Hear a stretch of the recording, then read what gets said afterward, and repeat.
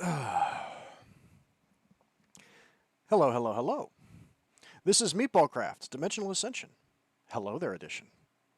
And unfortunately, the update failed. We're going to have to restart everything. I'm sorry. It's very sad, but such is life. There's a bunch of new features that we can enjoy when we start the world over. Apparently, you start with backpacks now, so I'm looking forward to that. I'm just kidding. It worked just fine. We're on track. Um, so there's actually a funny story behind the update. I tried both the GDL launcher and the Prism launcher. I installed them and attempted to install Meatballcraft on them, and they failed. And I actually sat here for most of the afternoon in a Discord channel with people who are familiar with the topic of loaders and launchers, trying to troubleshoot them, and we could not figure out why they weren't working. Um, I'm not going to disparage those apps, but I don't know. They just weren't working very well, and we could not get them to spin up Meatballcraft for the initial run. We had trouble even getting it installed on Prism. Prism wouldn't even install Meatballcraft. I had to rip the pack as a zip and try and upload it, and it still wouldn't do it. Right. Um, but essentially, what I ended up having to do is, after about an hour of this, someone mentioned offhandedly to me, "Hey, why are we even trying to do this? Do you already have this in a void? I have something to do while we're talking.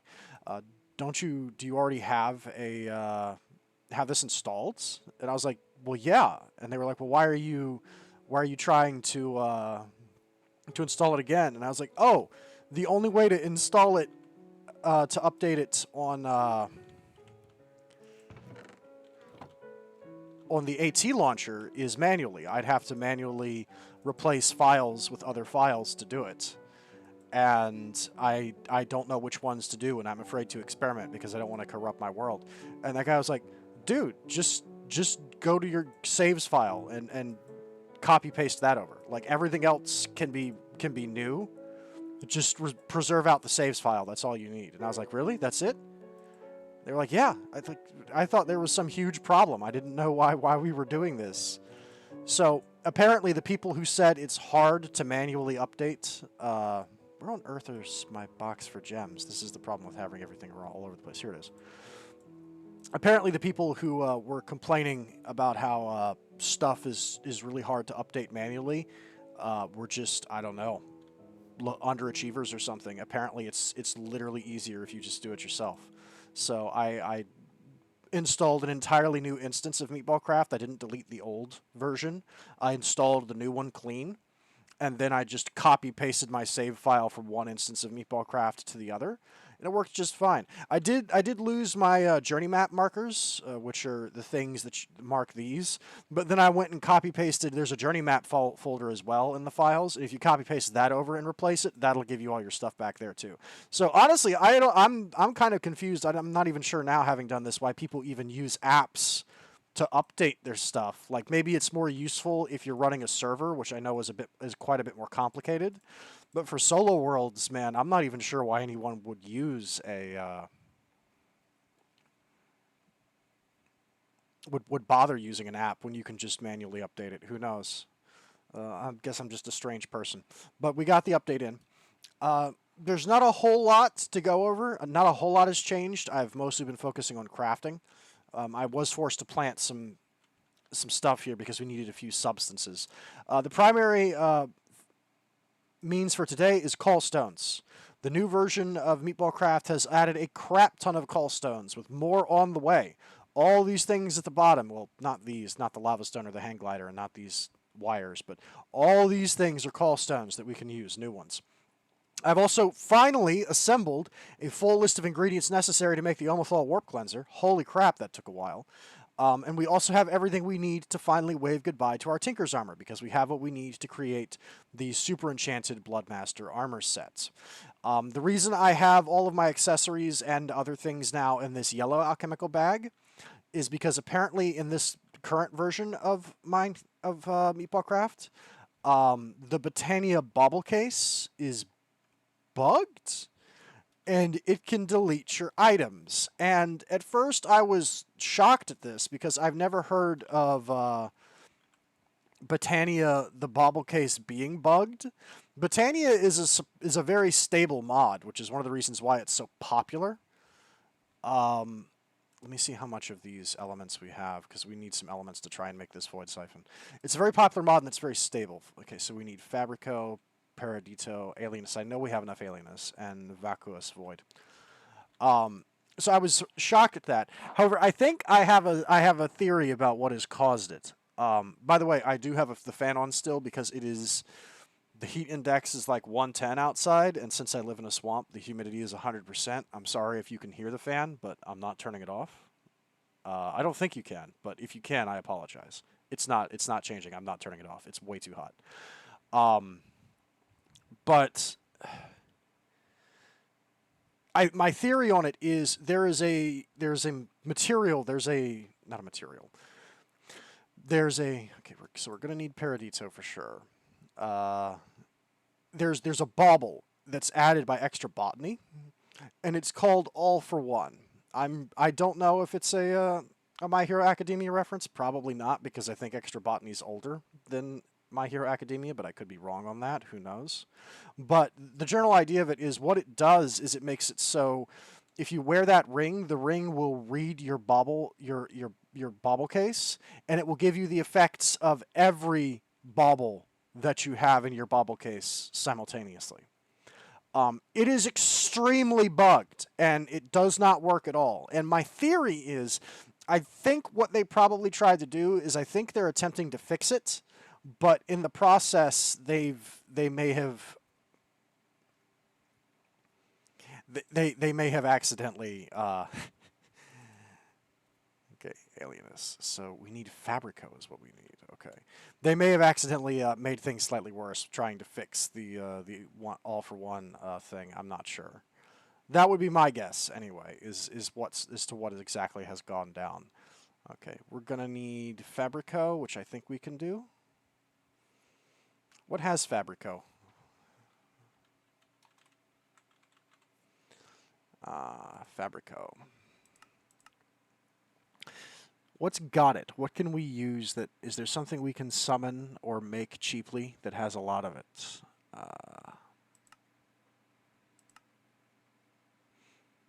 Because how much of it do we need? 50? Okay. Interesting. Cooked fish has it? They only have one of it, though. That sucks.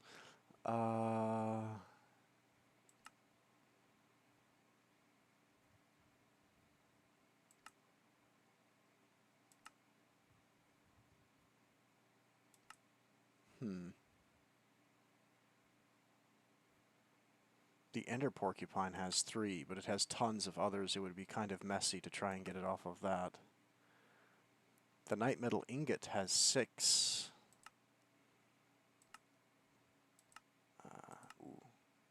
The Power Diamond Anvil has some, but not a lot. Let's start from the top, actually. Let's go back. A Tier 3 crafter has it. The Block and Chain has 57. Ooh, the Rosite block doesn't have any. I don't know why this is split, like it's split in twain like this. It looks like the Rosite block has it, but it doesn't say what it has, which is a little bit scary. I kind of don't want to throw that in the melter. Is there no easy way to do this? The Block and Chain might be the easiest way. That would give us the 57 we need immediately, because I only need 1 Void Siphon. I'm setting up the Void Siphon because we need to do something in the background. Wait a minute. Oh, the crafting table is way easier. It's just 20, so 3 crafting tables will do it. Okay, 3 crafting tables it is. We can do that. That's way easy. 1, 2, 3. There we go. Okay. We need Void Seeds to do certain things, which Void Seeds suck. They're a little bit hard to get your hands on, but we can grow them. There's a recipe for it. So, Thaumic Editions Reconstructed. This is what we need. Void Seed, found by collapsing a large flux rift. Right-click on pedestals found in the overworld to summon enemies. I think this is what we can right-click on those weird Thaumcraft platforms. And we can use essentially void metal blocks as the fertilizer, which is pretty expensive, but it does allow us to turn void seedlings into void seeds, and we get the void seedling back. So to make void seedlings, we need to Infusion Craft, and it's going to cost us a primordial pearl, 3 void seeds, a void metal block, Salus Mundus, and seeds, plus all this element, right? So to make this, to make the thing that lets us grow void seedlings, I need at least 3 void seeds. Okay, so we are making a void extractor, which will allow us, instead of me having to collapse the rift, I can set it up next to one and it'll generate them over time. This is the little farmhouse thing I've made. This is the kitchen. I'm quite proud of it. I've got some bookshelves here. I'm quite proud of the decorations. I tried putting a real fireplace here with fire, but there is so much wood around here that it's impossible to make this look nice and not have something get caught on fire. So I essentially cheated, which is there are decorative blocks added by Chisel called lava stone, which you can make by taking lava stone. This is what they look like. You can make them by surrounding a bucket of lava with 8 stone, and you get 8 lava stone. And they chisel up into a bunch of chiseled variants. This is essentially lava stone dented. It gives off no heat. It also gives off no light, unfortunately. So it's not a light source. It's not a heat source. But it does have it is the animated texture of lava. So, and if you make it dented, it looks pretty decent. So I just filled the fireplace with that instead. So it looks, I don't know, vaguely real, I guess. It looks passable. This way, nothing can get set on fire. Also, apparently, runic matrices from Thaumcraft have an EMC value, so I've just decided to use some of them to decorate because it looks like a cool magical thing that I've just got sitting on a shelf. I've also got a nice little sink over here. This space isn't done, but I've got buttons, I've got a cauldron for a sink, and I'm using one of the XP showers as a sink faucet, which I think is pretty funny.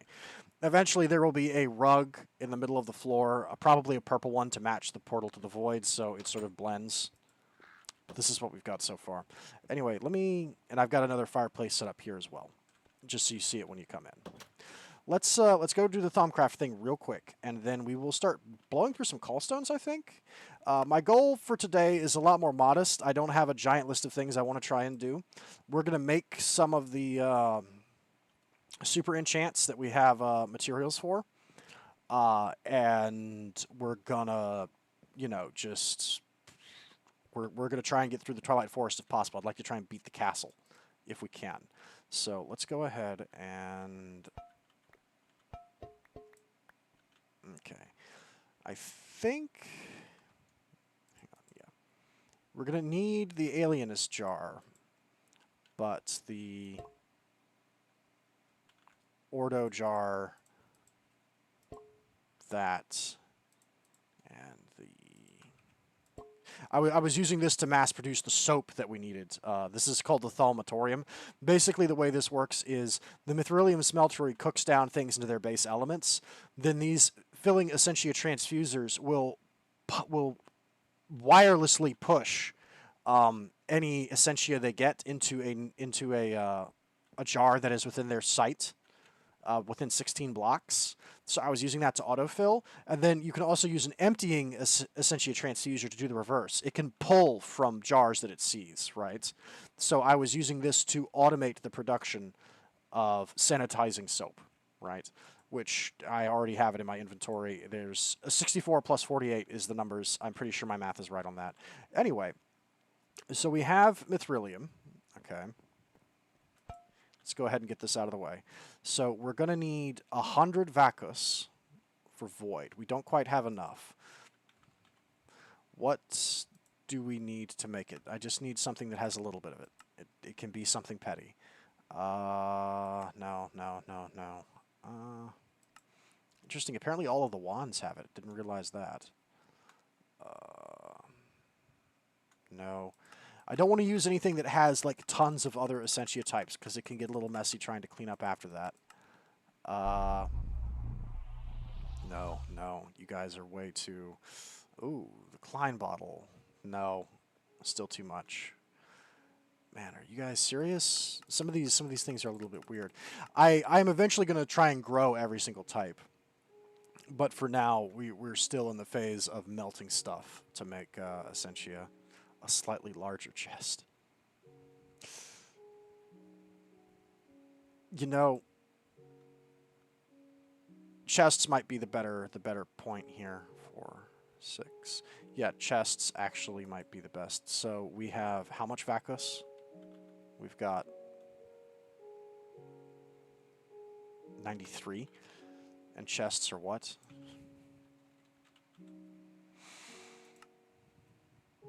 Okay, so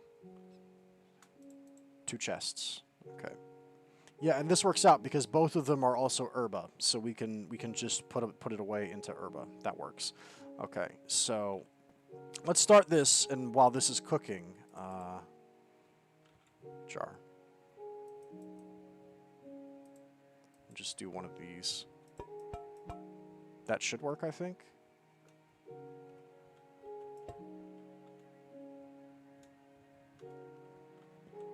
Okay.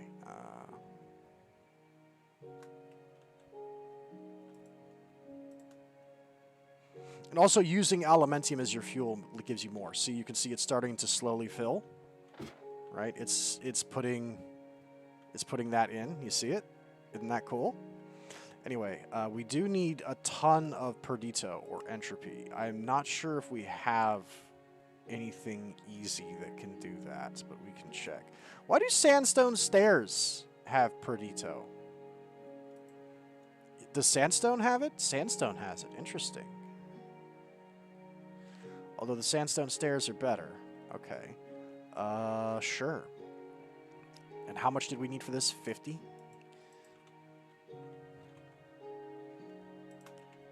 Okay.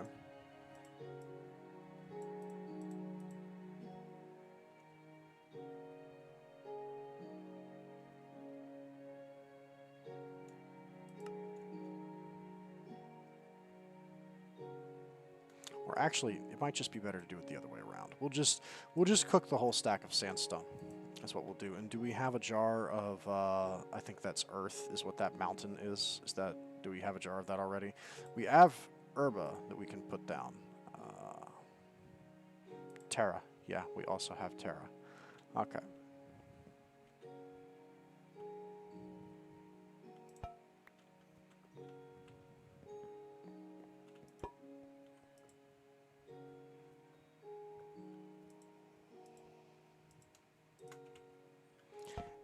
Part of me wanted to do this off screen, but also I have a large block of free time today, so I also didn't want to lose this opportunity. I want to take advantage of the ability to talk at full volume and not disturb anybody, because that's nice. Let's see. So yeah, I think you'll be fine. Yeah, just throw the chests in there. Okay. And then after that, we will.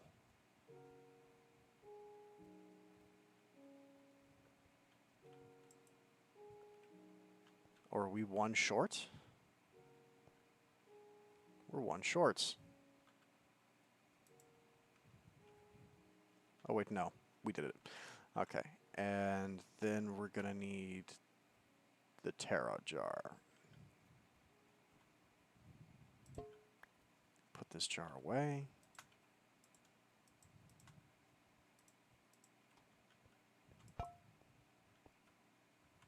Okay.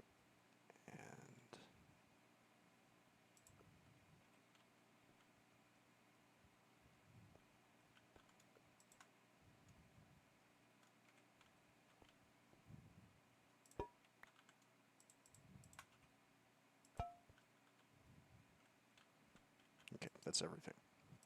Now we just throw that in and let that cook. Okay, so let's have a conversation about what we're doing right here. We're going to use, that's the brain that hissed at me. Sometimes it makes noises. We need to do this. I think I already explained a minute ago that we are trying to do an Infusion Craft for a Void Siphon. We're going to set this up so this is running in the background. I did fix the Fusion Altar. I was able to make the Mithrilium Egg, by the way. So this will actually be a good chance to explain this. My setup wasn't bad, but it wasn't great either. So I looked up a lot of different possible designs that can be used. I did a bit of research on this. So let me talk about this, because this is the most important thing here. See this stabilizer? So, in fact, let me temporarily break this real fast. Let me just... show you what this does. So the stabilizer is essentially like a lightning rod, okay? And I think that's because it's establishing itself. It does that little smoke. It almost looks like it's emitting flux, but I don't think that's true. I think it's just powering up. It might be emitting flux. I don't know. The point of it, though, is when you have extremely unstable things that you're trying to make, having like lightning strikes and like quote-unquote jinxes and things occurring is kind of inevitable, right? Like lightning strike stuff getting puffed off of the pylons and things, that sort of thing. That's kind of inevitable, and what you're supposed to do is you're supposed to over-engineer your Infusion Altar to try and make sure that it can continue to craft through those problems. This is a way to circumvent those problems entirely. What the stabilizer does is it acts as kind of like a lightning rod for jinxes and curses. Anytime a destabilization event would occur, instead, like a lightning bolt will strike the stabilizer, and the stabilizer will lose some of its charge. Okay? The charges that it has, I think it has 3 internal charges that it builds up over time and then holds. The charges are able to absorb an event that is directed at a pedestal. Okay, that it is connected to. This works on rules similar to redstone in vanilla Minecraft. If I put a pedestal next to one, and we look at it for a moment, yep, you see after a moment, you see these symbols forming on the bottom of it. That means this arcane pedestal is protected. Okay, so any kind of lightning bolt or warp events that would occur that would disrupt it or knock things off won't work. Now, it does need a connection, just like redstone. However, there is something very similar to redstone that is also added by Thaumcraft that lets you do this from range. Redstone inlays. Redstone inlays are very easy to craft. They cost 1 aquavis, and a single gold ingot and a single redstone gets you 2 of them. Okay, and they cost 25 vis magic from the thing. They're pretty easy to make. They look cool when they're on the ground. They look like little runes, but they also serve an important purpose. One, they're a stabilizer on their own. As you can see, they are an infusion stabilizer, which means just drawing a circle of these around your Infusion Altar would absolutely stabilize it to a degree. But they serve another important purpose, which is they can connect stabilizers to arcane pedestals in the same way that vanilla redstone can connect a redstone signal to something else. As you can see, by doing that, it connects the two, and it lights up, and now the runes are displayed here because they're connected. Now, this works exactly like vanilla redstone in the sense that it has a range of 15. Now, what I've done is in between every single one of these arcane pedestals, I have created a stabilizer and put it there. Additionally, on the inside corners of each, there is a redstone inlay. The charge is capable of traveling through arcane pedestals. They are conductive to the charge. So if I had a stabilizer here like this, then a pedestal, and then another pedestal where this stabilizer is, both of them would be protected because the charge goes through the 2 of them. But essentially, adding these inlays on the inside corners not only increases the stabilization of the ritual itself, but it connects this in a giant loop. What this means is, watch, if we start at this one, okay, 1, 2, 3, 4, 5, 6, 7, 8, 9, 10, 11, 12, 13, 14, 15, okay? It goes more than halfway around, okay?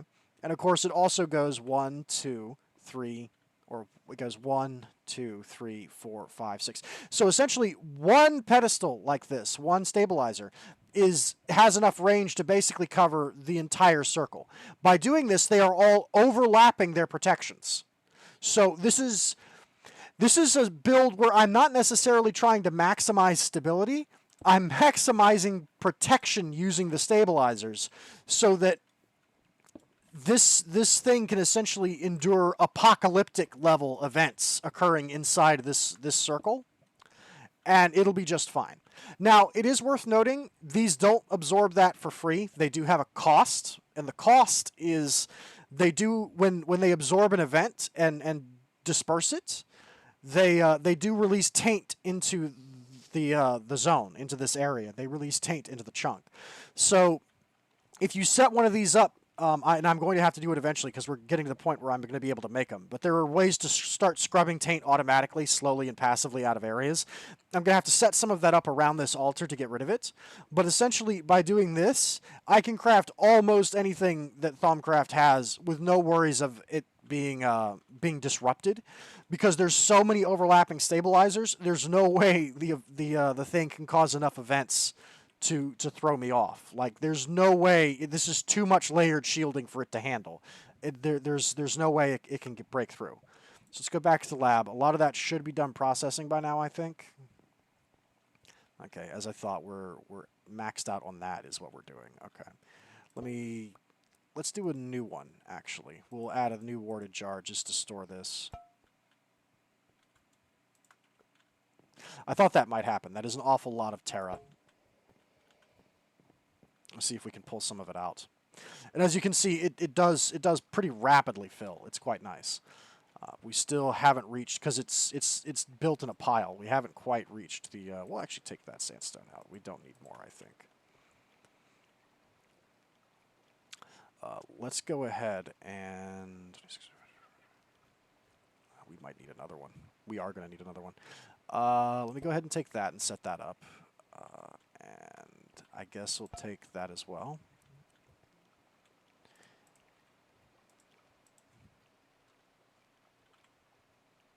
Jar. I'm making a lot of warded jars. I've been trying to upgrade the jars. There have been attempts. There we go. Now it's pulling out.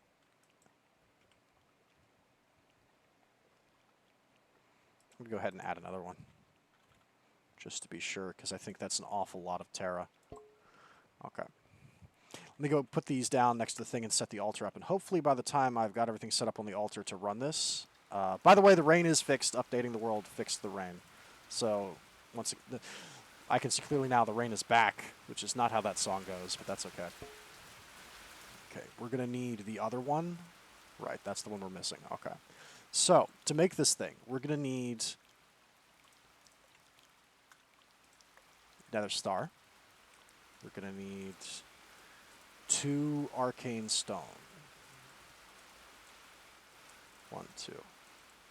Also, I did find out that apparently the reason that probably me attempting to get the thing in the Nether, the reason that probably didn't work is because the void fractures that I was trying to create apparently need a sky in order to function. They need a sky, and since the Nether is supposed to have a roof, even though it doesn't in this pack specifically, because the Nether is supposed to have a roof, they don't form correctly in the Nether. Or at least that's the theory from someone who I asked, who knows quite a bit about Thaumcraft. So it's possible you just can't do it in the Nether, and you'd have to do it in some other dimension instead, but such as it is. But that, I think, is the solution to that problem. So Nether Star, stone, stone, complex arcane mechanism, brass plate. So Nether Star, stone, stone, complex arcane mechanism, brass plate, void metal block in the middle. Yes, it's instability high, but we've got that covered. Okay, we need 100 Vakos. We have it. Okay. We need 50 Alienists. We definitely have that. We need 50 Fabrico. We have that. Okay, so we're just waiting on that Perdito. Okay. So let's go grab it. Hopefully it has emptied out all of that Terra by now, and we can start getting some of the Perdito. Yep, we've got plenty of Perdito. That's more than enough. Let's...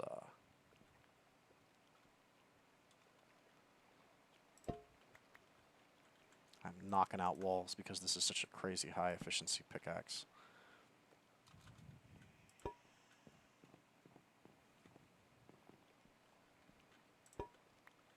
I just need some. I'm going to put some in this normal jar real quick just so we can get this over with. I can let this finish cooking off screen.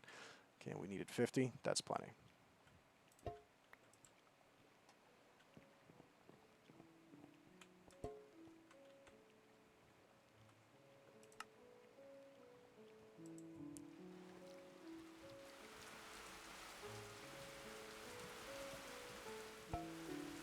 Okay, I think that'll work. That should work.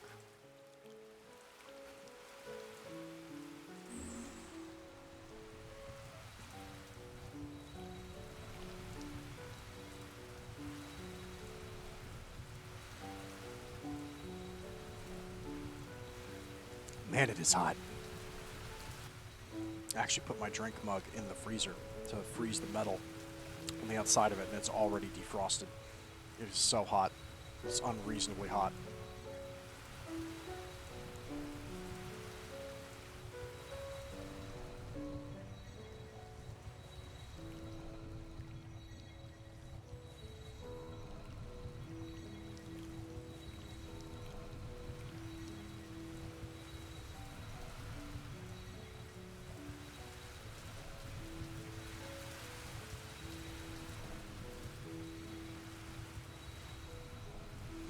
Now, this was unstable, but not super unstable, so I don't think we'll get to see a chance of the stabilizers kicking in. I don't think... Oh, wait, no! One of them did. Something destabilized, but one of the stabilizers caught it. That's pretty cool. You see it? Okay, there we go. And we have our Void Siphon. Nice. I'm going to go ahead and take all these, please.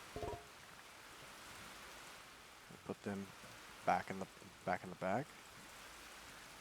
Okay, let's go set this up. I believe this works over time. I don't think it needs anything special. It shouldn't, at least not according to the book. By the way, there have been certain changes to some of the graphics. For instance, you can tell all the leaf blocks are now kind of solid. They're not transparent. There are certain tests that are being run on stability mods to help make the pack run better. This is part of it. Also, you'll notice the water is a lot more clear looking as well. I think that's also got something to do with it. That's part of some of the stuff they're playing with in the new update. Anyway, let's / home real fast. And before I commit to going out on a giant expedition, let me read this real fast, because this is from Thaumcraft. Okay, this is straight Thaumcraft. What has the Void Siphon in it? It's not going to be Oromancy, I think.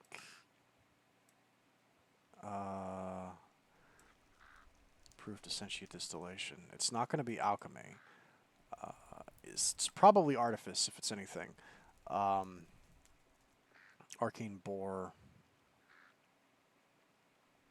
I want to read to make sure that I don't need to do anything else to this, because I don't want to be clowned on by doing this wrong.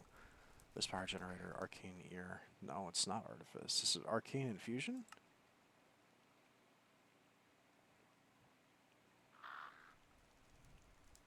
Infusion Stabilization.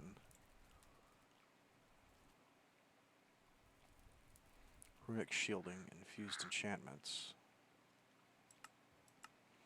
It's not Gultomancy, because that makes no sense. Is it Eldritch? It's Eldritch. Okay. I hate to admit it, but the Crimson Cultists might be onto something. I have managed to design a Void Siphon that slowly leeches energy from nearby rifts. This leached energy will slowly form void seeds. The larger the rift is, the quicker this process occurs. Unfortunately, this is not without consequences for the rift itself. The rift will become increasingly unstable and will slowly shrink as its energy is leached away. I must take care not to overuse them. A redstone signal will disable the Void Siphon. Okay.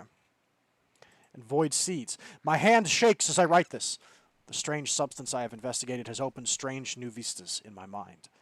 Before me, I have formulas for creating a mysterious new metal, yet I do not remember writing them, nor does the handwriting quite look like mine. The metal they describe is a mass of contradictions. It is hard and unyielding, yet at the same time soft and easy to work. It will feel warm to the touch, almost alive, and like living things, it will slowly heal itself if damaged. Crafting mere physical tools from this seems almost wrong. This is talking about void metal. You create void metal by throwing void seeds into this with Vitium and Metallium to get void metal ingots. You can also make tools out of it as well. I grow my void metal because there's a mystical agriculture recipe that you can use 4 bars of it, 4 ingots of it to make this. So I've been getting mine that way.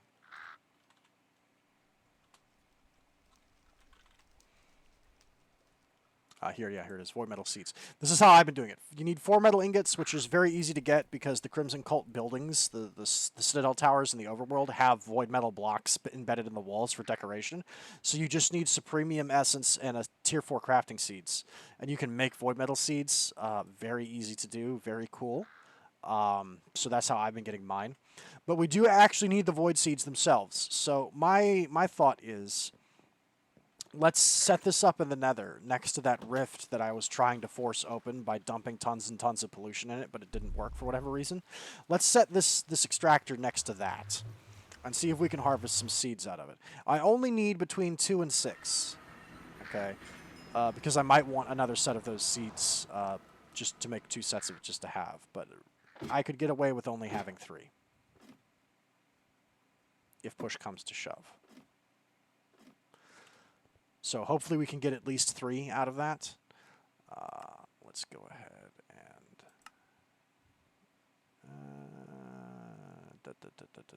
Thaumcraft, there it is.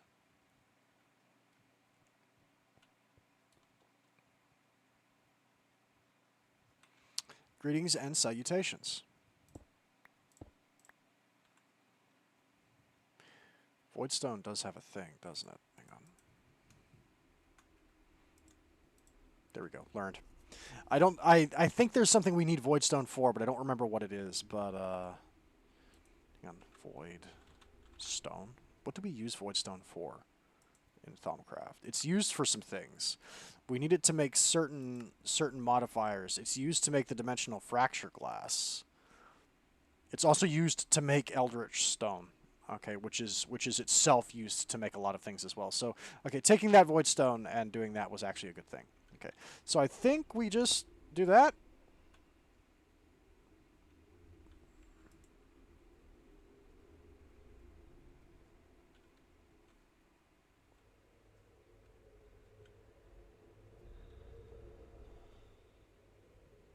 Dimensional fracture.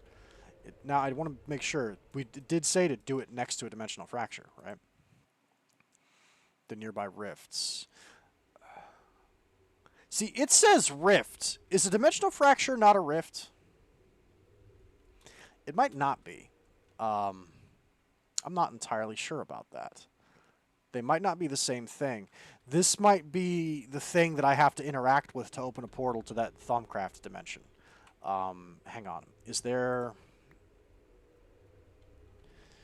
This might not be what we need to put it next to. I'm not sure. So I know we had that thing we were trying, cauldron here. This is where we were setting this up to try and dump. Tell you what, let's hit him with one of these. Okay, I have an idea. I hate everything. I'll be right back.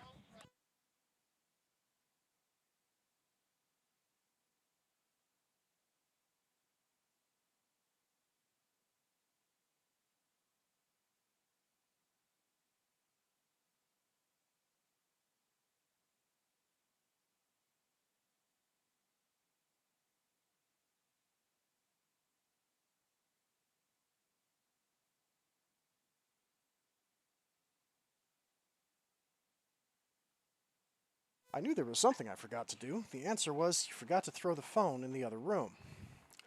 Anyway, here's my thought. Let's actually not do this in the Nether, because I know for sure a place we can do it. Let's do it in the Aether, because if you deliberately do this, it can cause a big spill and an infestation. However, the Aether is... Or actually, you know what? It makes even more sense. Let's do this in the end, because I care even less about the end than I care about the Aether. Let's do this in the end. Ender Portal. I think this should work in the end. I can't think of a reason why it wouldn't.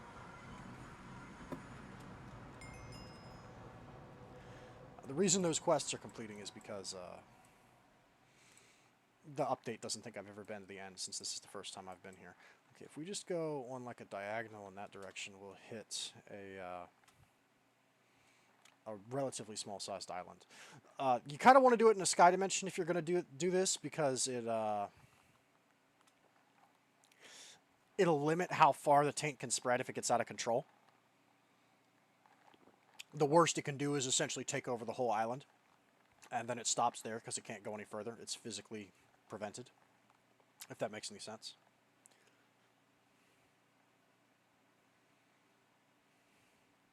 By the way, not everyone is aware of this, because it's really hard to do in normal vanilla Minecraft, but the end islands are in fact within reach of the primary end, where you fight the Ender Dragon. It's a lot easier to do if you can fly, but you can totally just like fly over here if you have the capacity to do that. Like it's not. You don't have to use the warpers, the teleporters that are provided when the Ender Dragon dies. They just help, right? It's quite a ways. You would really have to nerd pole over to make it, but you can, right? It is possible. So let's do it on one of these islands, I think. Let's do it like right here. I think this is a good place. We'll do it right here, maybe. Okay, so basically,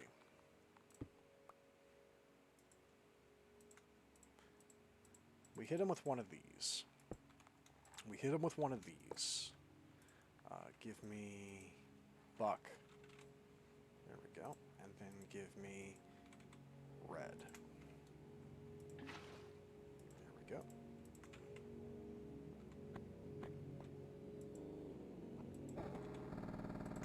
There. I think shift click to empty. There we go.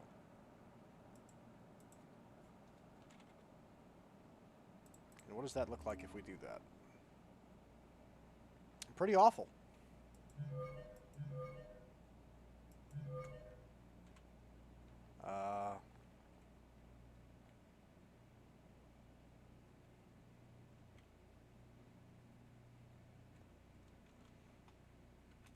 Now, it would have to form here because there's nothing above it, right? Don't tell me they don't form in the end either. Let's do it again. Screw it. Let's actually let it simmer for a while instead of doing it. Red. Let's just let it go.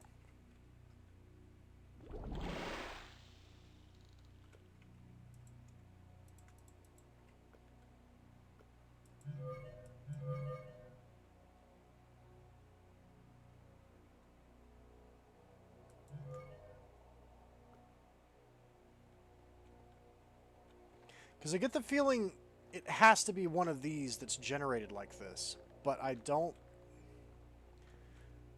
I might have to try this in the Aether. I'd be disappointed if so. Because the Aether's a little pretty. I don't want to mess that up too badly. This is the crazy part, is people complain about how easy it is to form rifts and how they're doing it all the time accidentally. I try and deliberately make one and I can't, no matter what I do. Look at that bar on the side. We are on the limit. We have maxed out flux in this area doing this. Nothing.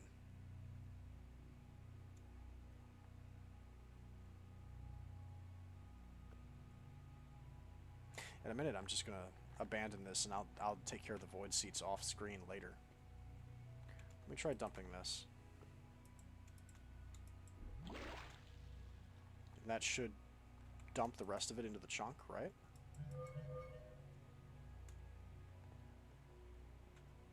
I really don't know what the game wants me to do to form one of these rifts. I really don't. Oh, there it is. It's down there. Danger Noodle went all the way down for some reason. That's silly. Okay, no, that's actually perfect. It's just not where I thought it would be. Okay, hang on. Let me go down there real fast. Give me stone blocks, please.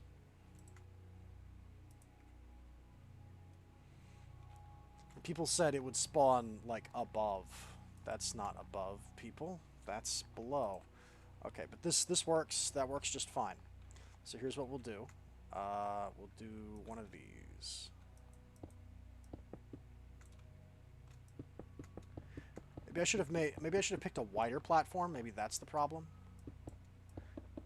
I think it's literally down at the bottom. I think it's at the bottom of the world, which sucks if true. Yeah, I think it is. It's formed on like Y1.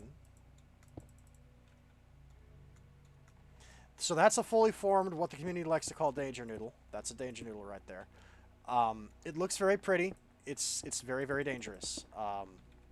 Just an FYI. That's not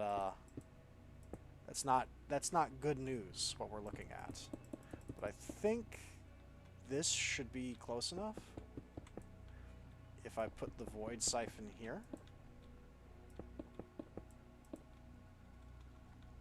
It's kind of a shame it's dangerous. I wish there was a way to make a decorative one that didn't, like, do anything, that you could just leave lying around, because it is very arcane looking. The fact that you can see it through walls is a little spooky, though, I will say. So, if I put this down, it should start siphoning, I think. Okay, there is a growth percentage on it. What happens if I time in a bottle it? Where is my time in a bottle? Have I lost my time in a bottle somewhere? I'll be very upset if so, because it had like 300, 400 hours on it.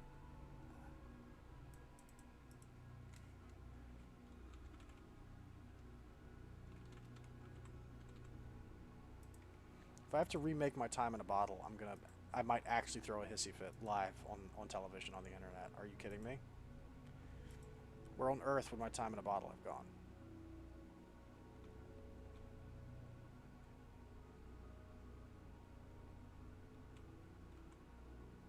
I need my ability to accelerate things. Fine, I guess we'll make another one. Screw me.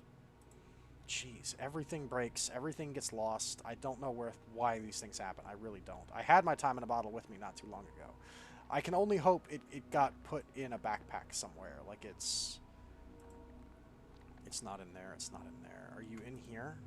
I haven't even opened this backpack in ages. No, you're not. I'm afraid it may have dropped out somewhere in my inventory and now it's disappeared, which I hope isn't what happened, but it probably is. Can I get like a 1% on this just to know that it's working?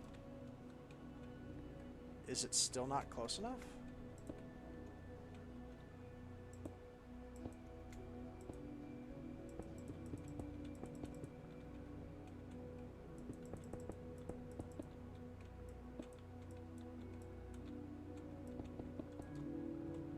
Let's try this. That has to be close enough, right? Ouch! Ouch! Okay, well, wisps are forming, so stuff is happening Thaumcraft related. That's nice to know. Get out of here. What if I put it down here? Yeah, okay, that's close enough. It's growing now. Okay, that's all I needed to know. Yeah, it's pulling stuff out. We can see it happening. So, let me hit it with one of these. And actually, nah, we'll just do one of these. F9. Because we have new utilities available to us. And one of them is this. A chunk loader from Chicken Chunks. Which is, it has an EMC value and it looks like this. And its default is it'll do it in a radius of 2, so 9 chunks. So both this chunk and all of the chunks touching it are now chunk loaded. That should work just fine. Okay. So that means we can just leave that here, and we should be good. And I'll go ahead and mark this as Void Seed Farm. There we go. And that's an appropriate color, too. Very nice. Let's bounce. All right. Let's make some new armor, and then let's deal with some callstones. We also do have the ability to make the Bloodmaster book, and we're going to do that as well today. And then I think we're going to go into the Twilight Forest and try and finish the castle. We'll try and get to the castle. Ironically enough, there were some issues in Twilight Forest with staging and the coding behind it not working correctly. So one of the things sainagh has done is he has removed the... He's removed the part of the Twilight Forest where things are staged, right? So now you can go to any of the areas you want whenever you want to go, which is ironic because he's done that just in time for it to literally not matter for me because I've already done everything. I would have done everything in order anyway if I could, like, to be honest, because I think doing it in order is fun. This is a slightly changed recipe, by the way. In the new update, this does require Chiromaw barbs, which are dropped from Chiromaw matriarchs. We actually saw one. Those are the large Chiromaws, the large bat monsters that are protecting those nests of the babies on those elevated islands in the Betweenlands. We saw some. So you kill them, they drop between 5 and 10 of them each to make the Bloodmaster tome, so we can make it whenever we want. So let me make I hate this. Let me make another time in the bottle real fast, and then we will we will move on. Actually, was there any Manulin in that box? No. Let me make another time in a bottle. I'm so mad if I've lost my time in a bottle. That's genuinely upsetting. The worst part is I can't even cheat to fix it because it's not the time in the bottle itself that matters. It's the time that was stored in it. That was like 380 hours worth of time that had been stored in the bottle. Glass bottle, clock, red matter, diamonds. Okay.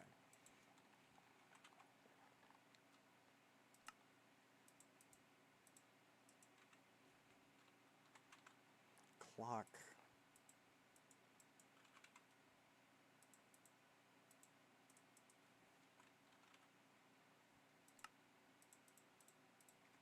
Okay, I think that'll do it.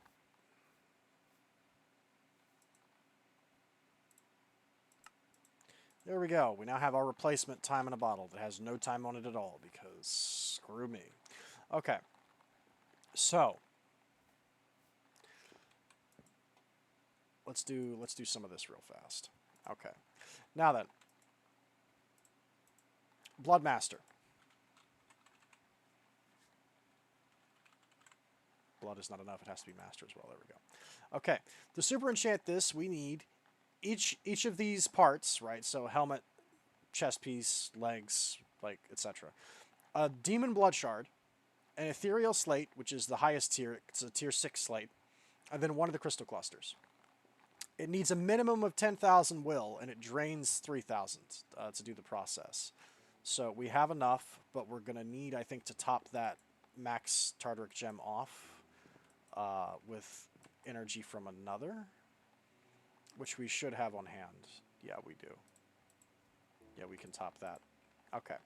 So, let's go ahead and make our new armor first. Alright. So, helmet. That. That. And that. And there we go. Crafting. And there it is. Magic Protection 4. Protection 10. Projectile Protection 4. Frost Protection 4. Shock, Fire, Blast Protection 4. Unbreaking. C. Last Stand 2. Mending. That's a spicy meatball. Do the chest. And I think after this one we'll have to refill the gem because it needs a minimum of 10. Oh wait, no. We'll be able to do one more before we have to top the gem off. That's fine.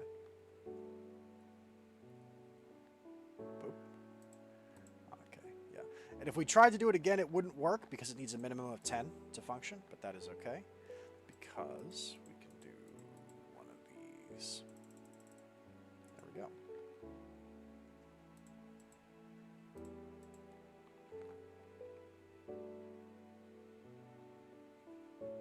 Boop. There we go. And I'll take this partially emptied one. The full one can go back in there. Put the empty one in the box. Alright. So, out with the old, in with the new.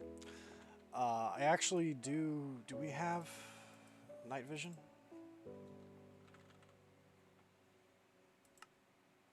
We have one. Hang on. This may actually be a little bit involved, but I want to set up the, because I want to put night vision on my helmet as well, because I must have night vision on my helmets. It's kind of an obsession. I have a thing for it. It's a little bit weird. I refuse to wear hats that don't give me that. So, was there a plug in here, or are we going to have to do something funny? We might have to do something funny. That's fine. Oh wait, no. There's a flex plug. And was there fluid conduits in here? There should be at least one. Yeah, there it is. Okay. Let's set this up real fast and do this as well, just because I need this. I can't do it and not have that. So, hit him with one of those. Hit him with one of those. No. Yes. Extract. There we go. Okay, I want you to forcibly apply night vision.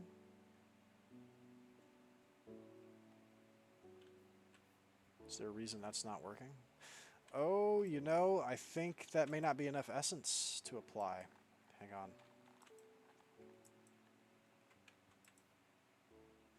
Where is the essence barrel? Because I may have to rely on that. Uh-oh. I don't know where the essence barrel is. We may not be able to do that. That's fine. If I can't do it, I can't do it. But where would the essence barrel have been? Like, where amongst all of the other things would it be? Let's try drum. Because I think that'll show them in the boxes. Because that is a pretty big enchant. That's a pretty big ask. It may still not be able to do it. It may require more essence to apply night vision to the helmet than what can fit. Maybe there's a capacity upgrade for it. I don't know. I might have to do this off screen. But if so, that's fine. I'll just take it as is if it turns out to be that way.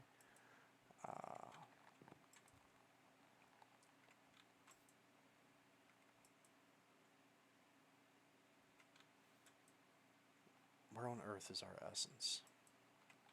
I'll take liquid XP too, because I think that can work for it as well.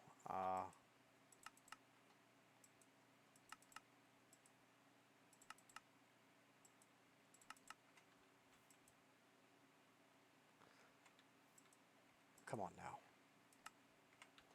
One of the reasons I haven't cleaned all this up yet is I'm trying to set up a matter energy network from Applied Energistics 2, which we will probably have done next episode, and I can talk about it and show you what it is and what I've done.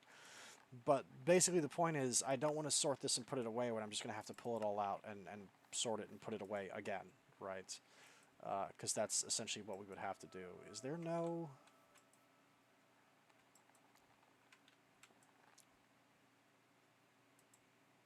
Are there no heroes left in Man?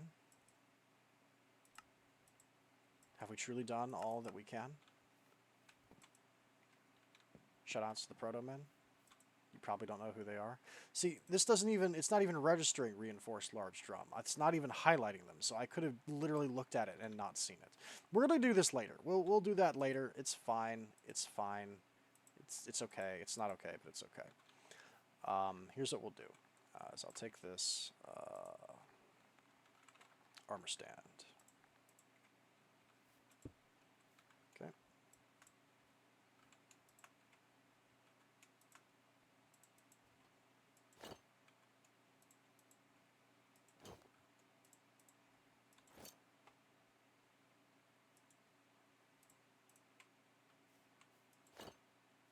That looks pretty good, although I feel like the head is sunk a little bit into the shoulders. He looks kind of scrunched, but that's okay. Anyway, this is the new hotness. You can't see me because I am perpetually invisible, like the little gremlin I am, but this is what we look like now. It's not very super impressive looking because it is pretty bland, but I mean, the protection level is way, way higher. So you know what? Some days it's not about the drip. Sometimes it's about practicality.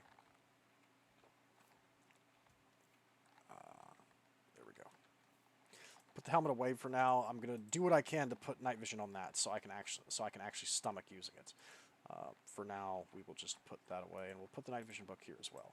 We do have one more thing we're gonna do while we're here, though, before we go and start doing the flux stones, which is I need to make the warp cleanser, which is what we're gonna do right now. We have everything set up for it, or at least we should.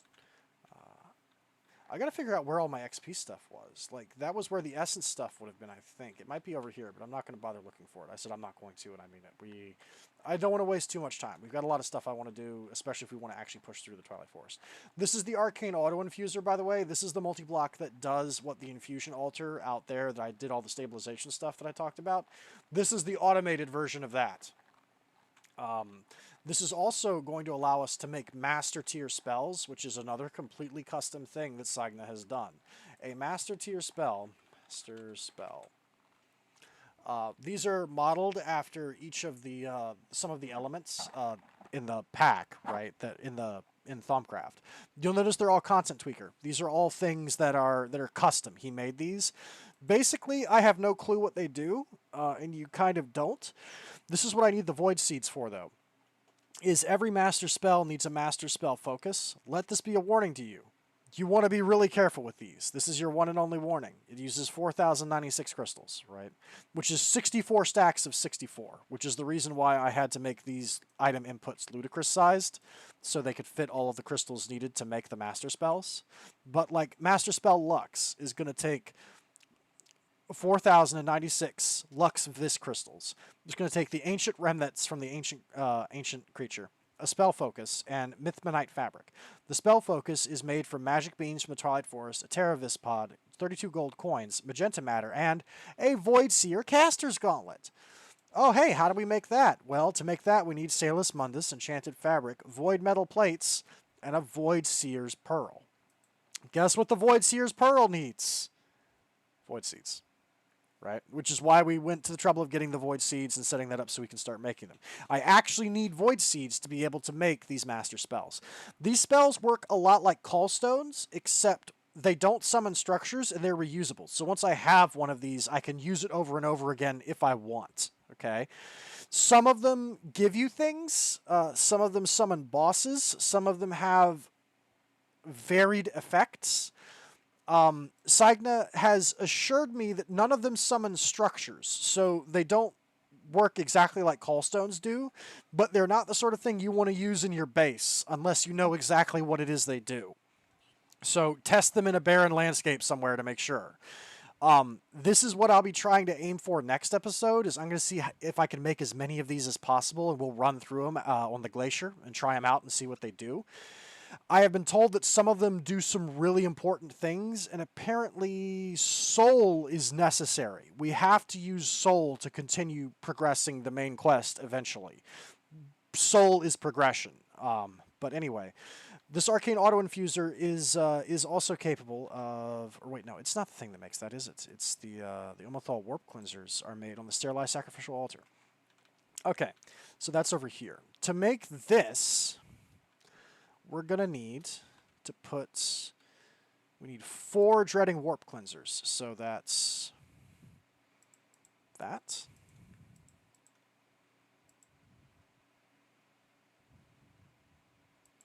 Or 8, excuse me.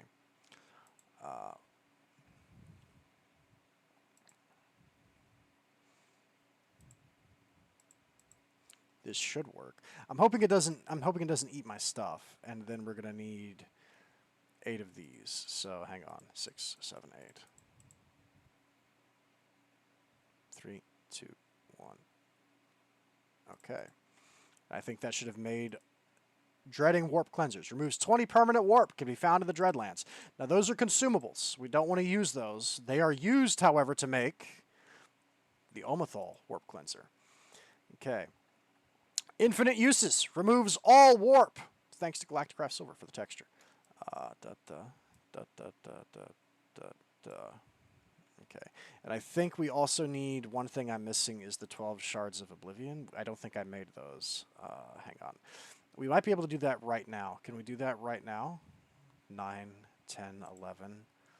Ooh, almost. I think we have... that is the one thing I just now realized I forgot to finish that, but that's okay. I think we actually have Shards of Oblivion knocking loose in the magic box. Shards. This is the crystal box.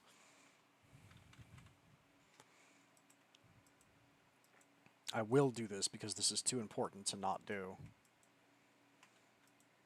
No, no, no, no, no.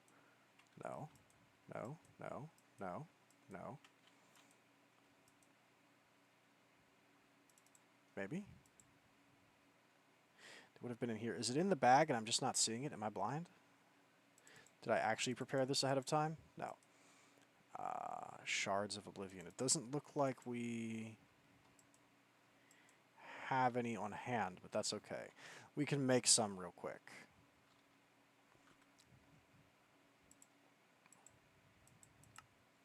Yeah, the sterilized sacrificial altar is itself capable of making them directly out of shadow gems, which is a super, super fun thing it can do. We need 12, right? Is what it says? 12? Yeah.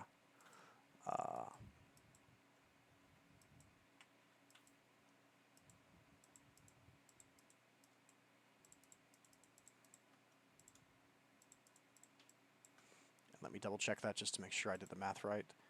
It is 12, and then it only costs 1 and liquid PE, which we have.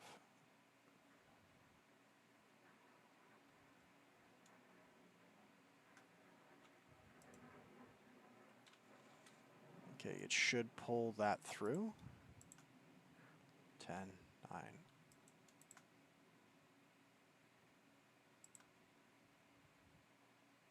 12. And then we hit him with one of these. Boop! There we go. We're already done. There's the Omothol Warp Cleanser, ladies and gentlemen. It's done. We're finally in a post-warp world. Infinite uses! Removes all warp! Thanks to Galactic Silver for the texture. Finally! Finally.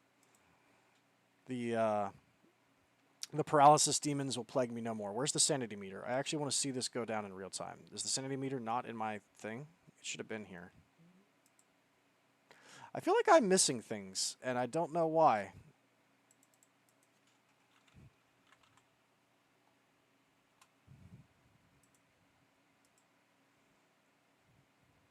I don't see the sanity meter in here either. Whatever. Doesn't matter. Set your warp to 0. There we go. The clowns are not back, and I will not kill again. It's finally done. Peace in our time. There we go. Okay. Now then, we've got some armor.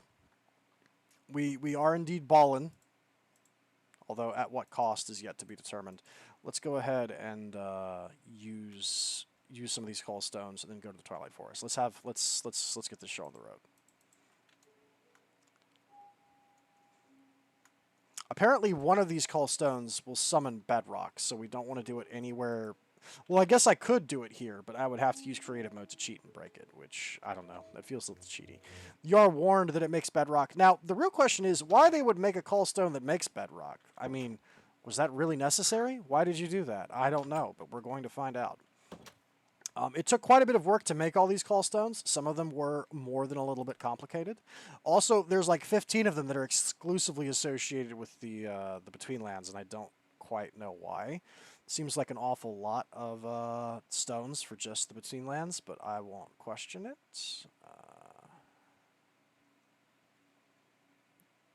Skeletal callstone. Yeah. This is where we've been using them so far. So let's use some of these and see what happens. Okay. Let's start with these. Okay, yeah, these are the Betweenlands callstones. We'll use them in the order that they're presented. Okay, so Spadal Callstone, Spiritus, Callstone 1, right? I think. And I believe they actually do have an updated quest book, by the way. Remember I said this? Better Questing Unofficial is what we're using now. So there's an actual book. Quests. And I believe there was some lore associated with these.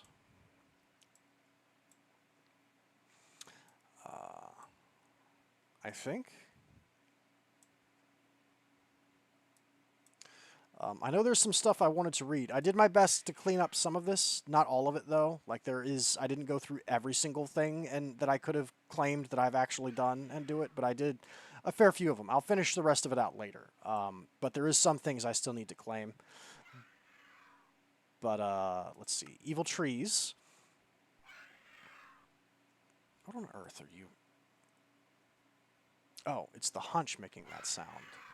You're hideous. Anyway, was there a thing up here somewhere about that? Oh, right. Some of these had these as a secondary objective, so I need to claim all of these. That's what I was intending to do. I'll claim all of these now that we're here, essentially. So, evil trees, because I don't think a lot of this lore was here. This is a very updated book. The sapling is dropped by the large mask and can be used to make fruits in a phytogenic insulator. We've already done this. There are many outsiders that seem to be interested in dominion over Terra. These dark druids are very particular, very strange. Their evil masters of the Book of the Dead have agreed to some sort of pact and allowed the druids to bind their world to Terra. I'm not really sure how something like this may be possible, but this connection is not a simple wormhole. By being able to connect and reshape the dimensions of space, the swamp world that the druids inhabit is now in between the space we live in. How do I know this? I don't know, but the tree, for some reason, seems to recognize me. And we're actually going to go ahead and do one of these real fast. Spirit. Tree. Yes, hello. I have indeed done that thing. Wonderful. Claim. And you get these neat little trophies now, which can be sat down in the world. I think they're pretty neat. I have a whole box full of things that I've gotten from progression. So hey. But anyway, we're just going to go straight up the line here, because I'll claim everything we've done. Horrid Sacrifice. Life does take many forms, yet words cannot describe the unnatural feeling that permeates me when interacting with the beings of this six-dimensional swamp. They possess great abilities, yet they do not appear to be free. This is wrong. Are they just like me, bound to a fate outside of their control, enslaved by unexplainable knowledge? The Charro Barb Eruptor is actually a weapon, and it is dropped by the Charro Matriarch. I do, in fact, already have one of these. It's in the box back at the base, and I'm just going to give myself one and then delete it to complete this here. No, so we need to use, I think we'll use Spadal Diviner Vitas first. I want to do this in the order that the quest book is having me do it. So, Barb will do it. Oh, and I think you can, if you can get it to be struck by lightning, it upgrades it too. That's a neat little secret. I kind of remember that. There we go. Okay, complete. Now let's do that one. So that is, which one? Primus Lutum Vitas. We'll summon this. Okay, let's turn creative mode off. Now I'm wondering if maybe we have to do these in the Betweenlands. We'll see. Ah!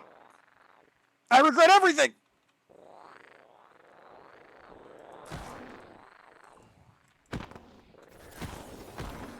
That's a matriarch, by the way.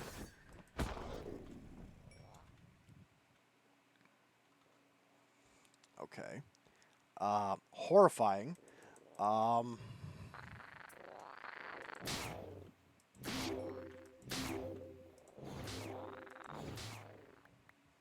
Also, I did learn something interesting while we're cleaning up this giant mess that has just been created on the glacier. Apparently, the actual nitty-gritty of how loot works is the structure that you build will simulate 100 real kills of the creature, and then after that, it will stop simulating kills, and it will instead just use the loot table that it has built from those 100 kills to provide drops, right, for what it gives. What this means in practicality is if there's something that doesn't drop within the first 100 kills, you'll never see it, right, from that loot thing. I didn't know that. Didn't know that was a thing. But what it does mean is I think that might be the reason why the Woot Shard for the wizards didn't drop all of the Master Wands, or all of the wands in general, just some of them. I think what this means is if I make a more conventional mob grinder that actually summons wizards into the world and then kills them over and over again, that might actually be able to give me every single Master Wand without me having to farm more of them. Which is big if true, because it would mean I wouldn't have to be grinding these wands anymore to try and get 2 of each type up to master level, one to have as a master level wand and one to turn into a sword. So I think that's something I'm going to set up to try and get the other master wands I'm missing. I think that's a worthwhile investment, in my opinion.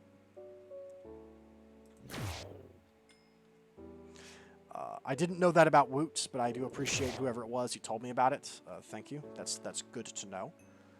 Okay. We didn't really get much from that, but I know there's probably something in here. So let's go ahead and just... Oh, I see. These things drop slimy bones when they're broken. That's convenient. So this is a source of slimy bones. And weedwood logs. Okay. I'm just going to rip the whole thing down.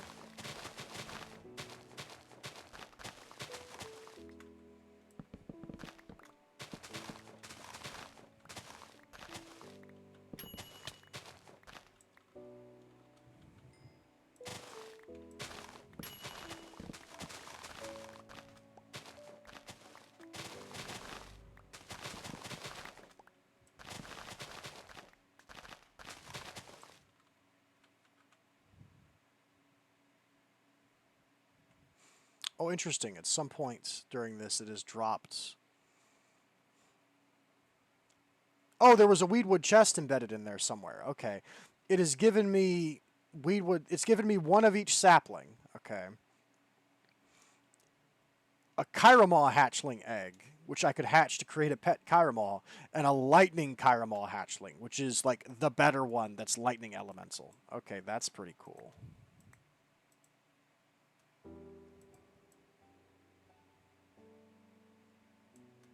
Okay. Let me pull out an empty backpack, and we'll use this to store stuff.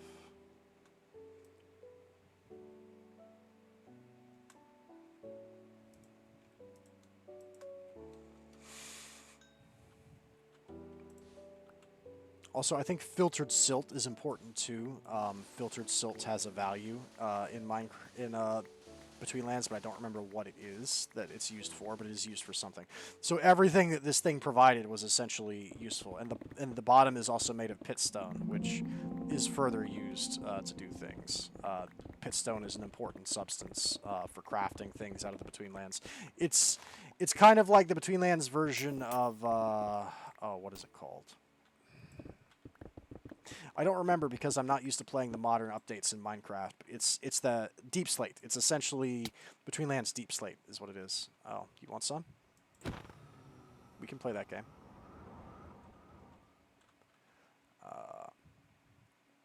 Okay. I actually kind of want to recharge my wand because I do have the stuff for it. I just start carrying this around with me now, or at least I did. I don't anymore, apparently. That's fine.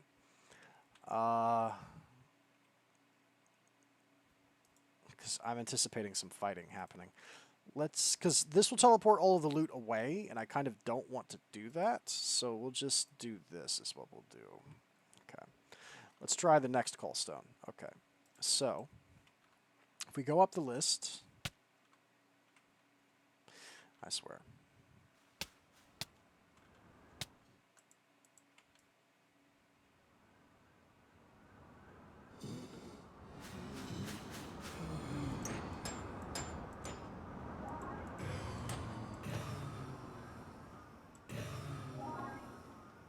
Anyway, if we go up the list, okay. Spirit Domination. I think this is any filled flask that has at least like a unit of 1 or a unit of 2 in it.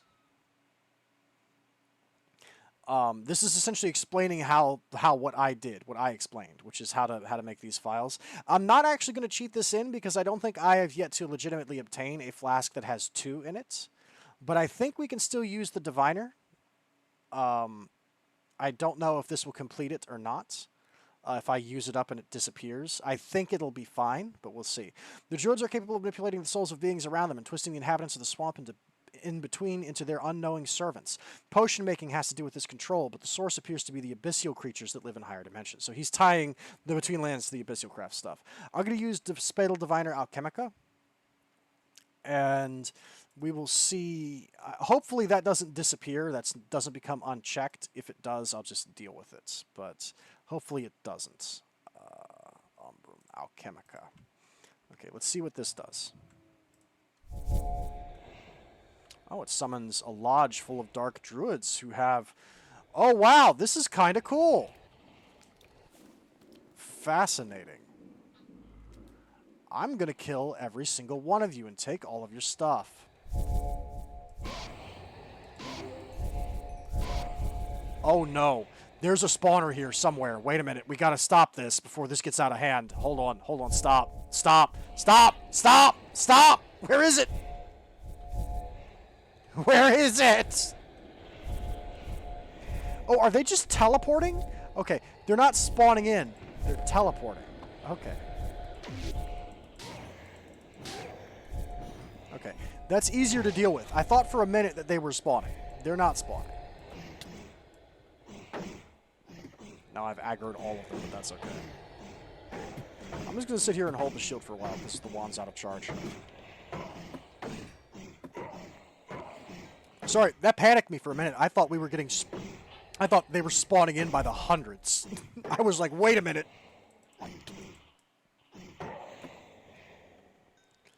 these guys drop anything? They're dropping key fragments, but they're not dropping anything unique.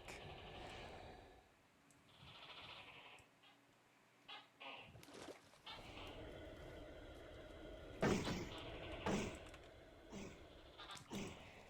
want to loot this place. There's like fish in that pond. This is kind of fascinating. I don't want to kill the geckos.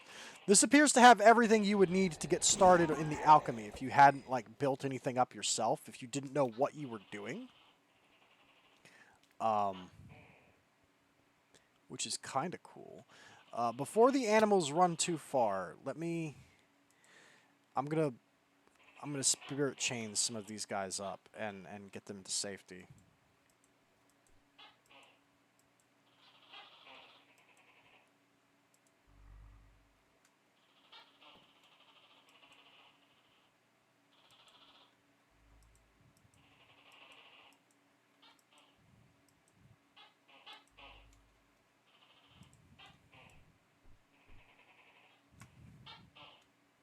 This is pretty cool, actually.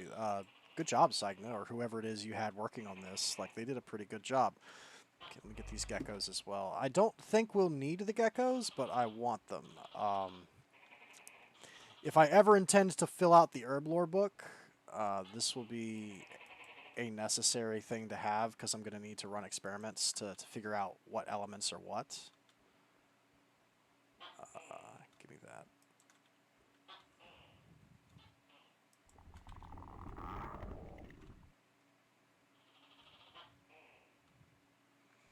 Okay, I think it's just the ones that are underneath, but I'll get them when I pull up this whole structure and destroy it. Oh wait, no, here's a guy I can catch. Hello. Oh, he ran. Gotcha. Okay, so let's take a look at what exactly we're dealing with here. Okay, we've got some weeping blues. Okay, growing on swamp grass, which is interesting. I'm not sure what they do. Oh, they give me weeping blue petals. Found in the Betweenlands marsh, harvested with samurai shears. Hang on, I have those. I have samurai shears. Can I get these intact? Yes, I can. Okay. That's good to know. This is an infuser and an amblic that has nothing in it. And that's peat that's been lit on fire. Okay.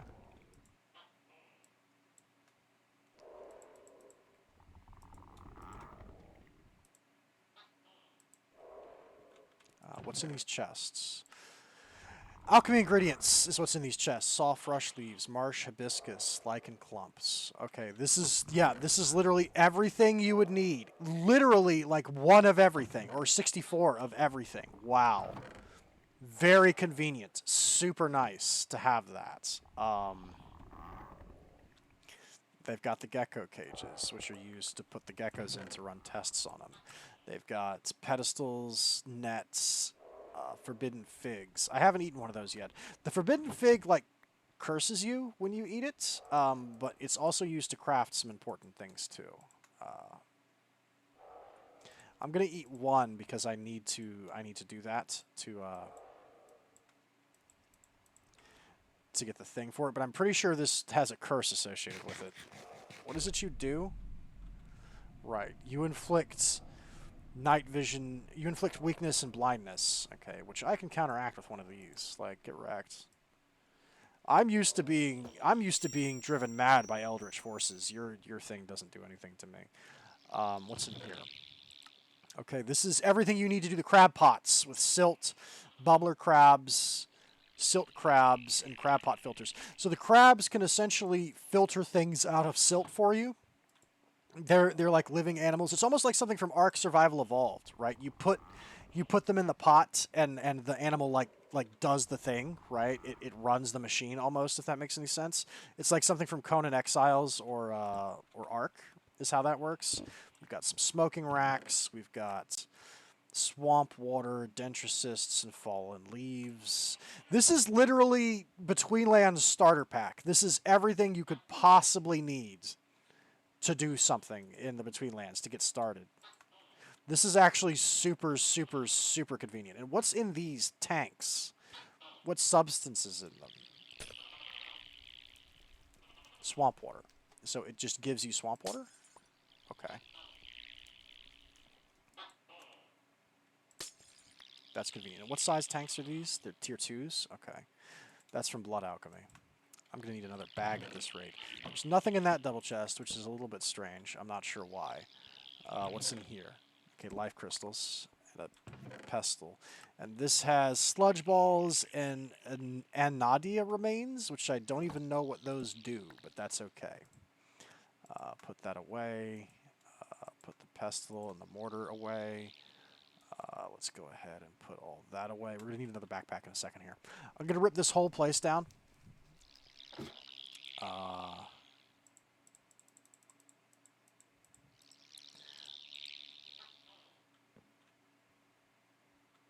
Actually, what kind of water is this? B-U-C-K, buck. If we bucket this, what is it? This is swamp water. Okay. I think the swamp water is the only water that the fish and creatures from the Betweenlands can survive in. I'm just filling that in so it doesn't go everywhere. Now, do I even have enough space in this backpack? No, for all the stuff I'm about to pull. We're going to need the other one for this. Okay. Let's go ahead and do this real fast. Okay.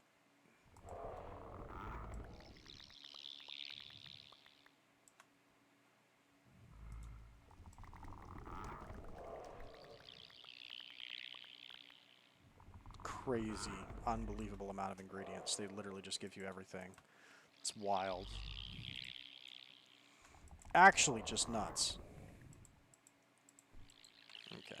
I think that's basically everything, unless there's something secret, which if there is a secret here, we'll find it. So when we rip everything down. Let's go ahead and pull this whole place apart. Corrupted Between Stone. Wait, isn't Corrupted Between Stone... Or wait, no, it has an EMC value. I guess it's just cosmetic. Okay. Come here. See if we can see any more. Because there was like 3 or 4 that just dipped. Here's one. Gotcha. Any more little geckos running around? Don't see them. Okay. Let's go ahead and pull this up. And this is made of limestone, which is another substance that we need that is from the Betweenlands.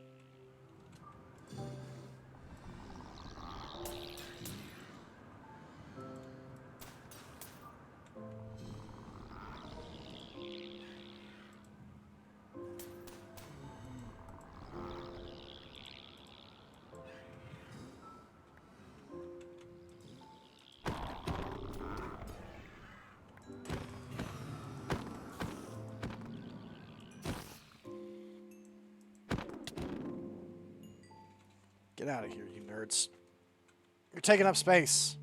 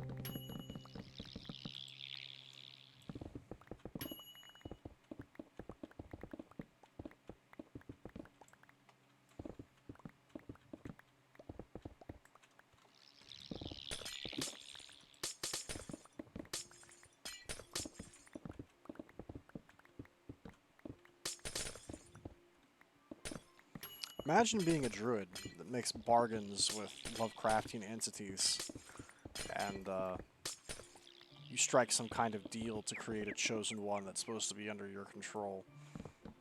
And then you don't hear anything else about that for, you know, I don't know, a few months.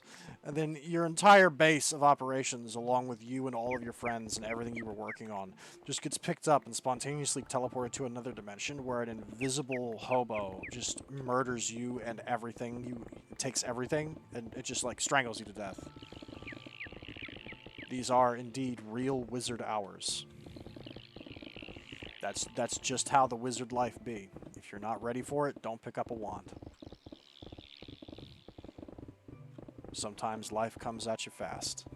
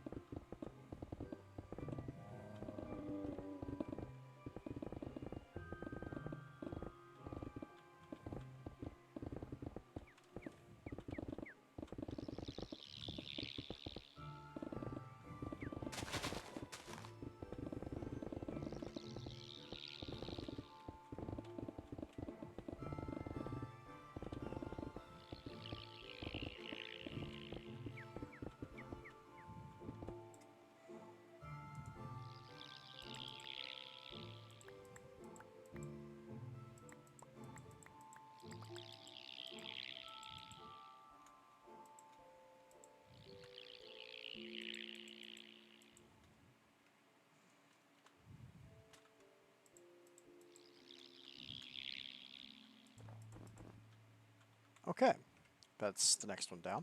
So, we actually need to go back home or something and deposit some of this before we continue. But we'll see. Also, there is a new shortcut. If you press K, you can open the book even if you don't have it. Okay, excellent. It didn't take that away. So even though we've done this, it's fine. Okay, so the fact that I made that, it's remembered. Okay. Next on the list. Slay tar beasts and whites to craft a tar beast heart. The stories and legends of pacts with the devil seem to have some truth to them. The power of the druids is not their own.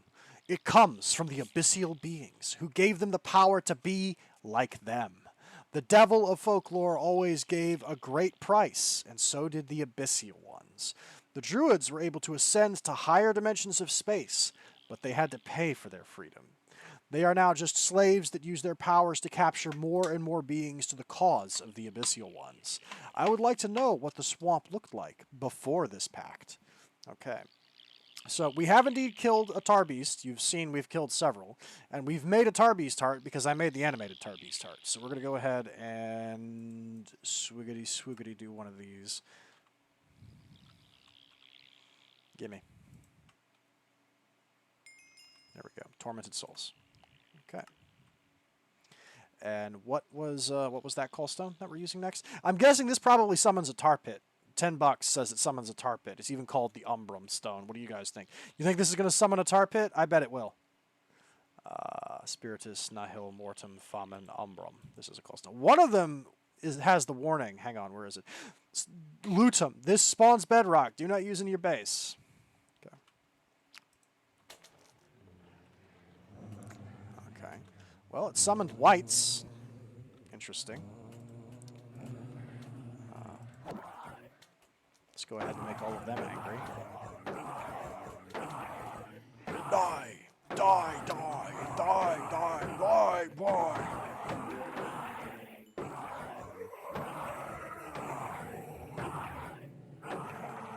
Oh, he's doing the thing. He's possessing me. Check this out. If I go... Oh, you can't really see it because it's... Oh, wait, no.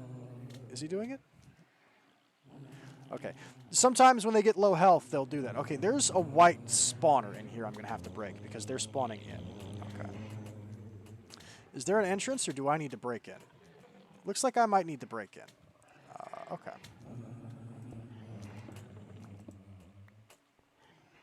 Well. Yeah, there's several tar beasts here, actually. Quite a few. That's an entire room of them. This is not going to end because my shield's actually about to break. I'm going to have to actually start fighting.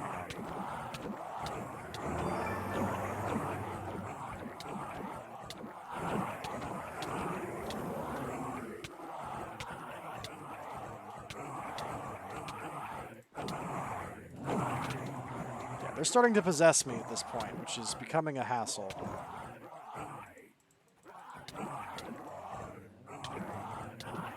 There we go. You know what? We're just gonna start hitting him with shurikens. Screw this. Sometimes enemies from Callstones will drop special loot, but we can always just check the thing for it. I'm not playing this game anymore. Get out of here. Because my shield's about to break, and that's a little scary. So what's in here? 8 squintillion tar beasts is what's in here. Okay. And this gives us an animator for free, I guess, is the idea? Okay.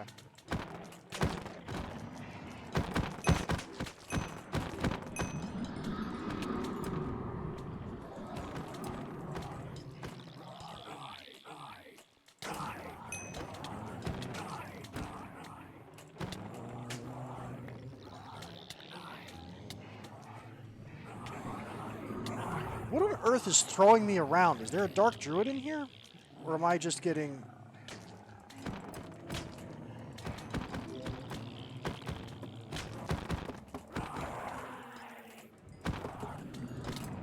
I'm getting vacuum sucked by multiple tar beasts is what it is. And it's wigging out because it's trying to pull me in multiple directions at once. Okay. Okay. I think that did it. The whites will continue to spawn. Dark ineffable glass from extra utilities. Oh, this can be walked through. Oh, fascinating. I'm definitely taking that. That's very cool. Let me tear these walls down because there's definitely, yeah, there's spawners in the walls for sure. I'll take that dark ineffable glass as well because I think that's extra utilities adds a lot of interesting toys like that, and one of them I believe is essentially a glass that mobs cannot walk through and that light cannot enter, but you can walk through like it's not there.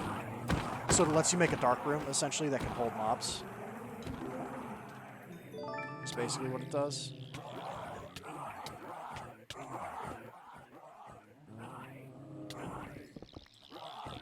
Sorry, I need to break these spawners. This is getting a little bit silly.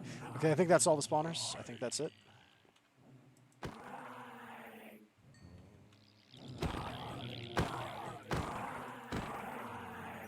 Okay.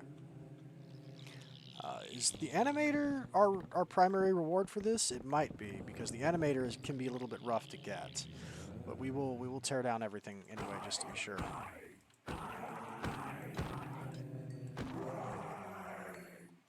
Nice.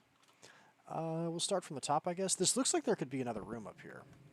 No, there's not.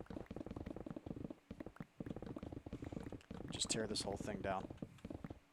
That's a very cool structure, by the way. Whoever's because I know several people are helping sainagh with this. Whoever's making these structures for the Callstones, you're doing a pretty cool job. I like them. I like the idea that if someone wanted to, they could use they could theoretically use the Callstones in their base and then repurpose the structures after they've done the challenge to be structures that they have around. I think that's pretty cool. The very concept of Callstones is interesting. Like, I really like it. The idea of here's a usable item that's going to summon a little mini structure that has set loot and set dudes in it. I think it's very cool. I quite like it. I think it fits very well with both modded Minecraft specifically and the pack in general. Like, it's very nice. And this is a weird structure to tear down, though. It's a little bit lumpy. It's got a lot of greebles. Let me take a slice out of the middle to make this a little bit easier for me. I don't think the tar goes on the table, which is probably going to be a problem.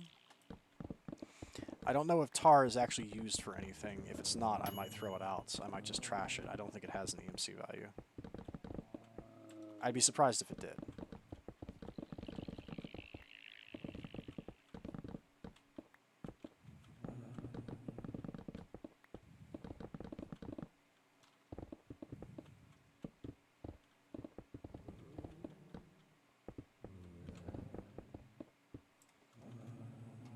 Let's go ahead and put some stuff on the table. Yeah, solid tar does not have an EMC value. I thought so. I thought not.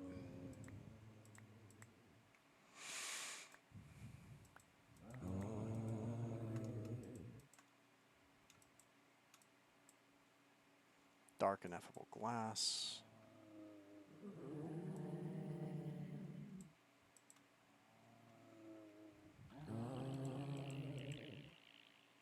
There are still whites alive. I can hear them, but I'm not sure. Oh, there's one left.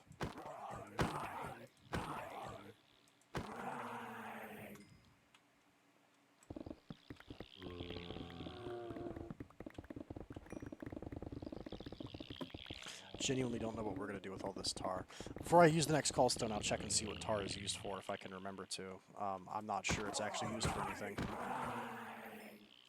It might just be a way to store tar drips, if you craft them into a block, just a way to compact them and make it easier to store them. Tar drips do have uses, but I don't think the tar blocks do. Is there a spawner of these I didn't catch? They keep popping up. Where are they coming from? Or did it just summon a ton of them and I didn't... Where on earth are all of these guys coming from?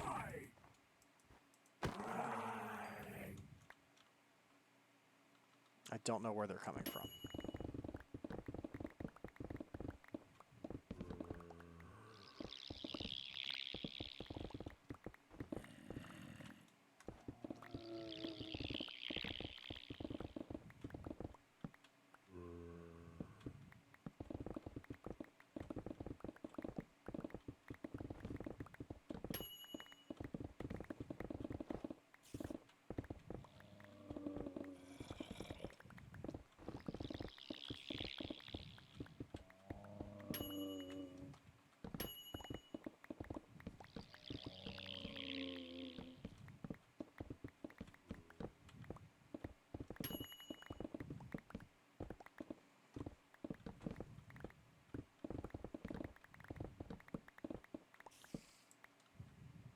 Okay. What on earth is tar even used for? I will throw all of this out if it has no use.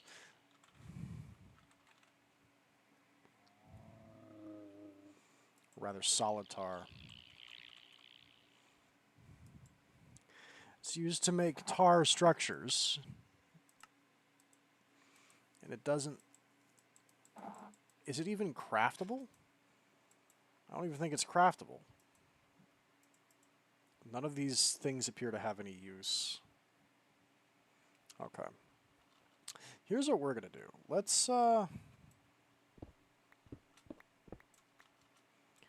tear all this down, and let's go back real quick and drop this off, recharge the wand, and let's do the rest of them, because this is providing a lot more loot than I thought it would, although, to be fair, it is a ton of callstones. And I'm also taking the buildings. I guess I don't have to be doing that, but it would feel weird to leave a bunch of random buildings up on this glacier. So let's go ahead and do this, and then let's go home real fast. Let's make the mess even worse than it is, right? Let's put down a couple chests.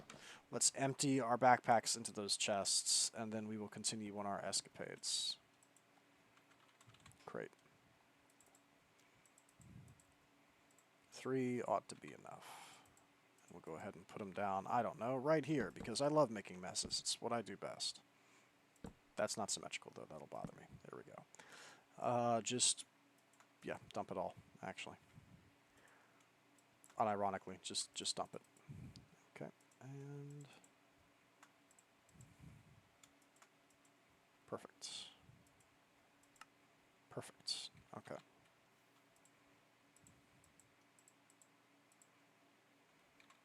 And where did I put that? There it is. Let's recharge the wand, and then we'll go back and start using more callstones.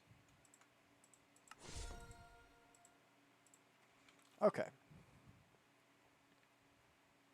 We're making progress. We're doing things.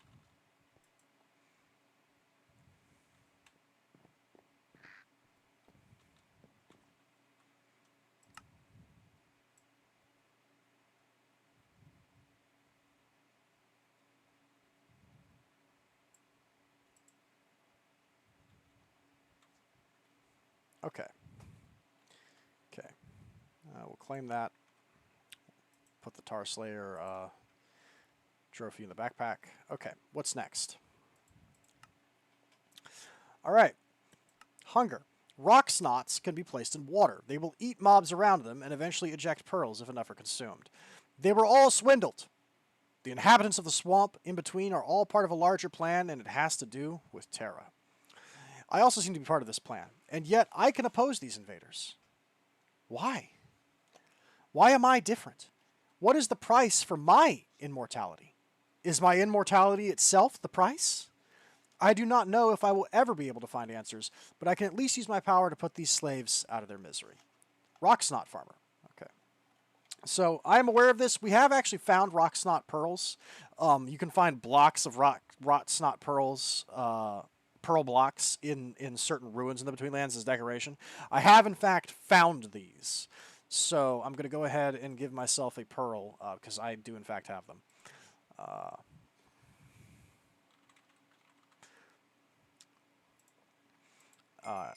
But I didn't get it from doing what they did. I did it from finding them in a block. But hey. And then the specific callstone this is associated with is famine. Okay. I wonder if this is going to summon like a rocksnot setup for us to potentially exploit, which would be interesting if true. Let's use it over here. Oh, kinda. Or wait, no. I don't know what this is. This is slimy grass and tar and a bunch of boulder sprites. The boulder sprites are kind of cool, though. I'm going to take, like, 2 of them for myself just to keep, because I just think they're cool-looking dudes. The rest of you got to die, though.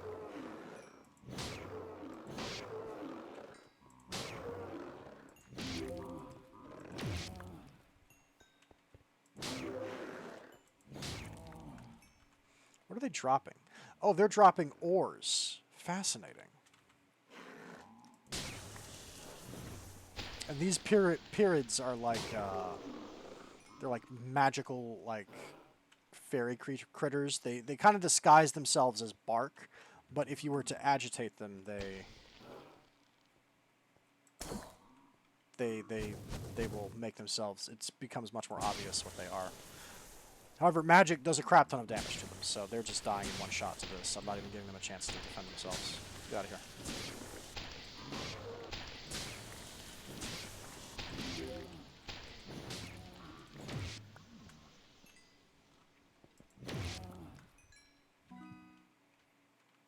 Interesting. Interesting. What is this? Bulb-capped mushroom stalk? Okay. This is a very large mushroom. And this is tar, is it not? What a weird thing. I'm not quite sure what it is we get, but maybe there's something inside the mushroom. Is there anything that we can put on the table? I think we can put the stone on the table, but that's it. Okay.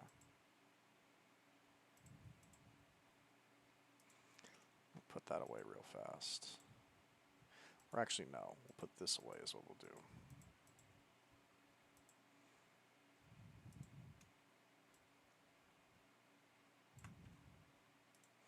Okay, and we'll use some of these. I believe this is just tar, right?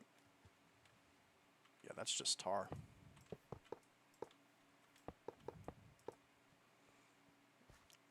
And that's just water, right? Okay. Aha, there's a chest here. It's full of rocksnot pods, as well as spawn blood snail, spawn olm, spawn leech, and spawn termite. Ooh, shiny. So we get some spawn eggs out of this one. Nice.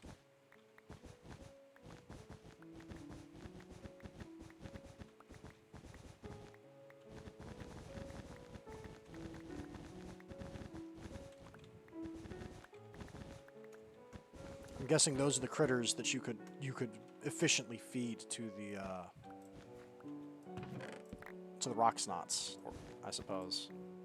Rocksnots are like large. It's kind of hard to describe what they are. Slimy dirt. They're essentially like they're like barnacles, but they're large enough that they can eat things that are normal sized.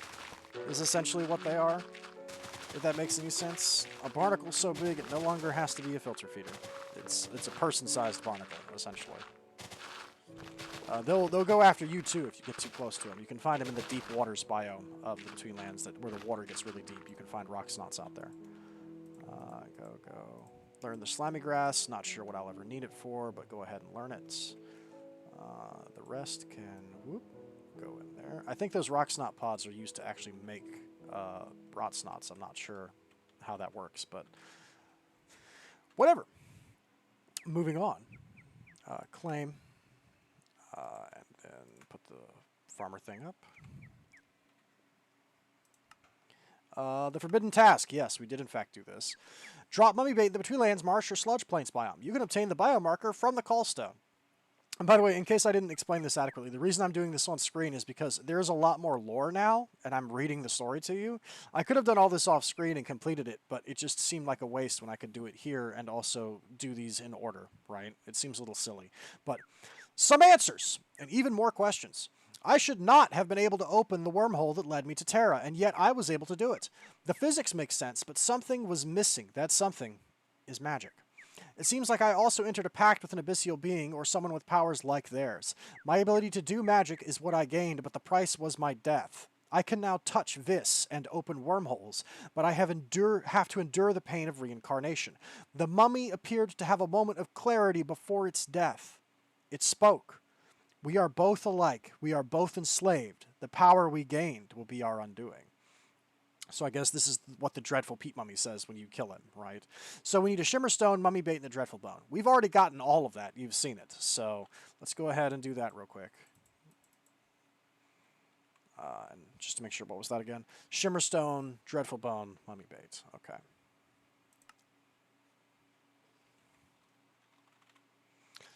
Shimmerstone.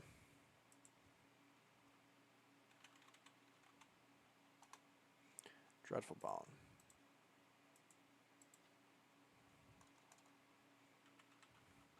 Mummy.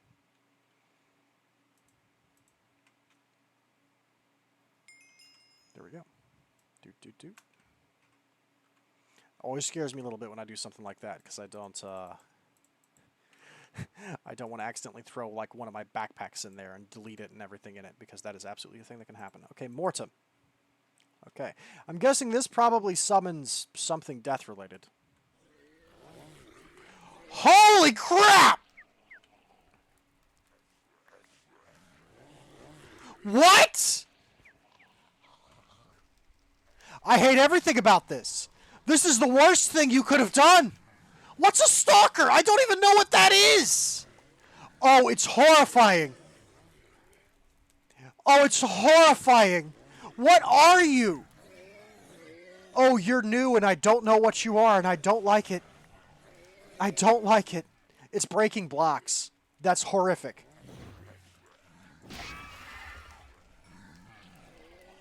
Okay, so this is a disaster that we have to clean up, is what this is. So before we get too far into it, let's check what the chest has. What's my reward for this? Biomarker, Marsh 1, Sludge Plains, and Marsh 0. So this would essentially allow us to artificially create biomes if we wanted them. Okay. These are biomes from the Betweenlands, so we could make them if we wanted to. Okay, that's cool. Yeah, no, this is gonna... You all gotta go. This is horrifying. Can't believe it summoned this many peat mummies. Now, all the peat mummies are mad because I hurt one, but that might actually work out in my favor. Because peat mummies aren't really built to deal with things that can float. They don't really know how to fight a Dragon Ball Z character, so, you know. Especially not one who could shoot magic. If Harry Potter was in a piece of fan fiction and got trained by Gohan, right, this is about what it would look like. And you know what? The Betweenlands was never ready for that.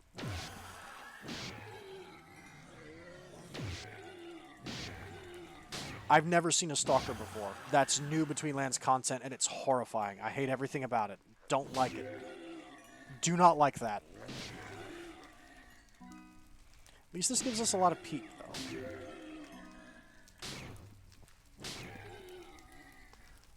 Is there anything else?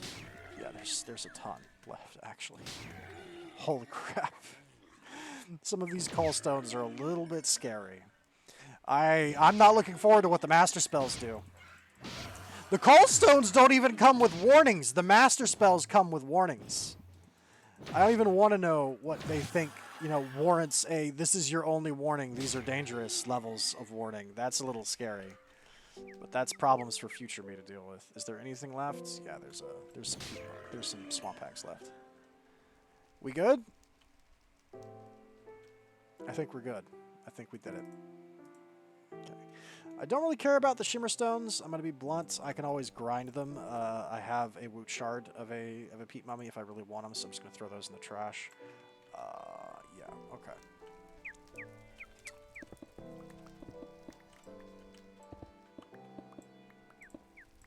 This does give us these Betweenlands rune blocks, though, which is pretty cool. You can decorate with them. They're pretty neat looking. That's nice to have those. I believe they do in fact, yeah, the rune stones do in fact have EMC values. Very cool.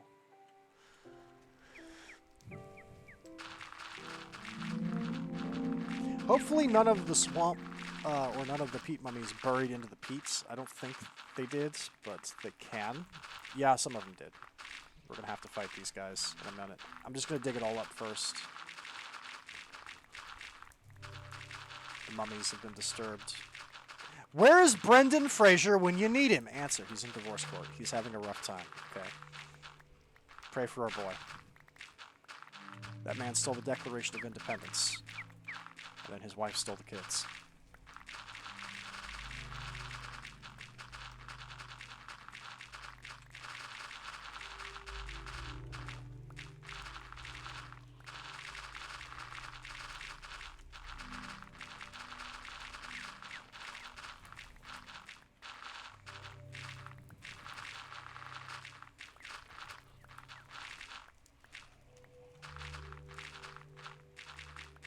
I was about to say, I hope I'm not confusing my actors there because I'm gonna get made fun of if I am. But I'm pretty sure that was all Brendan Fraser.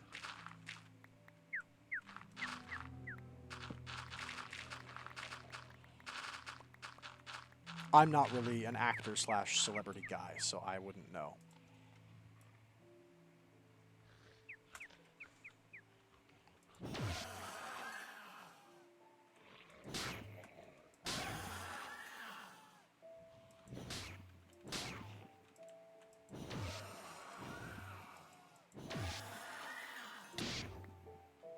Okay. Now that that nightmarish horror has been put down, let's. Oh, hey, that's a zombie villager who's got an engineer's outfit on. That's pretty cute. Okay, let's continue. Still don't need those shimmer stones. They just take up space. I can get more if I need them. Okay, let's continue where we left off. All right, dreadful peat mummy claim. Alrighty. Boop, put that away. Okay, what's next? 2 more left. Okay. Slay the sludge menace. I have seen things I never wished to experience. My life is the one of a murderer, and yet I am enjoying it in some twisted way.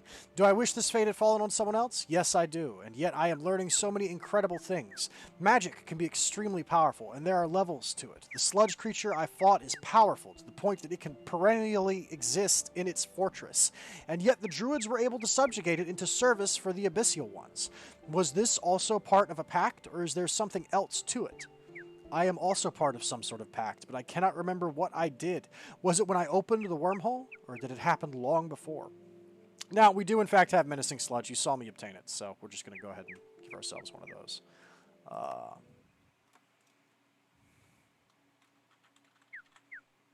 That is not how you spell menacing. M-E-N-A. There. Okay. And that was... what now? Which one was that? Spadal Diviner Lutum. Okay. Nihil Spiritus Lutum. This is the one that has bedrock. I'm going to be completely honest with you. My weird neurosis was probably going to compel me to go and to create a mode and break this bedrock. I hope that won't terribly offend anybody. I just don't like having bits of bedrock floating around. We'll see why the bedrock is even here. I'm curious as to why this required bedrock in its construction. Well, it's horrifying, I'll tell you that for free. Oh, it's made of Betweenlands bedrock. Interesting. And it's just all sludge worms and stuff. Okay. I might break that block.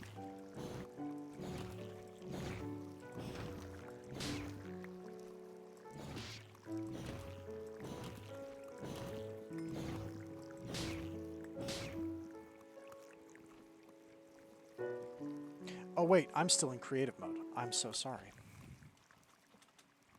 I was wondering why this callstone was not deleted like the others. I'm going to delete that because that should go away. That was expended. My bad. Sorry, I'm so used to being able to fly in creative style, I didn't even recognize what had happened. There's a button on that bedrock. We'll push it when we've cleaned everything up. Let's see what this does. Is there anything? Yeah, there's some sludges happening out here.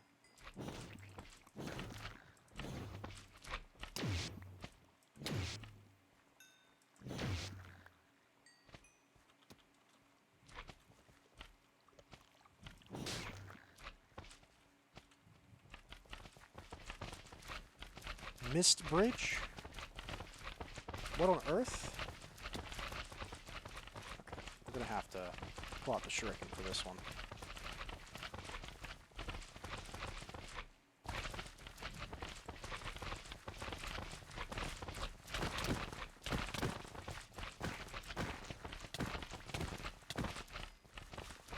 I'm not even sure what it is I'm looking at. I want to examine this for a moment because I don't even know what this structure is. I may use creative mode to destroy this place after we're done. I'm not sure.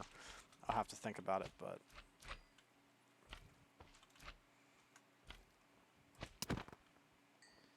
I don't think there's a spawner in here, though. I think it just spawned a lot of them. That dude's making a break for it.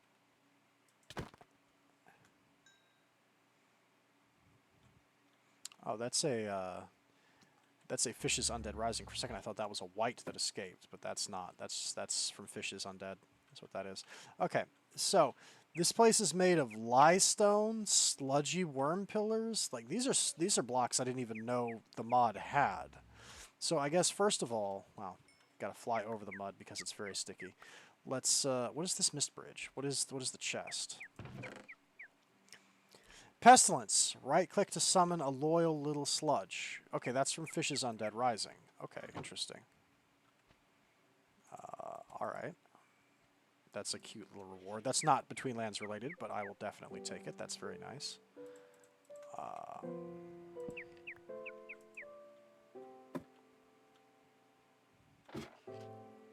What is this mist bridge? Like, what is this...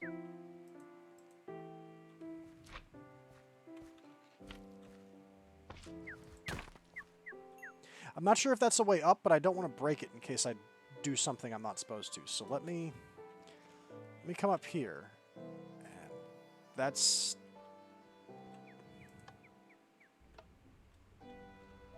Did that just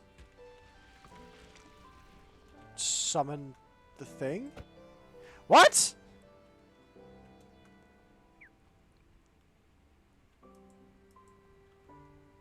But why?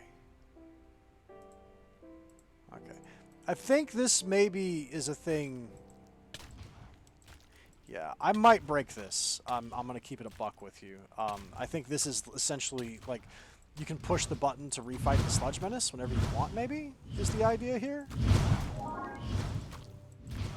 And I think, yeah, and you know what? Now the presence of Bedrock makes perfect sense.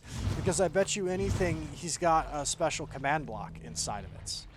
And that's why he's had to surround it with Bedrock to make it so players couldn't access the command block and then start just inputting their own cheats into the game. That's probably why this has Bedrock. Is explicitly because of that. That would be my guess, is that there's a command block in here. Hang on, let me do something real quick. I want to check something. Can I get...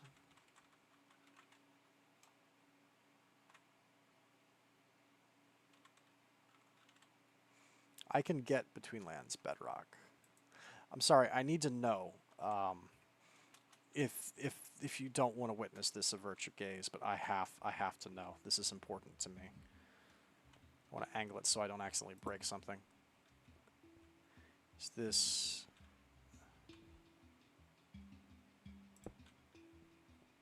Yeah, as I thought. Okay, so there is a command block in here that he has programmed specifically for that purpose, and that is why the Bedrock is here. Okay, that's all I wanted to know, is if that was in fact what was happening. Okay, so this structure I think I'll leave, although I will take the sludge part of it down, I think, because it's kind of nasty. But I guess this is just a bedrock cube, come here and push button to fight Sludge Menace again, which is nice. Okay, I'll take it. Sure, cool, great. In fact, I'll actually leave this one here. We can move over to another spot, but that's essentially what that is that's a freebie, okay? Is if you ever need to refight him for any reason, you can just do that. Not sure why you'd need to refight him once you have the sludge, but I won't ask questions. Okay. Let's continue on. Unfortunately, my wand is once again out of charge. I really need to start carrying that thing with me. Okay, what's next? All right. Okay. Master of the Haunted. An Abyssal 1! I found it. This is Slay the Primordial Malevolence. Slay the Primordial Malevolence. Okay, this is the thing that we fought on top of the White Tower. An Abyssal 1. I found it. The Primordial Malevolence recognized me. It called me by name. It was this creature that gave me the ability to open wormholes, but it appeared very surprised about my independence. How can you act on your own, it said. He told me to give you power as a sacrifice. You should be in his grasp. The others gave you undeath. I gave you travel, and we were promised the Arbiter. Why are you free? Why am I free? Because there is more to be learned in this universe, and I will not let this Lovecraftian horror hold me back. This he does worry me, though. It appears I was simply the bargaining chip for some sort of deal between abyssal creatures. At least I know I'm not the one that made a pact with the devil. And what the hell is this Arbiter? All right, we do in fact have a primordial prism, and I believe I can actually, yeah, I could just pull this out of my thing and do it. I forgot, some of these things have EMC values. There we go. Claim. Give me. I'm sorry. We're gonna do this. I apologize. I was doing this for a while, and I guess I just stopped because I'm an idiot. I've been getting in the habit of taking the table with me so I could recharge my wand in the field. I need to start doing that again. I'm running through magic so much because I'm using it so much as a primary weapon. The reason I'm not using the shuriken is because I'm not sure if special things are going to drop from some of the enemies in these callstones. I don't want to send all of the loot and teleport it over here. I guess we should check and see if anything special did drop. I don't think anything did. Not really. The Charamaw Queen was the only significant creature we killed, plus a crap ton of the things. We got White Hearts, Sludge Drips, Tar Beast Hearts, the Charamaw Matriarch's drops. Doesn't look like we got anything super important. So that's the reason why I'm trying to sort of avoid using it in the Callstones, because I don't know if any of these creatures are going to drop something special. But anyway, let's go ahead and put this up here. Put that up here, and I think we had some more crystals. Yeah, we did. There we go. That's enough for another recharge. Anyway. Rolling down the river. Go back to the Skeleton Callstone. Okay. Let's summon, which one was it now? Primus. I wonder if this is going to be the exact same thing, but for him. No, it's not, because it would warn us that there's bedrock, wouldn't there? If there was a command block for summoning that guy. I'm not sure. Primus, there we go. Apparently, Spiritus and Nihil, we don't have like a quest associated with them, so we can just use those however we please, which is fair. Let's go ahead and use this over here, I guess, and we'll see what this does. I am in normal mode, right? Yeah, I'm not in creative.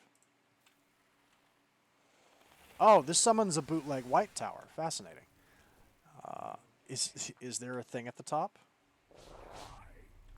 No, there is a Primordial Malevolence here. Okay, so this is a refight with the Primordial Malevolence. Interesting. I mean, sure, I'll run his pockets again. I don't mind. Come here. This is going to be so much trouble cleaning up all these Chiramaws, I swear. I appreciate the effort you guys go into making these dungeons. They're very extra, and I don't want to sound ungrateful, but whichever one of you is the... I hope you'll pardon my language. Whichever one of you is the smartass who thinks it's cute to dump 50 Chiramaws into the airspace of wherever it is this thing is, please stop. Come on. This is an excessive amount of swamp bats. This is unnecessary. This was not needed. You didn't have to do this. Ouch. Ouch. I think I've been grabbed. Yeah, she picked me up. Are you done? I swear. Some creatures have absolutely no manners whatsoever. I don't even know what weirdo thing it is they're dropping all over the place. There's also ash sprites flying around. What a mess this callstone made. Jeez. Come here.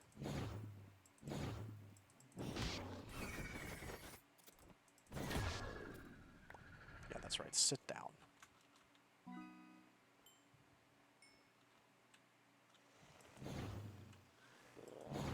I do like the lightning arrow, though, especially on the lightning wand, which buffs its damage. It's pretty solid, actually. It does pretty good damage. It does fly in a straight line, too. It doesn't have a lob like the icicle. I'm not sure which is actually better. I haven't gotten around to doing a test. And that's another reason to do the... I'm sorry, why on earth are you not taking damage? That's another reason to do the... to grind wizards, is because... Wizards can theoretically give you every book in Electroblobs, but because only the first 100 drops are used to create the table, they never will, right, in Woots. But creating a traditional mob farm that does wizards will not only allow me to hopefully get the Master Wands without having to grind them up, it'll also let me collect every book in Electroblobs, so I will no longer have any unknown spells, and I can truly pick and choose what exactly it is we're doing. Is there a...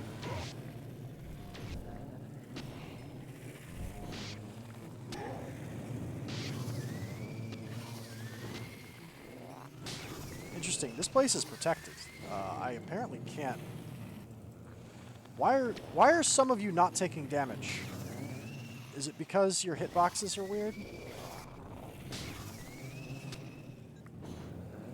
Hopefully this place becomes unprotected when I kill the Primordial Malevolence this year.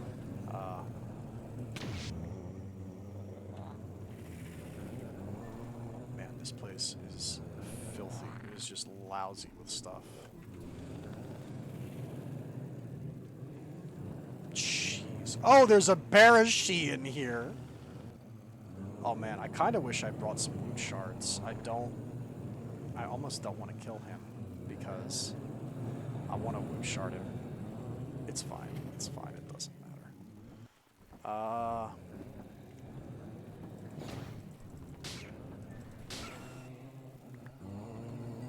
hey, we got a rune door key. I saw some of those. That's one of the reasons why I've stopped using the shurikens if we're in important places like dungeons, is because the rune door keys will let you bypass one of the rune puzzles. Right? Like the thing where we flipped the faces to try and match. You can just use the keys to open them, and the enemies can sometimes drop them. But because all of the loot was getting sent to another dimension in that box with the magic shuriken, I wasn't getting any of those. Right? Like they weren't dropping for me. They were going into another. They weren't. I think you understand what I'm trying to say. So the shurikens are very cool, but Enderport does sometimes cause issues, to be perfectly fair.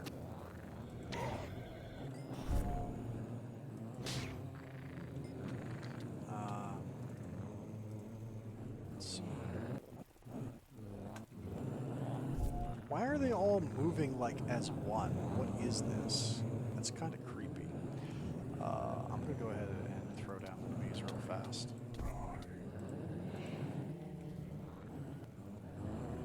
It's like they're aggroing on something I can't see, which is a little disconcerting.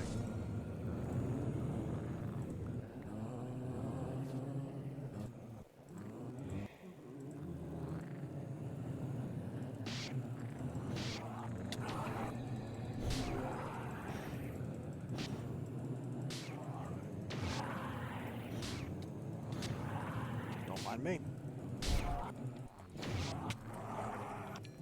I said don't mind me!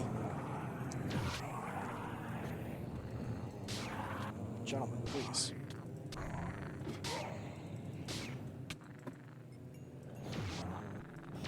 I don't know what they're doing. I don't know why that's happening. You're seeing this, right? It's like there's an invincible person in the room that they're aggroing on, but they can't do anything to. It's a little weird. Like, all right. Did any of them fall down here? A few of them did. See, they're still doing it.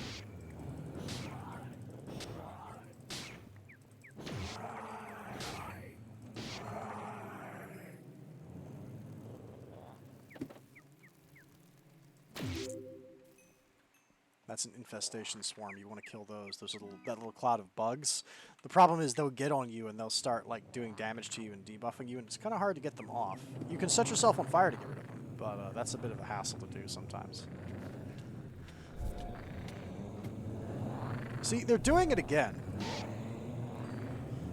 You know what? Yeah, we're just gonna...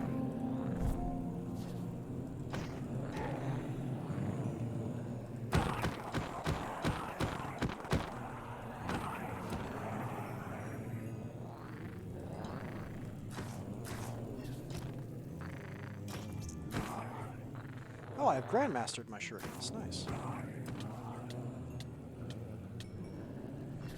That means I can put another level of sharpness on them. So they do even more damage.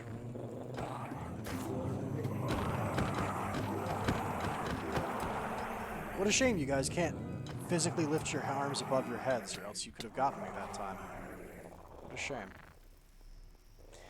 There's the Primordial Malevolence. He's like outside?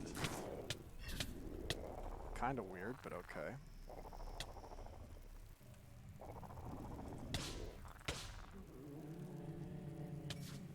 I might need the Shockwave Sword for this.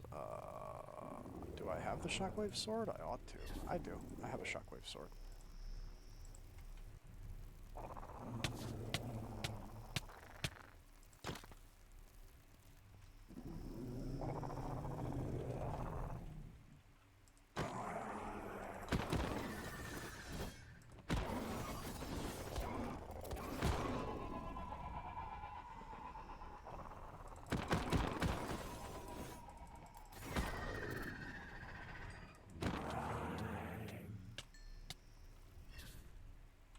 Alright, Primordial Malevolence, where are you?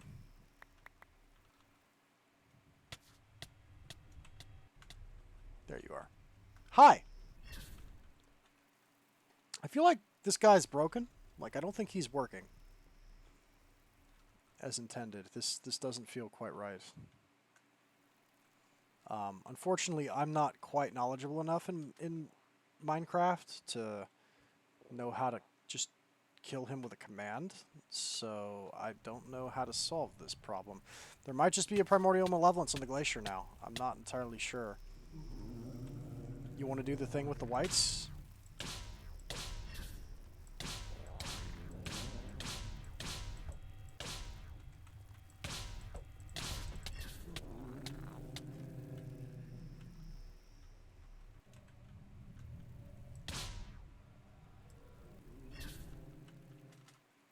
See, because if he doesn't do that attack... Oh, and now he's nowhere here. Come on, my guy. This is a broken encounter is what this is. I might even not fight him. Can I just hold this indefinitely? It's kind of anchoring me to the ground, but I can move slowly. I can't fly. If he shows up, I can yeet it at him and break one of the panels, and then I can actually do damage to him. Where are you at, buddy? Come on. Don't play this funny game with me. If I can take a corner, I can see two sides at once. Where is he? Where are you? Come on.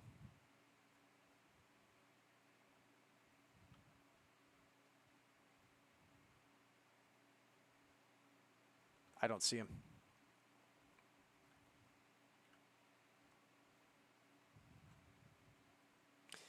I might have to turn creative mode on and kill him. I don't know if creative mode can hurt him, but it might be able to. I might be able to just punch him. How on earth are you supposed to do this? What?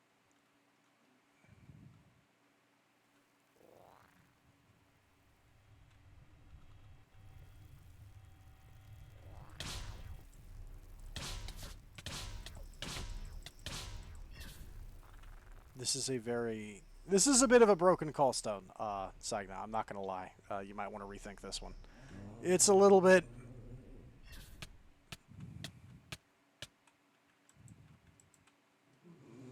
It's a little bit, something something.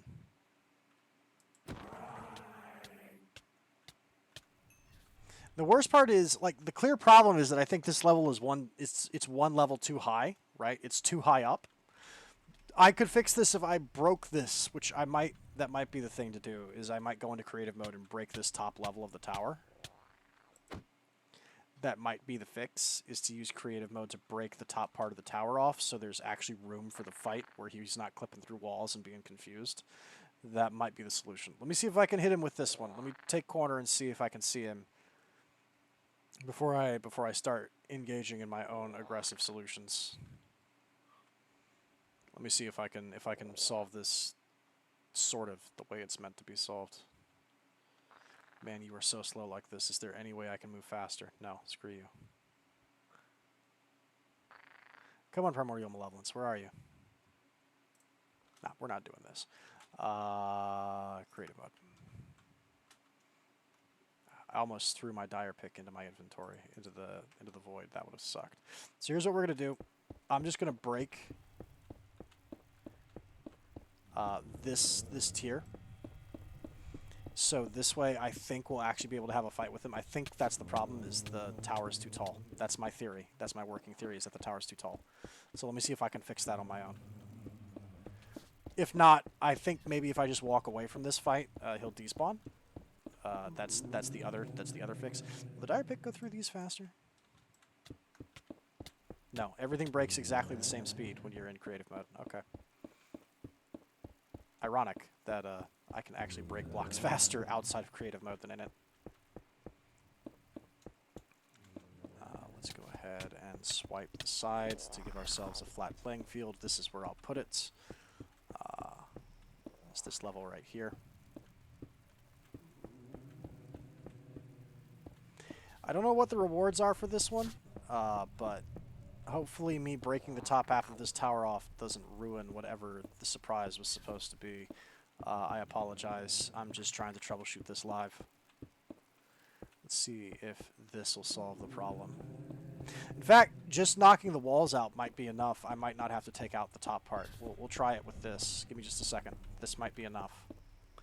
This might be good enough. Let's try it with this. Yeah, this looks like it'll actually be good enough. Let's try it with this. Alright, Malevolence. Yeah, this is actually going to work, I think.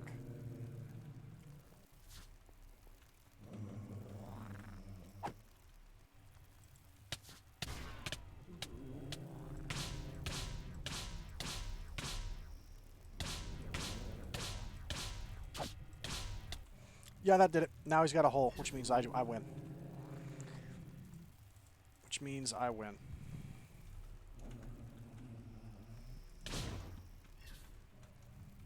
I win, buddy. Sorry. Sorry, Primordial Malevolence, but without your shield, you're kind of mid. I'm not going to lie. Not quite.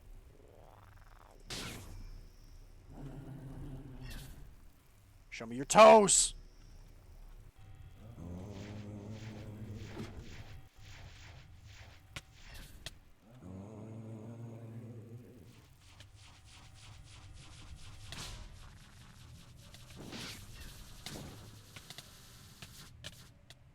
Wow, that sure would be a really hard attack to dodge if I wasn't, you know, flying.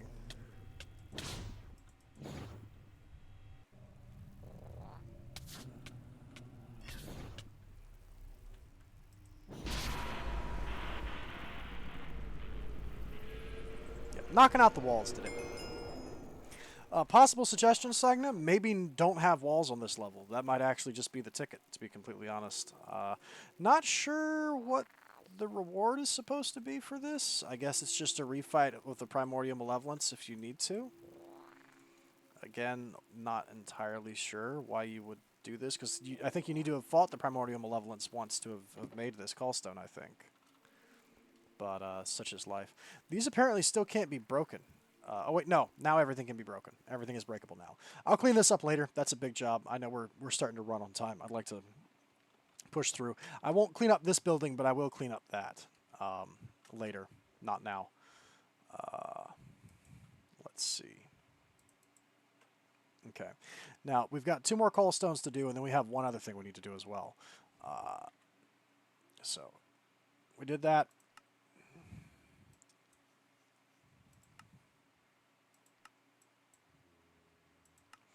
I want my freedom! Wow, what did I just witness? Or wait, no, this is the undead callstone, right? I think one of the callstones is going to do this. It's not sticky. It's not radiating. It may be undead. So, like, here's the deal, right? These 2 callstones are 2 more callstones for the Betweenlands. I imagine the Spiritist probably has something to do with the Spirit Tree. Don't know what the Nihil one does.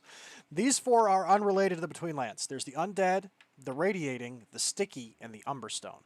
The Umberstone callstone, I think, gives you a ton of resources from Erebus, right?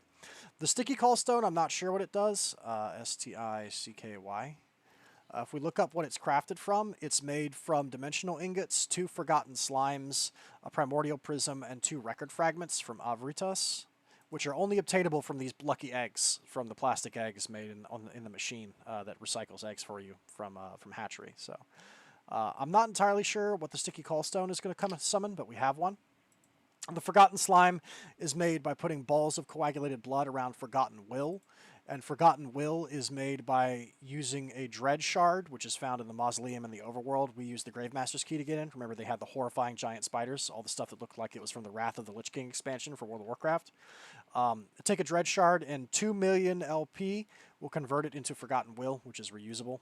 The only purpose it has is to craft coagulated blood into Forgotten Slimes.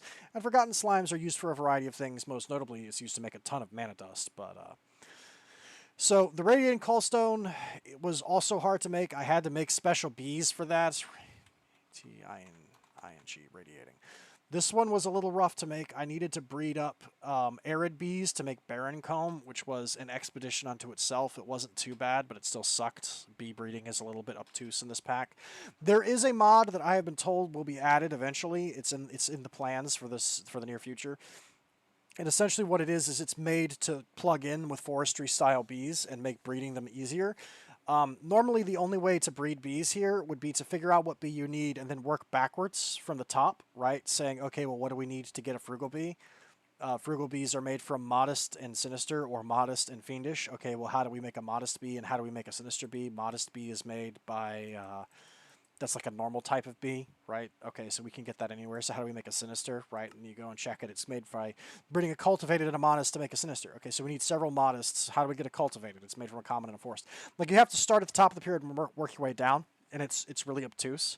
There is a plugin that is getting added to this pack, thankfully. And what it is it's essentially a smart plugin, and it'll read what is needed to make a given bee, and then present you with a pyramid in the tabs, like in the description. Like if you tab over, right, like it's got pages here on bee breeding, it'll essentially add a page that shows you what you need to make it, which is very useful. I'm really looking forward to that. I had to figure out how to make barren combs, the Yellorium and the deep blue matter we already had, right? There is one more callstone here, which is the undead callstone. This callstone, undead... This callstone. Use the undead callstone to get the Medal of Freedom. Okay. This is made with a Necronomicon ritual that requires 10,000 PE. We need the Abyssal Nomicon, which is the fully upgraded Necronomicon, which I have. And it requires a Crimson Gem, which are the gems that are found in the Crimson Fortresses that's all around the overworld. It requires an Alamite Fork, which I found, those are found in the Aether. I actually found one a long time ago. I don't know if I mentioned it. I think I mentioned it in passing. It's essentially, there is a very tiny floating island that is like mixed in with the normal terrain generation of the Aether, and it looks like it doesn't belong because it's got a special tree on it that's clearly a decorative style tree. It's not a normal vanilla Minecraft tree that has like a straight thing. It looks a little bit like this, like if I did log, L-O-G, right? A normal Minecraft tree is like this, right? Is like that.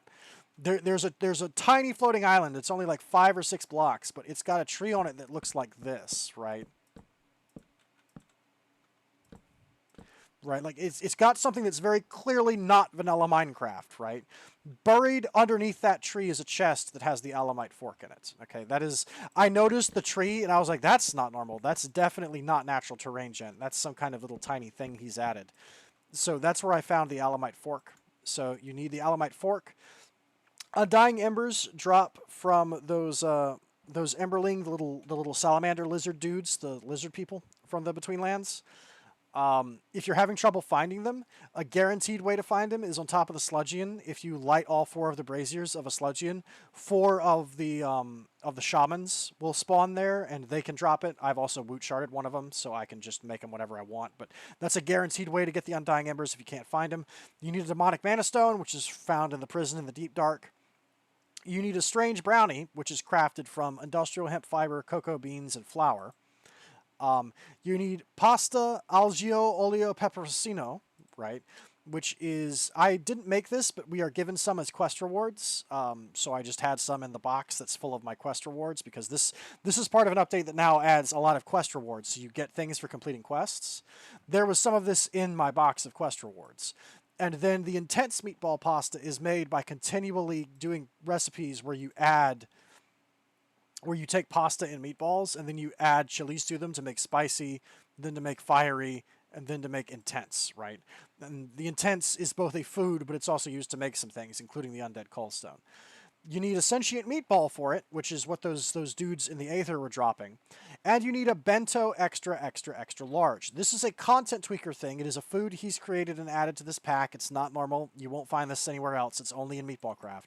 But essentially the way this works is you make a bento out of raw fish, raw salmon, carrot, beetroot, and rice dough. And it has an EMC value too, okay? Then you can upgrade the bento by adding more things to it. You can turn it into a bento medium by adding 2 raw salmon and more rice dough. You can add it into a bento large by adding a pufferfish and rice dough. Hopefully you de-poisoned it first. Hopefully it's properly prepared. Then you can add raw fingerfish and rice dough to make it extra large, crab claw, shark fin, rice dough to make extra, extra large, and then to make the max size one, you need to add raw violet skipper, raw dark hatchet fish, raw sapphire strider, and yet more rice dough to make an XXXL. So I had to do a lot of fishing to get that. There are automatic fishers available. I used the resource fisher from Industrial Foregoing. I set one up. It needs to be set up over a pool of 3 water source blocks, 3x3, so it needs 9. And if it's powered, it'll start automatically pulling stuff up as though it was fishing.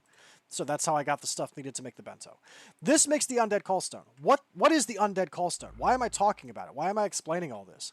The undead callstone is a core part of a new feature that's been added in this version of Meatballcraft. Meatballcraft now has a hard mode, okay, that can be enabled. It's a book that we earn by beating the Meatball Man in a fight. When we beat him, he drops a book, and we can use it to toggle hard mode on and off. The fact that we're allowed to toggle it on and off, I think, is indicative, perhaps, of how difficult hard mode is, because you can essentially opt out of it at any time if it gets too rough. So I have all of these. We're going to turn this game into hard mode. That's not a question. These are real gamer hours, and we are not bowing out of that.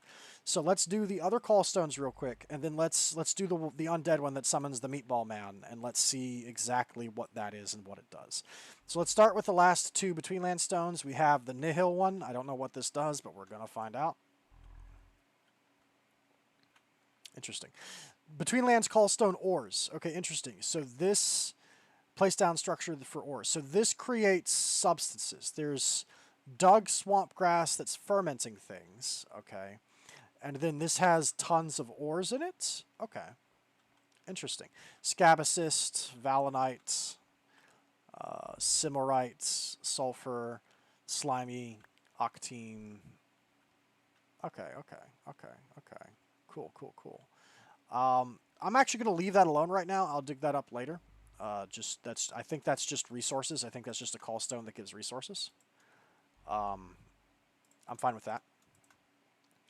That makes sense that this isn't a quest-related one. And then there's the Spiritus, which I suspect this may... I suspect what this may do is it may summon a spirit tree in case you can't find one. I'm not sure, but we'll see. So let me back this way up, and we'll see what this does. That's exactly what it does. It summons a spirit tree in case you can't find one. He's spawned a little bit skewed, and he's not happy, but that is indeed what has happened. There's like a million small spirit tree faces here, too. Holy crap. Okay, we'll fight, I guess. I'm not in creative mode, right? No, I'm not.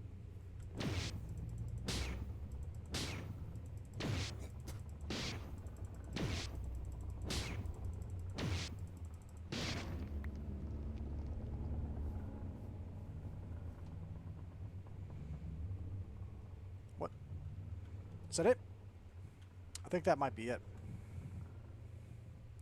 I'm actually going to, believe it or not, I'm going to throw that tree out because we can make as many of those as we want, and I don't want it cluttering up inventory. Guess I'll tear the rest of this down later. There's a lot of passive small spirit tree faces here, and I don't know what that means because these are the ones where if you actually grow your own spirit tree in world, this is what they'll have, and it'll be like friendly. I'm not sure why this one tree has like 80 faces on it, but that's a little bit weird. I'll look into that later. I'm not sure what that is. Although we did get a bark amulet. Hey. Anyway, let's move on quickly. So, I don't know what the sticky callstone does, but this was, I think, perhaps the easiest to get besides the umbral one, so we'll do this one first. We'll do it over here, and we'll see what falls out. You gotta be in the Abyssal Wasteland. Interesting. Okay. What about this? Do I have to be in what's it for this? You gotta be in Erebus for that. Okay. What about the Radiating Callstone? You gotta be in the end for that. Okay. So, let's go to the Abyssal Wasteland then. Home. Let's knock these out one at a time.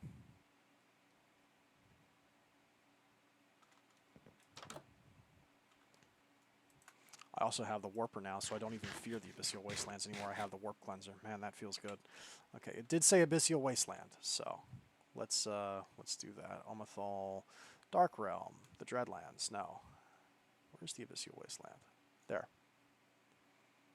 I find it interesting that the Abyssal Wasteland is so high up. Sometimes the orientation of the stars are a little weird. I guess we will go over here, maybe.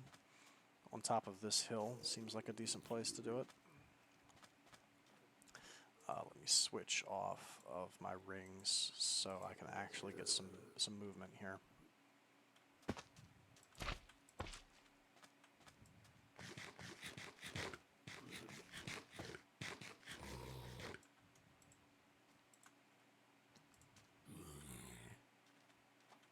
Okay.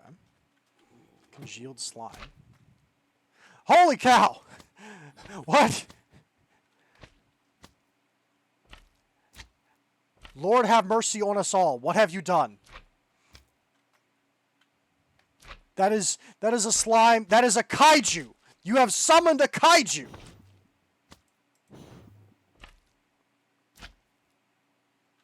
I'm not even sure where it went. I think it's... Hello? I feel like that may be a bit buggy. I'm not going to lie. Hello? Where did it go? Did it touch the Corallium and die? No, surely not. It had way too much health for that. Did it go too far away and despawn?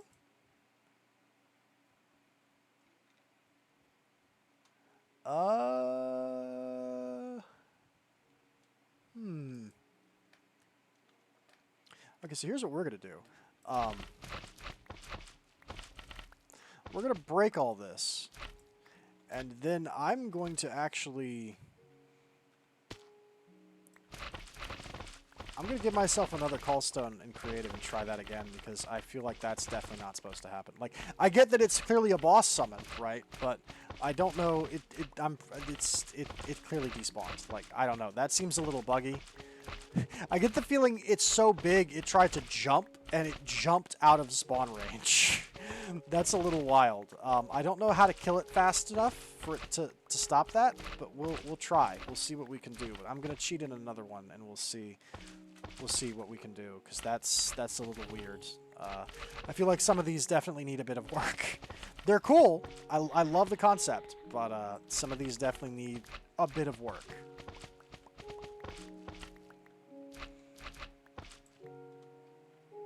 Let's just go ahead and... Yeah, these all have EMC values, but since I'm cheating them... Well, no, I'll put them on the table. It's fine. I was going to say, because it's fine. It doesn't really matter. Okay, these two don't have EMC values. Okay. I guess we'll do one of these.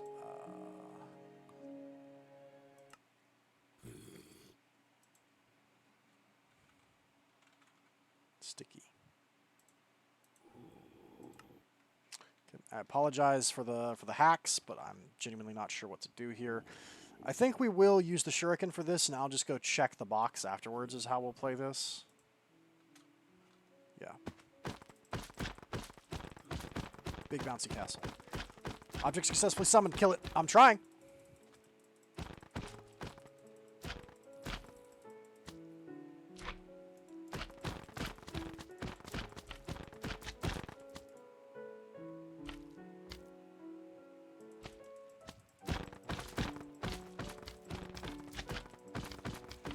I don't think it's taking damage.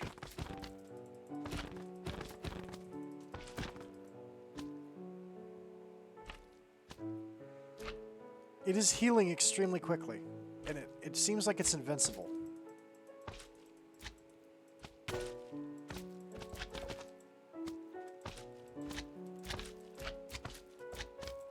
Yeah, if I look at it, it's healing faster than it...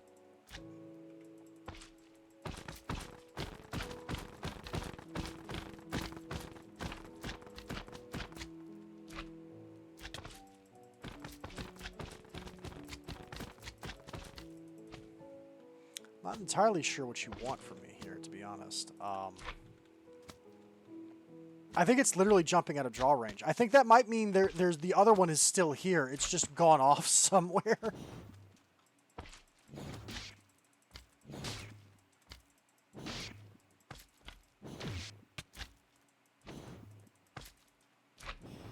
I don't know what exactly you've done to this, but it is healing so fast I can't damage it. And I'm about to die. I'm about to actually die. I'm going to leave. I'm not entirely sure what that was about, but here's what we'll do. Okay, we'll try that one more time. I have an idea. I feel like that's got to be bugged. It continually regenerating its health at the maximum sort of boss summoned build-up speed.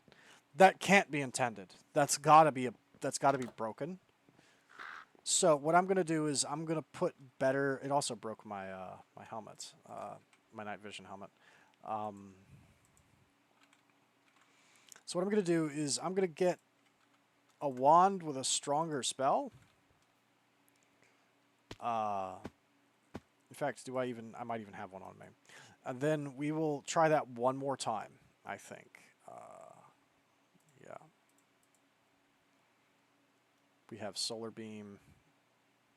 And we also have... I think Magic is my best bet here. And then we have that. And then we can do Ice Shard as well. Let me try one more time making cheating a sticky callstone, and we'll try that one more time. If it still doesn't work, I'll just consider this a challenge I can't currently overcome yet until I learn how to do absolutely ginormous DPS. And we'll just leave it at that. But I feel like that can't be intended because that's so much health regen, he's essentially invincible. Especially for where we are, because I know there's certain enemies later on that will be doing a lot of that kind of thing. But, I mean, come on. That's a little silly. Let's try this one more time. Let's go to the Abyssal Wastelands. And if this doesn't work, we'll just We'll just move on. I can try and make another sticky callstone later if it comes to that. I feel like that can't be intended though. I wonder if there is. I wonder if that thing actually despawned or if it's just bouncing out over there on the plains somewhere. It's probably actually still out there. I should check before I use the sticky callstone to see if it's still there. If it is, I'm gonna laugh. 2 giant unkillable slimes that are hyper regenning.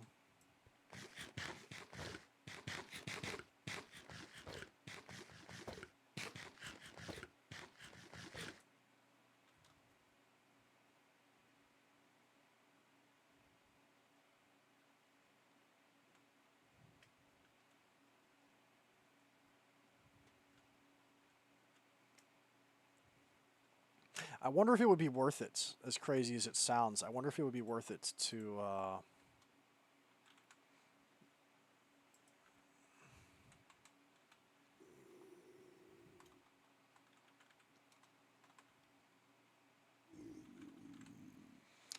build like a giant box to contain it.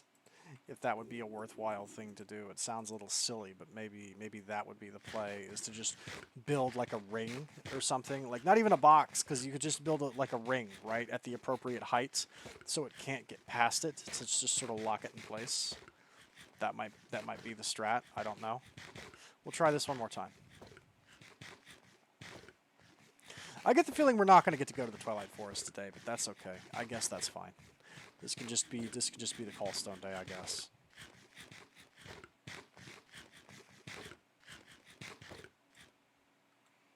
Okay, let's try this one more time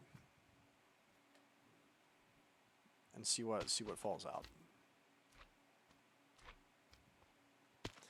Let me do it over here, actually. We're away from the Corallium, because I think it would suck if I actually succeed in doing this correctly, and then all the loot falls into the liquid Corallium and it gets destroyed, because I think the Corallium can actually destroy stuff. Okay. Hi.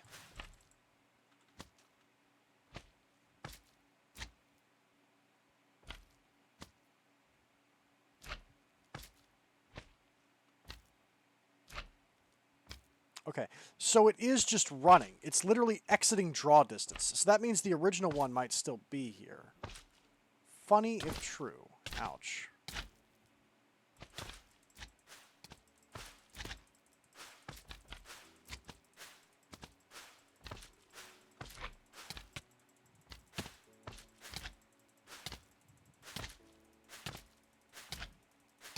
Hold on, I think we might be winning. Wait a minute.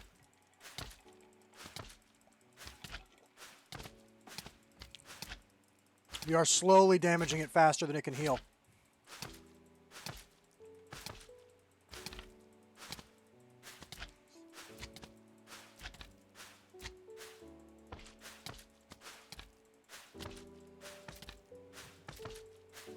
Why is it doing so much damage to me that it gets me down to 2 hearts every time? Is this a gimmick boss and I'm too stupid to notice the gimmick?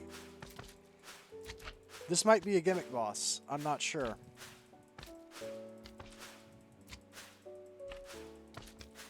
I sure wish the hitbox wasn't microscopic in spite of the fact that it's the size of a kaiju. That's a little irritating. I'm going to do it until this wand is empty.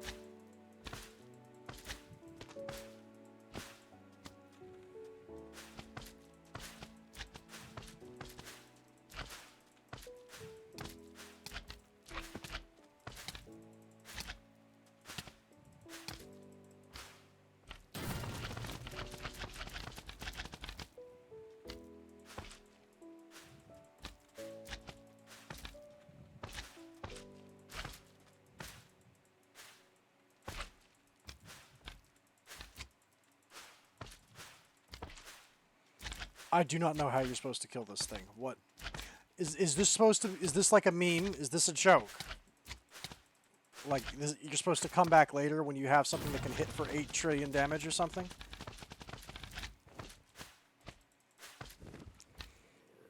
I might legitimately have to set up the Horologium ritual up in here and do it this way.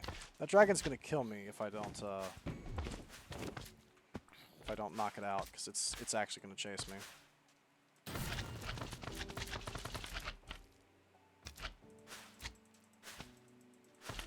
The worst part is it doesn't even have, like, its health bar is glitched, so I can't even see how close I am. Like, if I'm even making progress, or if this is just a tremendous waste of my time.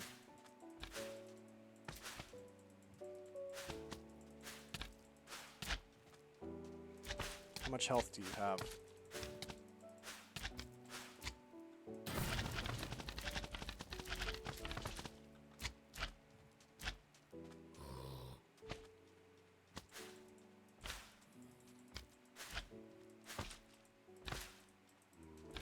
I feel like I'm definitely doing something.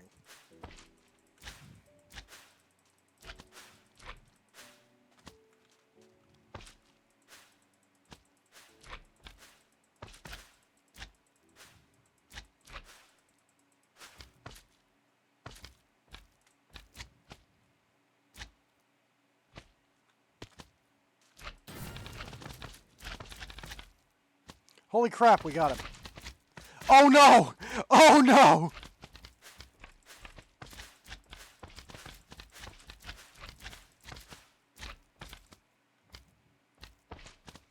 Well, not entirely sure what I was expecting here.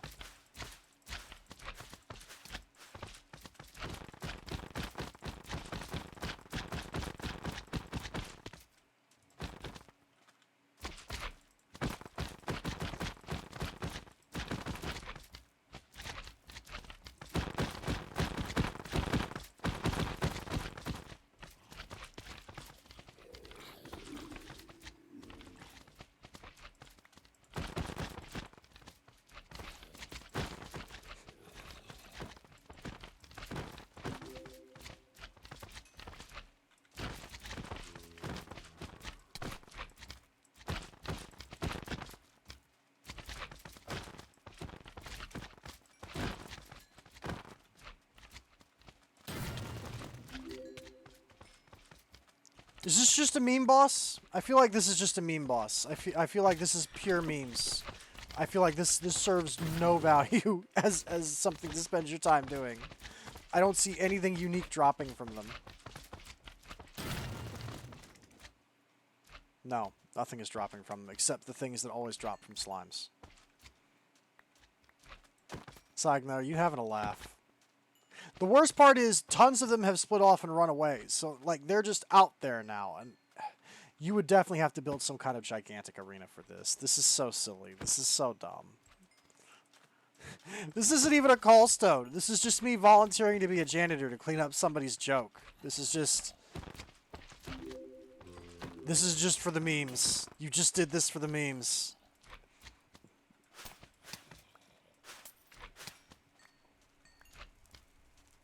I get the feeling there's not even going to be a reward at the bottom of this. There's no way there is. Like, this is just... You earned several thousand slime. Here you go. Congrats, bud. Do not shoot lightning at me and kill me after all this, please.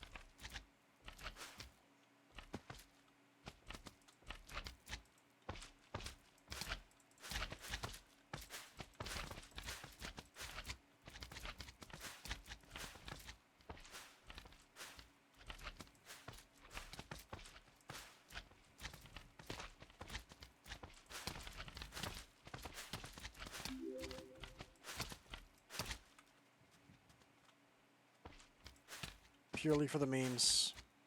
Half of the thing is freaking escaped. I don't know where it is. It doesn't matter. This is a disaster. Good job. If your goal was just to troll me, congratulations, you succeeded. You trolled me.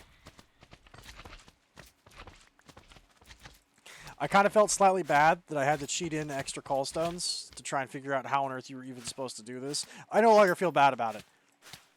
I don't feel bad. I don't feel the slightest shred of remorse. I'm going to sleep like a baby. Knowing what you did. That's just silly. That's just silly. You're a silly person, whoever made this callstone. And I hope you know that. I hope you understand. You have engaged in shenanigans and general tomfoolery, and the wider community does not approve.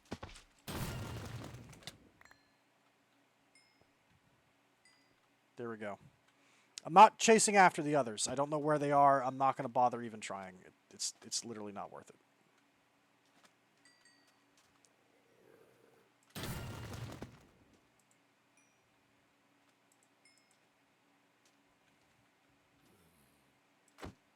Get out of here.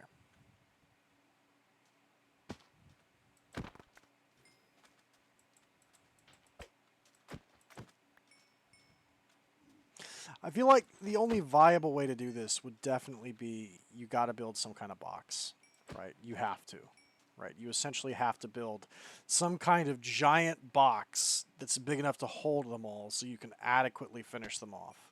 The worst part is I genuinely don't know if this is a troll. Like, does something fall out of the last one, or is this just memes?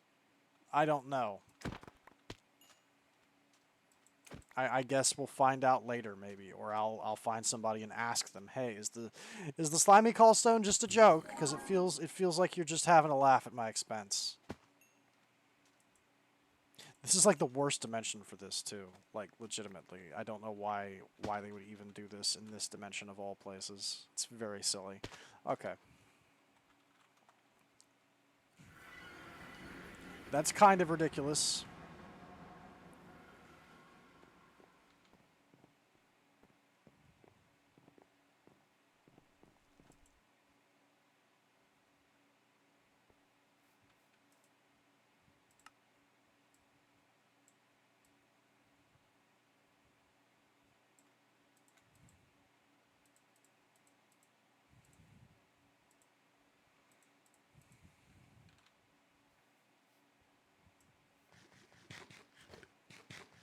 I don't know why that thing did so much damage. Maybe that's just...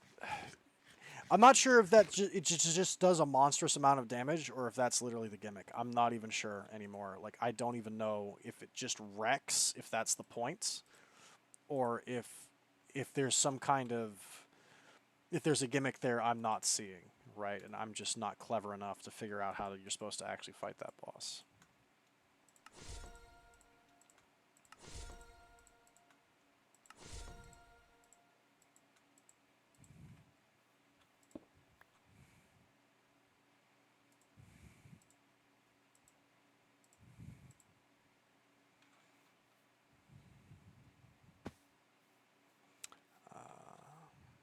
I don't know if you can use repair kits on a completely broken tool. You might be able to. Can you? Yeah, you can.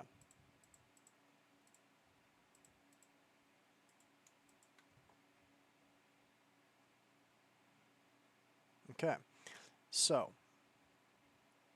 the radiating callstone, the undead callstone wanted to be used in, or no, we'll do the umber callstone next because that one wanted to be used in Erebus. We'll use that.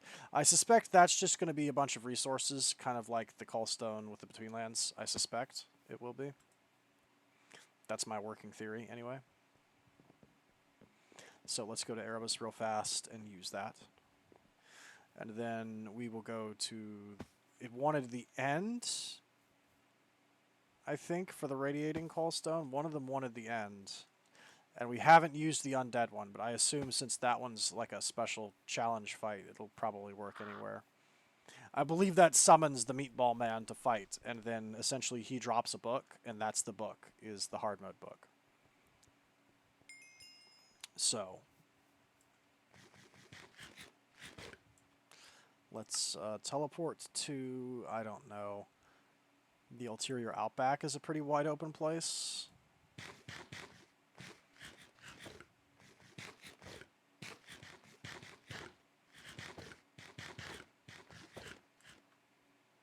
Okay.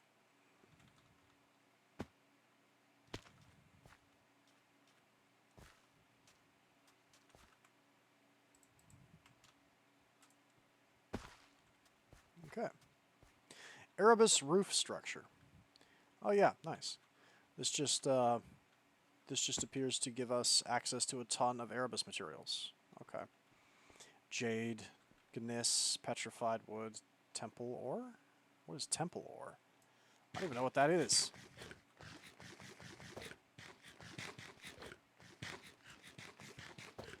Oh, we'll take it all. Can I fly in this dimension? No.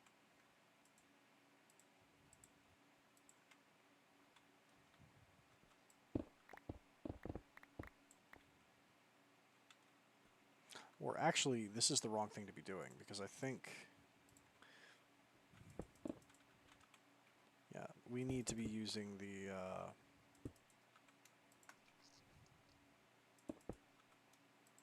fortune pick for this, don't we? We don't really want it to be in this form. We would prefer it to be... Yeah, here we go.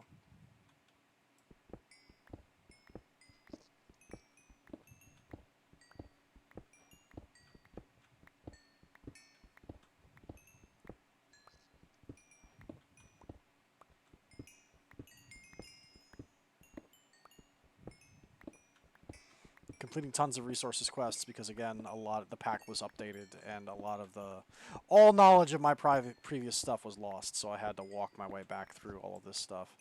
Volcanic diamond ore, which wasn't hard. Aha, there is something in the center. Quadruple compressed? Interesting. As you've seen, I just give myself an item that I knew I already had, and it progresses, it advances the stuff. So it wasn't that big of a deal. But there is still a ton of stuff that I haven't done yet because I just haven't gotten around to it.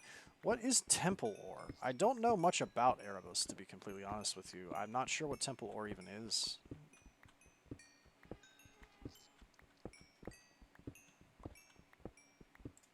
Ooh.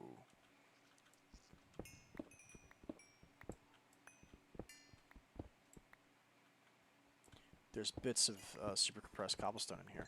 This by itself might make it worth making more of these because I need a lot of the compressed cobblestone to build structure frames for certain machines. That's becoming a thing now. Also, there are the quest book now gives better advice. I'll say I do think they've done a great job with the new quest book. Apparently, my complaints about the Extra Utilities 2 thing is pretty well founded. The autocrafters from that mod are known to be a bit buggy. They recommend using the RF Tools crafters, which are super cheap. It's 2 redstone torches, a machine frame, and 2 crafting tables to make one of these. This machine can handle up to 2 recipes at once and allows recipes to use the crafting results of previous steps. Infusing bonus reduces power consumption. They can also be further upgraded into tier 2s, tier 3s, you know, you can just keep going and going. They're more stable, they're easier to use, they're cheaper to build. The drawback to them, the downside is they do require power, whereas the autocrafters from Extra Utilities are free. They just work. But the RF Tools ones are vastly superior, or so I've been led to believe, in like every way that matters. So I'll be using them from now on, right? Like, good advice, right? Like whoever brought that up, nice advice. Quadruple, triple, triple, triple, triple, triple. Nice. Let's go ahead and put some of this on the table, because some of these resources are vanilla. Emeralds, nether quartz, diamonds. The umber pillars, yeah, you can go there. What is temple rock? I don't even know what that is. I'm not sure what temple rock is, but I'm sure we need it if it's here. It must be. It's certainly a material from Erebus that has some use. It might just be used to make these decorative structures, which is fine by me if so. Let me tear the rest of this down, and then we will head to the end and use the radiating callstone. Oh, right. This is that stuff.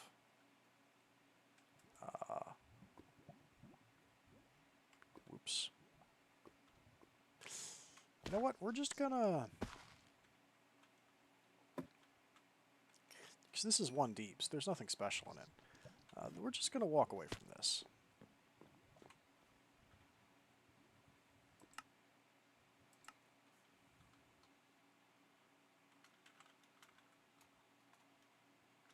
We'll call that lava box just for laughs. Let's go home. I'm not sure where that amulet is. Oh, there it is. There's the amulet. I could have used that if I wanted to. Okay, and the radiation one needs to be used in the end. And then we will do the Meatball Man and get that book. And we have another book that we can craft. Don't think I've forgotten, because I have not. We need. By the way, I like how the mist from the graves sort of interferes with this dome, so it gets this weird, funky effect right here. Just minor details. We do need to make the book. I haven't forgotten the Bloodmaster book to stage up the world. We are doing that today. We're doing that. Well, that's probably the last thing we'll do, but we are doing it. So let's go to the end portal. Okay. Y'all really out here making callstones that are just jokes. Give me the Wand of the Storm Mage, I guess. Actually, no, I still need to eat chicken. Jeez.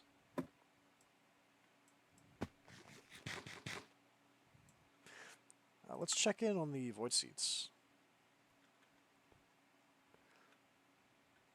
Well, interesting things appear to be happening. Stuff is falling. There's lots of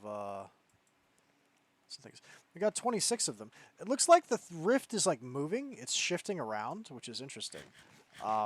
It appears to now be too far away to be drawn from, but that's perfectly okay because we have 28 Void Seeds, which is all we need. We didn't even need that many, to be brutally honest with you. I'm just going to put these in the bag, and we're going to walk away. That's all I needed. We'll go ahead and turn this off, I guess. We don't need this chunk loaded anymore.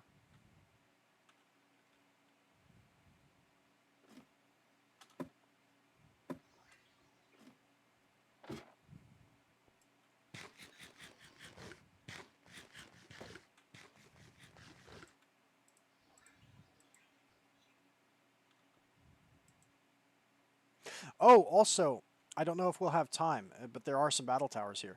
I've heard that the battle tower loot has been rejiggered, and it's been improved and changed, and now the different battle towers in different dimensions will give different loot as well, or at least they're supposed to. It might be worth going up to the top and putting the battle golems in my pocket just to check the top chests and see what they have. Just as a quick thing we can do after we summon this, maybe, before we go fight the Meatball Man. We'll go and check a few battle towers and just see what falls out. Because in case you didn't know, the way Minecraft works is if a chest isn't open, and the pack updates and the game updates and it changes what can be in the chest. As long as the chest has never been opened, the chest's contents will be updated to drop what's on the new table. But the moment the chest is opened, the Uranium Bee Callstone. Okay, interesting. So it just summons. It just summons a platform that has a chest. I think this is so. There's some bee breeding I've seen that we need to do in the near future that's coming up. That requires bees that are based on radiation. We need radioactive bees. I believe this is the callstone that allows us to get started on that because it gives us It gives us 2 uranium queens of pristine stock. A uranium and a thorium queen, excuse me. I might need to make more than one of these uranium stones. Actually, it kind of depends.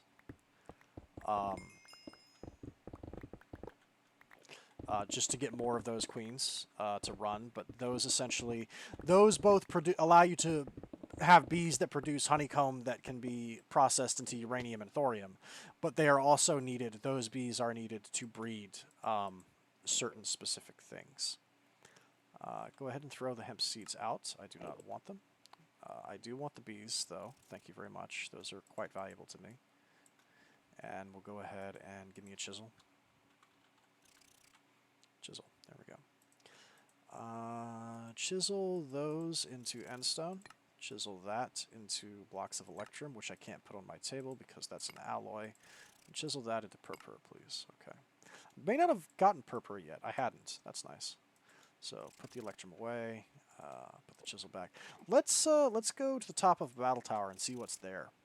Because I'm kind of curious. Because that is one of the interesting things that's been done. Is supposedly in this update, there's new stuff in the battle towers. It's not the same old, same old. So let's go to the top real quick and just cheat the battle tower by picking up the gold and putting him in my pocket. Because as we all know, the most powerful tool in any dimension across all the multiverse is the Pokeball. Always has been true. That's objectively true. Okay. This is interesting. I don't know if this is any different from what we normally see. But, I mean, it's stuff. We get some golem cores. Let me take the things that can be put on the table, I guess. And we'll put those on the table.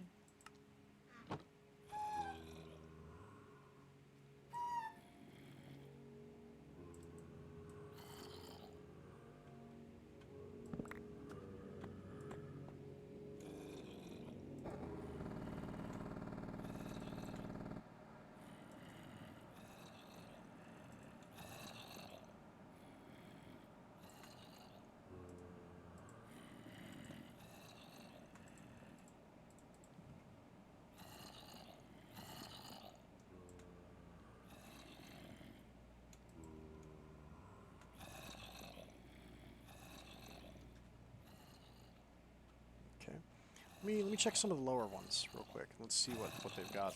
I don't know why you're out of armor. Sometimes the zombies spawn without their normal armor on. Is this different stuff? I feel like this is the same loot pool it's always been. There is a Lexica Botanica in here. I'll take that biome crystal. I'll take that machine upgrade too. Most of this I don't care about though. Hecate's Visage. Visage.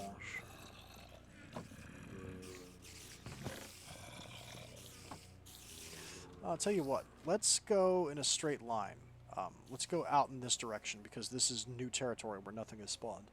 And let's find one battle tower and see if we can find something, by the way. Thank you for letting me rob your tower. I very much appreciate it, sir. Bye. You remember when I had trouble with those? Those were fun times, weren't they? Master, Master, I've apprenticed with you for 15 years. Won't you now please tell me what the mightiest spell of all is? Apprentice, you've had the mightiest spell with you the whole time. It's just a Pokeball. If Cthulhu ever gives you any trouble, apprentice, just put him in a bottle. And if he keeps giving you trouble, put him in a jar instead. That's called sneaking crap past the radar, is what that is. I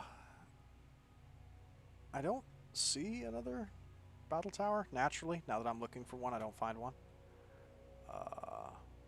I think we might just go back. We'll probably just go back, I think, to the glacier and try and summon the Meatball Man. Supposedly, the loot tables were changed, but I'm not sure. I didn't see a big difference. Maybe I need to knock over more battle towers, but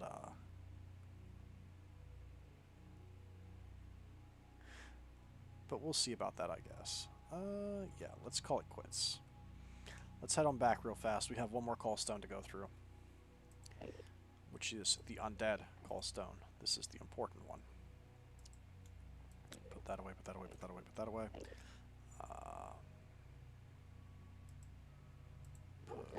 that away. Now, supposedly, this guy is a rough fight.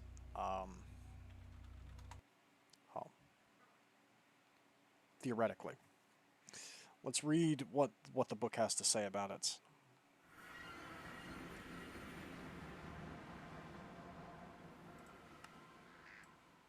Okay, so this is Abyssal stuff, right?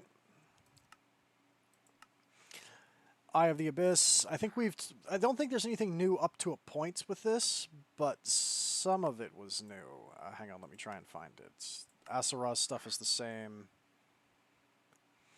I think I've already read this to you. 6 dimensions of space aren't enough. In order to fully grasp these creatures, I need to gain access to more dimensions. Luckily, at the cheap cost of feeling the most depressing nihilism in my entire existence. I can now delve deeper. I need to know more about my curse, and I finally have a lead in this dreaded lands. A creature of unspeakable evil whispered a word that shook me like nothing ever had. A single word: recursion. Essence of a gatekeeper. Yeah, I found the purpose. Right. Okay. Perform a ritual of shadows in the abyssal wastelands. So, this is complete, but for some reason it's also not complete. Did I complete that? I did. Okay. While I'm at it, it's time to investigate the phenomena of recursion, which apparently is the ability to perennially exist. This is what allows me to come back every time after I die. Many of the creatures I am encountering have this power, but unlike me, they have no control over it, while I am still bound to the will of whoever decided to give me recursion. If I were able to learn this power, I may be able to gain the ability to split my being into multiple places as one. Now, just like the ancient entity, now I at least understand why there's so many withers. Apparently there are only 6, but they are able to exist everywhere they are summoned thanks to the power of recursion. The cause for why they're able to do so is the draconium that was used to originate the 6 original withers, so the testificate lore says. Draconium may lead to be the key to mastering recursion and free myself. Okay. The Meatball Man. All right. The primordial malevolence's words now make sense. Well, sort of. I know who the he is it was referring to. His name is the Meatball Man. How stupid. You're a god among mortals, and the name you choose is Meatball Man? Why? For some reason, he really wanted to give me recursion, and he even made pacts with a bunch of other gods to bring me to Terra. It seems like he expected me to be enslaved to their will like the monsters from the swamp in between. And yet here I am, ready to kick his butt.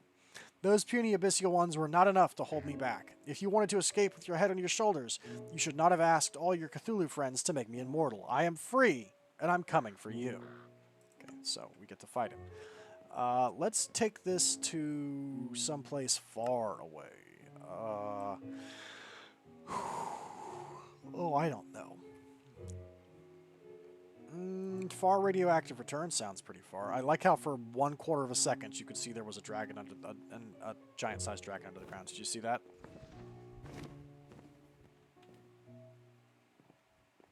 I'm not quite sure why we're in a radioactive wasteland. Why did I put a thing here? What was I thinking, putting a thing here? Where are we? Man, sometimes when I just go exploring, I do inexplicable things off camera. I'm sorry. I don't even know why I would put a thing in the middle of... We're getting irradiated right now. It's not visible, but it's happening. I need to get out of this before we get radiation poisoning. I can make golden apples on the tablet, but like we need to not be here though. At least this is comfortably far enough away that summoning some kind of weird testificate god shouldn't be a problem. Oh, hey, this is one of the new structures. There are new structures in the overworld, too, but you have to go to places you haven't been before to see them. It's kind of screwed up because it's fused with another structure, unfortunately. Blender suffocated in a wall. Well, I'm sorry, Blender, but your house is kind of screwed. Like, this is a nice house. Like, this looks cool. There are new structures. Oh, hey. Bitumen? I don't know if I found that. Is that something I've added to my table? Yes, at some point I did. Okay. Let's find a clear space and use this callstone, because I imagine it responds to the overworld. I imagine this is a boss callstone, and it's going to summon him. Let's get away from the wasteland. I don't want to be anywhere near wasteland. Oh, hey. See, look, there's lots of new... Oh, wow, that's a giant skeleton. There's lots of new, like, dudes here. Malls, Crow Cottage. There's, like, Grout here, I guess. Are these guys doing, like, Tinker's Construct stuff, maybe? Looks like it. What are you? Crow Cottage. You're selling dragon eggs! And Malls is selling moss... He's selling combs? Stringy Frozen? Dissonance is like an engineer. He's buying stuff and selling stuff. Skystone chest with rudimentary snares. Oh, this is a super cool like starter thing for people to find. Instead of having to make your own snares, you can find this and take them. That's super cool. So you are... I do need like a hedge witch. in my base because there are certain trades you have that are convenient. So Sand Slorm is coming with me. Crow Cottage sells dragon eggs. He's definitely coming with me. What were you doing again? Yeah, you're some kind of apiarist. You're coming with me too because you're going to help with bees. And I think this is just a pile of grout. I'll leave everything else here, but that's really cool. There's lots of new things like this now, and it's really sweet. Like, this is one of the reasons why I genuinely wasn't too perturbed at the idea of potentially having to restart if it didn't play out correctly. Because like, this is a way cooler pack now to start than it was before. Legitimately, it is. Like, the pack is improving all the time. Let's go out, I guess, further into the desert, maybe. I don't want to do this near the wasteland, because I don't want the fight to spill over into wasteland, but that's starting to look increasingly unlikely, because it looks like this is just a huge wasteland. That is also a new structure. I have not seen that before. That's some kind of standing circle with slime on top? What are you? Oh, slime chickens. Is this just a place where slime chickens spawn? Interesting. I think I already have some slime chickens, but I'll take some home just for laughs, just because I can. There we go. Come on, let's just go in a straight line until we find, yeah, this way. We'll go in a straight line until we find some kind of open space. That is another new structure. Man, I'm getting distracted, but there's cool stuff, and why not show it on camera? If you're going to show it anywhere, record it, right? This is another new thing, using mossy undercobble. Is this like all made with like... Oh, jeez!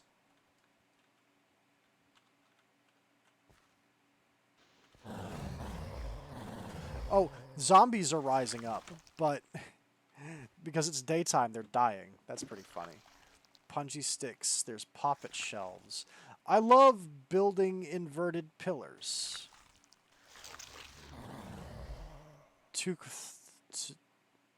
TK Ujal, I guess. Okay. Well, you do you, buddy. I don't know much about inverted pillars, but if you say you like building them, I believe you.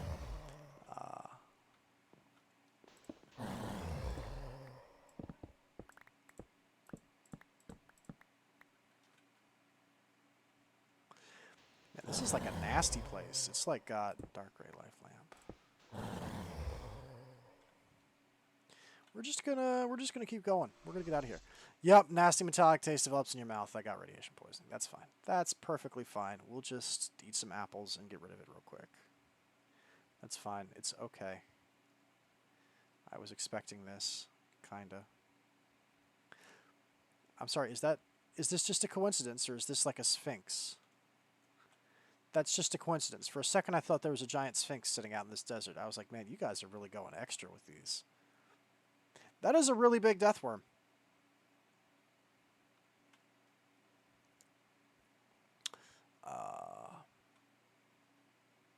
Let's just go over here and do it, because this is taking too long.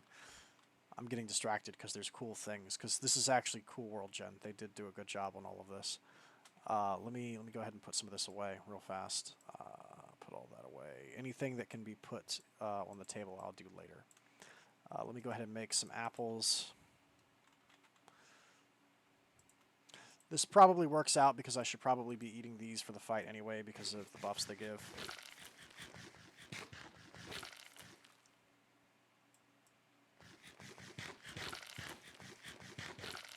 Okay, let's go fight him over here on the plains. This looks like a good place.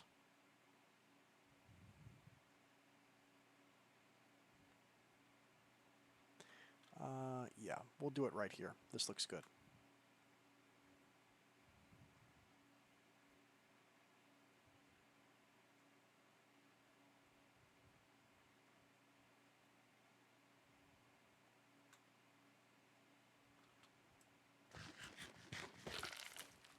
Okay. I have no clue what he's capable of. I have no clue how strong he is, but I assume since he's the gatekeeper for hard mode that he is strong. So let's begin. Gotta be in the dark realm? Oh, well, that makes this a lot simpler then. Okay. We'll go to the dark realm then. Fair enough. You gotta be in the Dark Realm. The Dark Realm.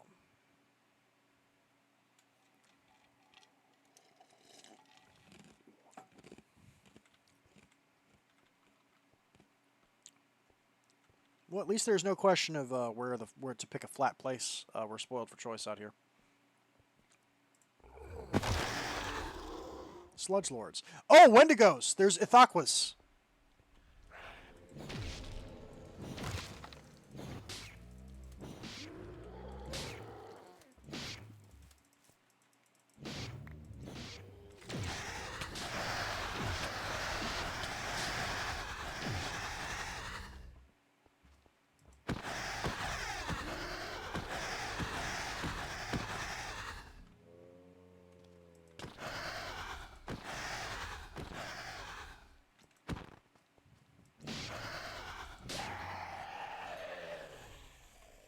Wow, he dropped a lot of stuff. He's a powerful boss undead.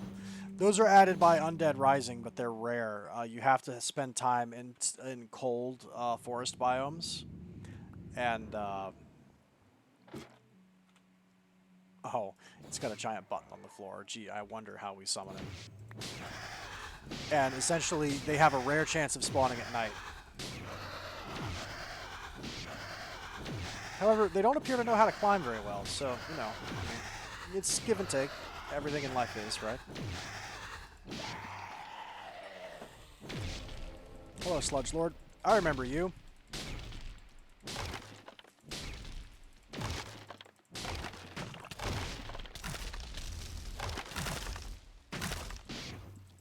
Wow. Unlike the Wendigo, you actually do have a pretty decent idea of how to deal with someone who just stands on top of a pillar.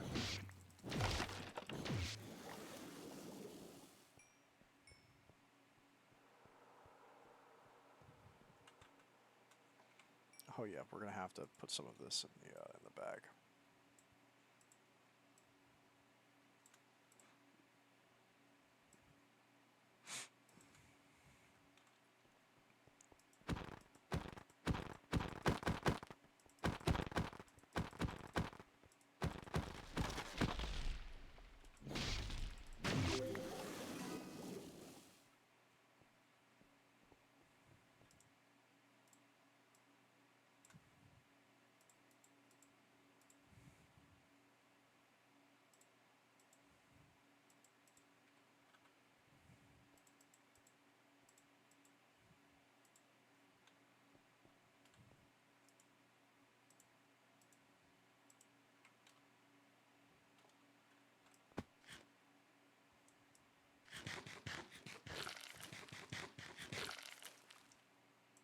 Okay, let's look at what we're dealing with. So first of all, each one of these ritual pedestals has a rune, one of the greater runes on it. So these are all runes of gluttony. Interesting. And these are bone chests. Hang on. Let me loot this before we throw hands with this guy, because I have no clue what he's going to do. For all I know, pushing that button will blow up this whole platform, and we'll lose everything that's here. These are sentient meatballs. Okay, the bone chest contains... Aha! Okay, so this is giving us the Pleiades-made outfits. Okay. Alright. That's ominous, because I think, as I've explained previously, the purpose of it is if you hold... It even comes pre-enchanted with Protection 20. That is real ominous that he's giving me this. That does not bode well. Do all of them have Protection 20? Oh no. Oh no. So as I previously explained, the Pleiades combat-made armor, if you wear the full set, it has a set bonus that makes it so... I think you also have to wear the Super Crown, but essentially the Super Crown and the maid outfit together make it so you have super strength when unarmed. You do a tremendous amount of damage with your bare-handed punches. And you also you can only take a maximum of 2 damage.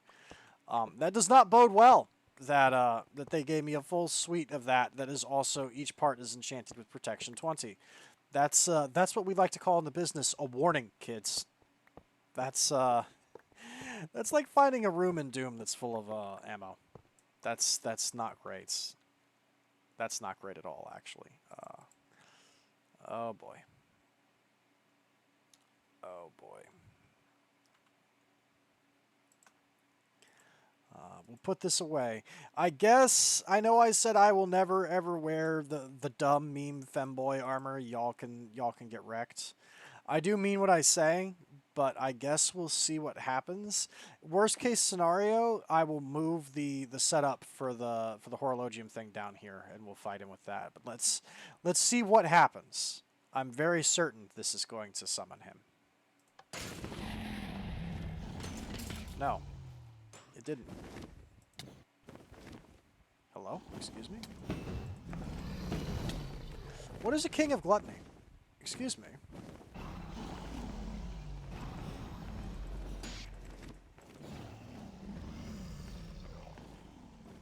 Shade of the Meatball Man.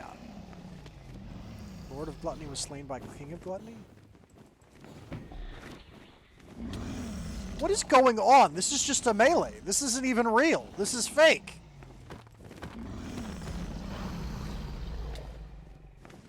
Okay, something's got to be done about those Asoras, first of all.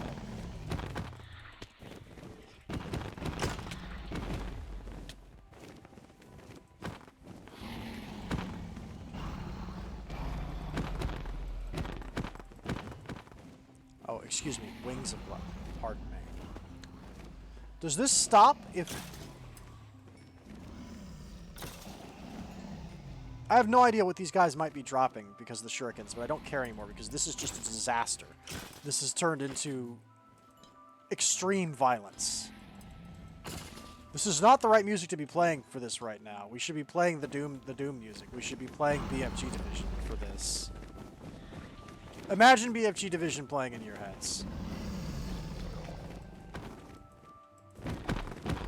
Okay, the wings barely take any damage at all.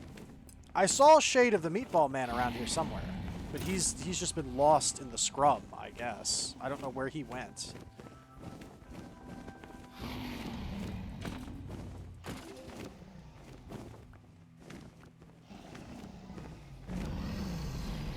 I wonder if I should pause and put BFG Division on. Oh, y'all teleport. That's cute.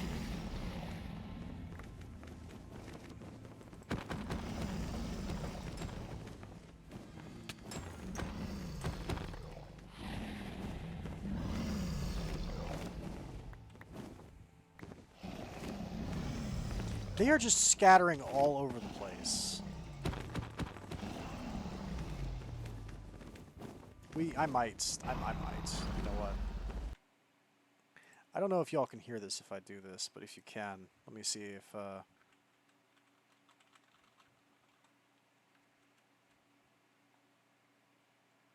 So fat. Brendan, you're not fat.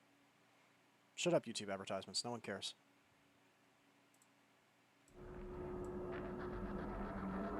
Is OBS picking that up? Oh, yeah, they are. Okay. We'll turn that down a little bit so it's not quite so loud.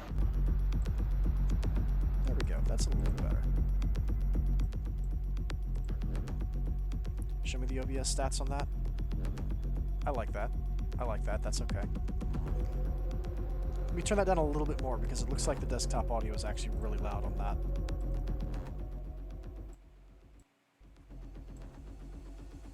How about now? Yeah, perfect. Perfect. That's the quality entertainment we're here for.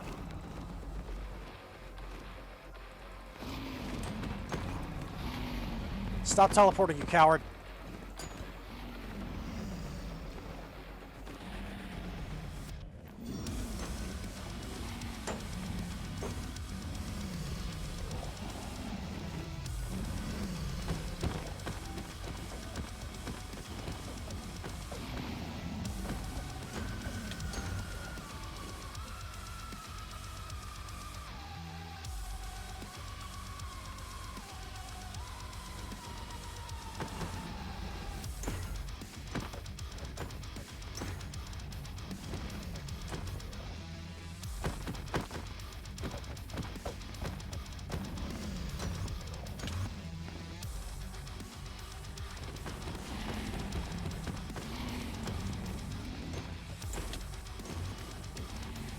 Come on, you're about to die. Show it to me.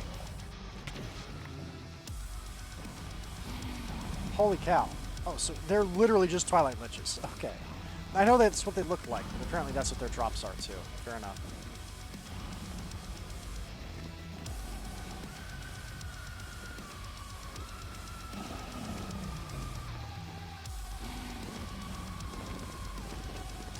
Are they fighting amongst themselves? The Meatball Man just killed one.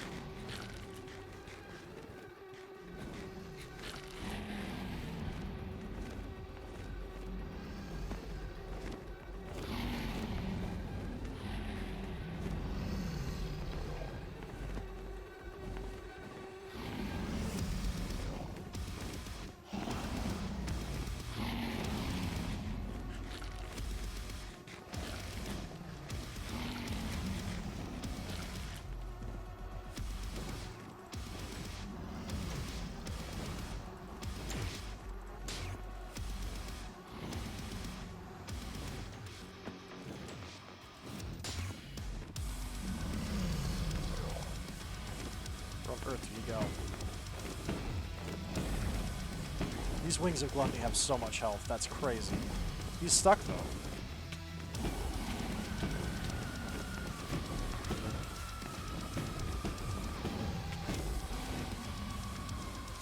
He unstuck himself. Where is the Meatball Man? The Meatball Man killed the King of Gluttony. He's around here somewhere, and he picked a fight with, like, some of the dudes who got summoned here.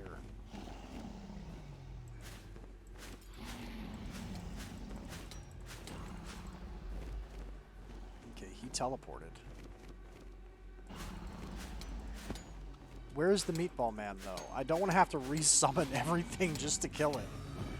This is the worst part about some of these Callstones. I don't know if there's a way to, like, stop this, but the fact that they just scatter, it really sucks. Like, it's the same problem with the slime keystone, too. The slime just dips. It just runs. Now there's, like, Kings of Gluttony scattered all over the place. Who knows where they all are? I don't know where the Meatball Man is, either.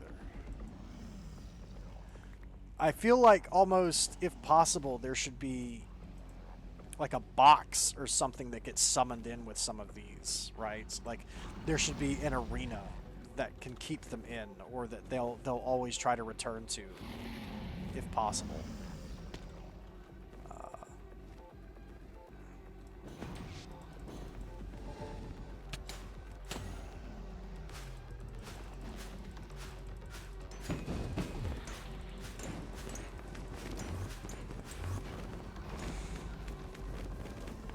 Yeah, some of these guys are getting hit by the wings too, and it's yeeting them far away. And that is the problem, is they're getting...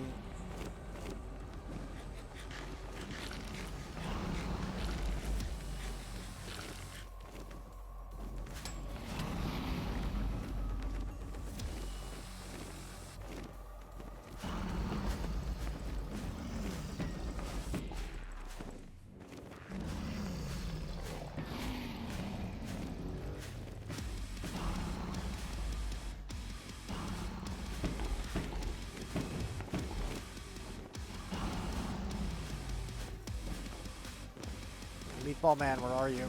Meatball Man!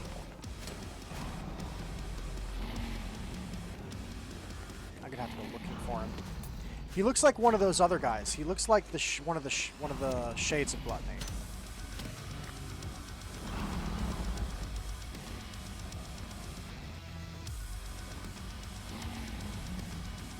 Man, talk about overflow. They have just dropped so much armor. Can I even find it? Where have they gone? They have just vanished. They have run.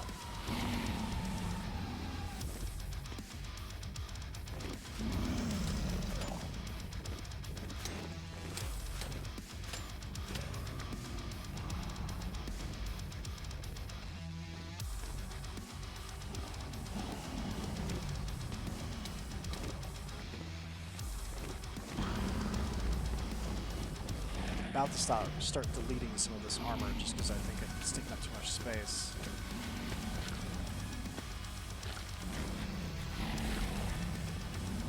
I think they're attacking shadow monsters down here. That's part of it too, is I just saw a shadow monster fall out of the sky. I think an Asura picked him up and dropped him. Hang on. Because flight doesn't work in this dimension, so hold on. Let's wait a minute. Thanks, Mick Gordon. We appreciate it. Hang on. I need to find where that Meatball Man went. Okay. Music no longer appropriate. The wings are also trolling me, but that's expected. They have so much health. They have thousands of health.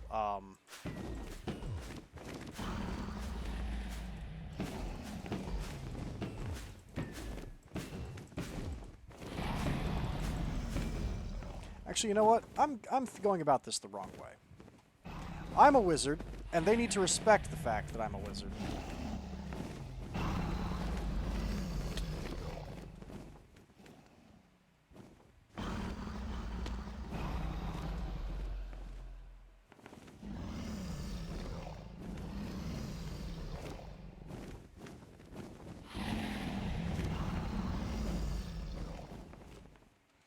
Now they're just flying up high just to be rude.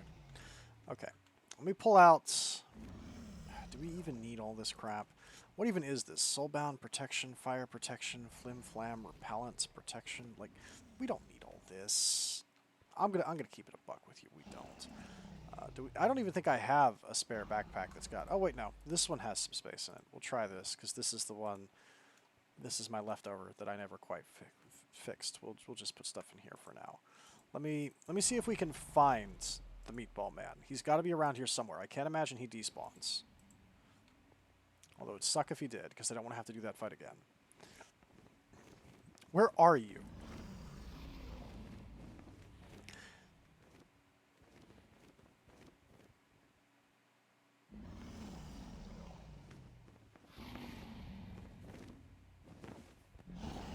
He's got to be a red dot, right?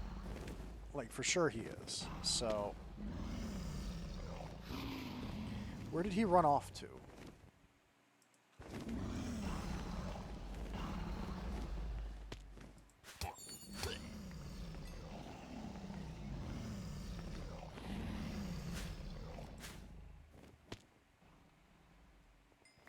Oh, Meatball Man, where on earth did you dip to?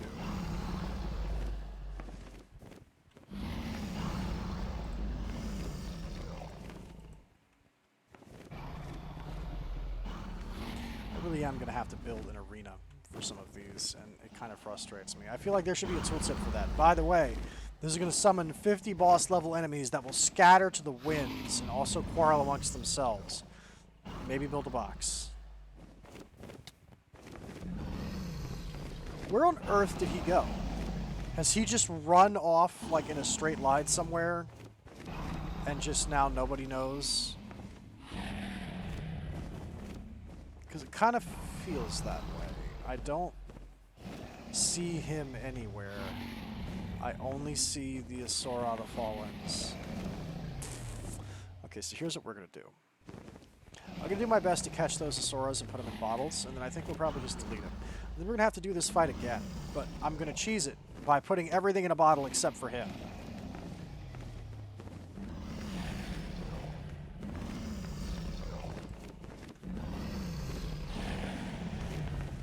They're not even going to come close enough to let me do it.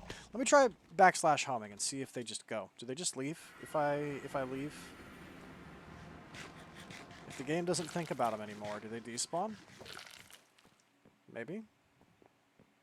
Real talk, do they just go away?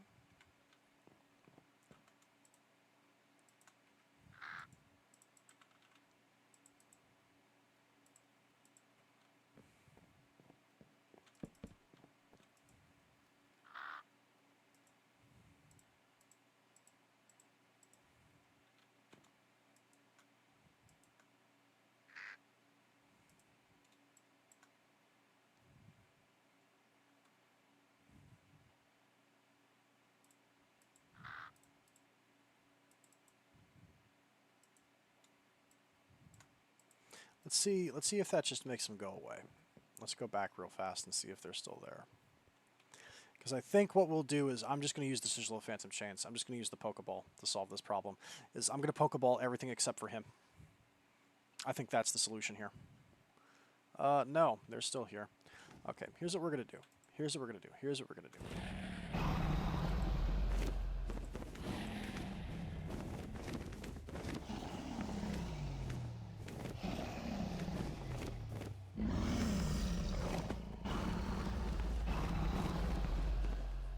The problem is they're getting in each other's way, so they can't even properly swoop down on me. Let's do it in marble. I'm feeling classy today. Okay. Let's go out. 1, 2, 3, 4, 5. And let's go out. 1, 2, 3, 4, 5. Okay. Let's go out. 1, 2, 3, 4, 5. Then let's go out. 1, 2, 3, 4, 5.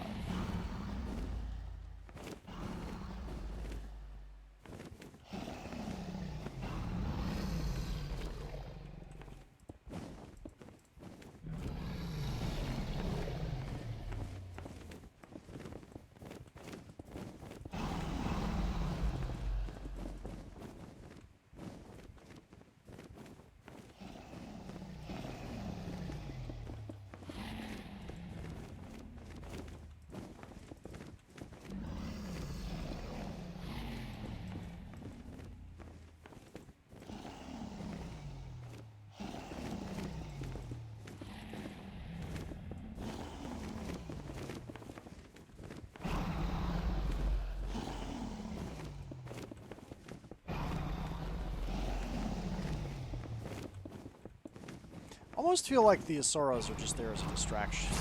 Because when you ignore them, they kind of just get in each other's way, and nothing really happens.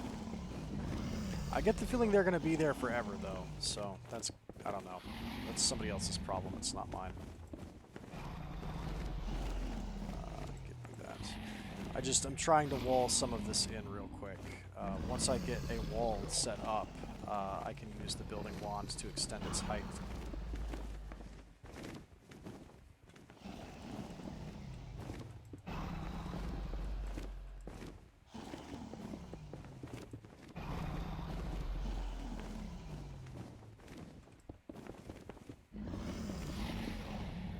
I know we have definitely overrun on time. That's fine. I'm not even sure how long the recording is anymore. I've lost track of it. But that is okay. It's okay that these go a long time. Nobody's complained about it yet. So far, the only person who's worried about it is me. So, I guarantee you, YouTube is probably going to try and give me a copyright warning for the BFG division now. But you know what? We did it for the memes. And that's all that matters in the end. Did it for the memes.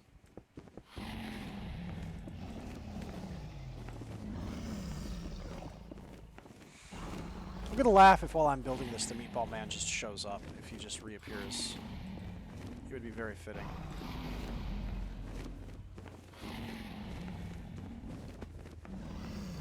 Now, this won't stop the kings, I think, because they are going to teleport.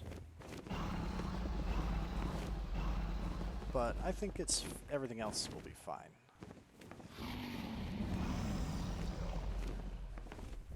Yes, a sudden hunger consumes you.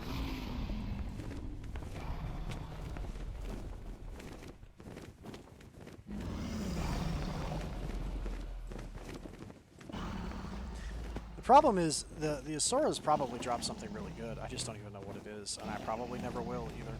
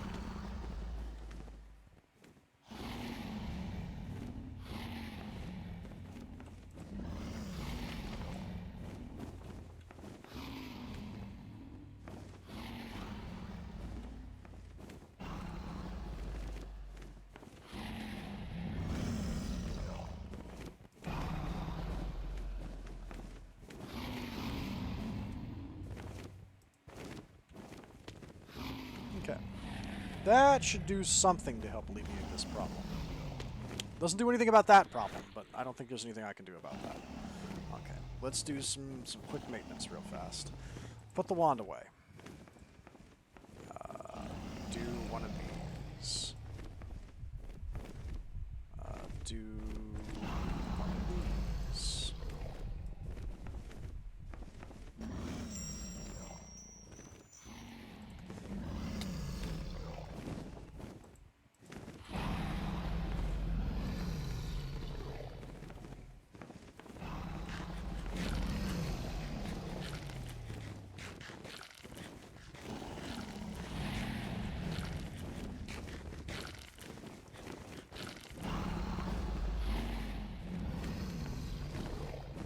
Keep bumping into each other so none of them can properly dive bomb me. It's pretty funny.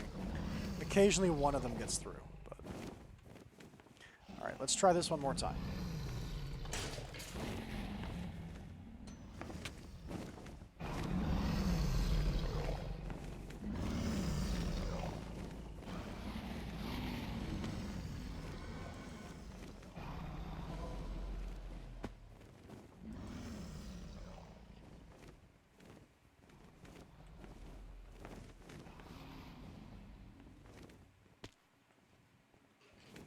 Wow, this has done absolutely jack.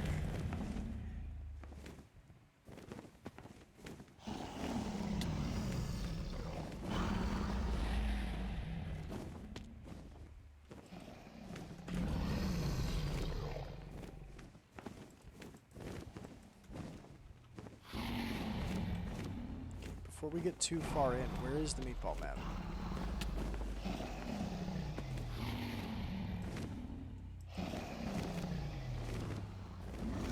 Shade of the Meatball Man, that's him. Okay. I Pokeballed the Shade of the Meatball Man. Wait a minute. Just stop. Stop. Okay, wait a minute. Just stop. Hold on. I got him. Okay, wait a minute. Let's just calm down. There's so many dragons in the sky now, jeez.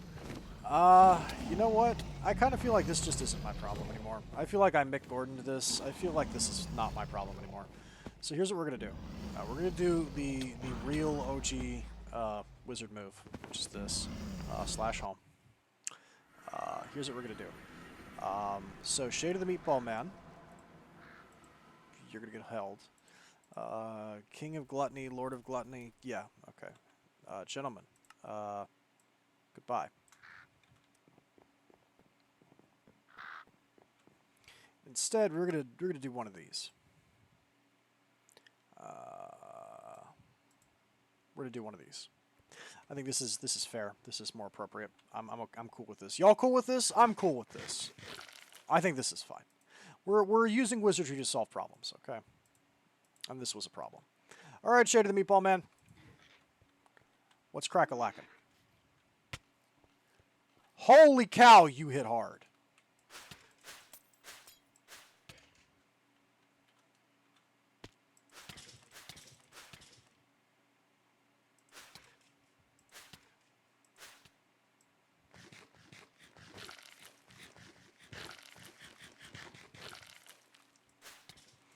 Kind of get the feeling that I now understand why they...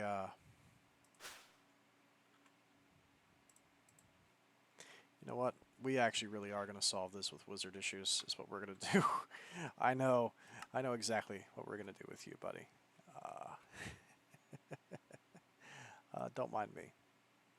Don't mind me.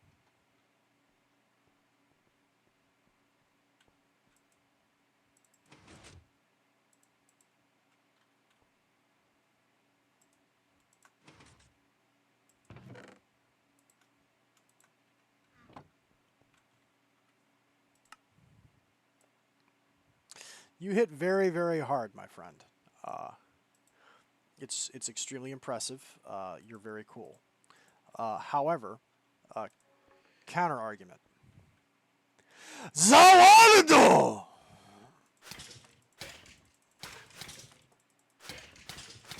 Oh, interesting. Does he not even take damage?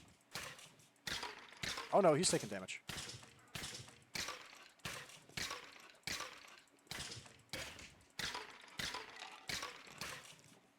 What sword do you have? Is that a Sakoth's blade? Looks like it is.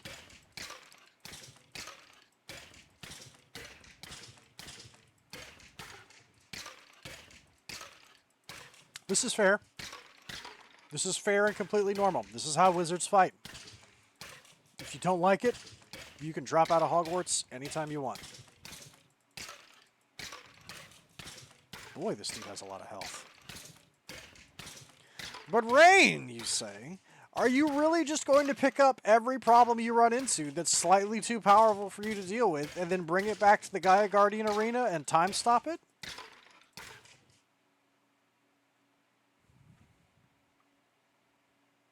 Yes. That's exactly what I'm going to do. Yeah. Sounds like a pro gamer move to me.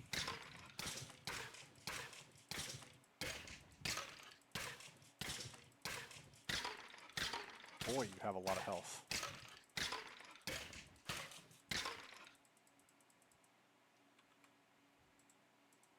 Well, don't worry. I brought more.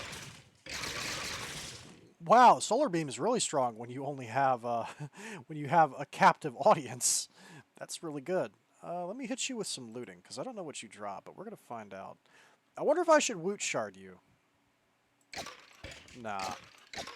If I want to Woot Shard him, I can always press the button again and just do this again.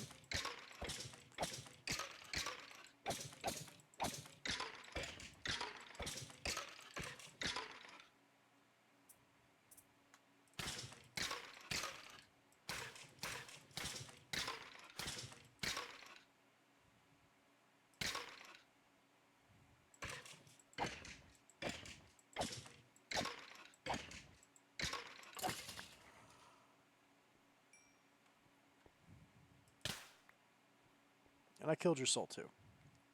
Okay. So.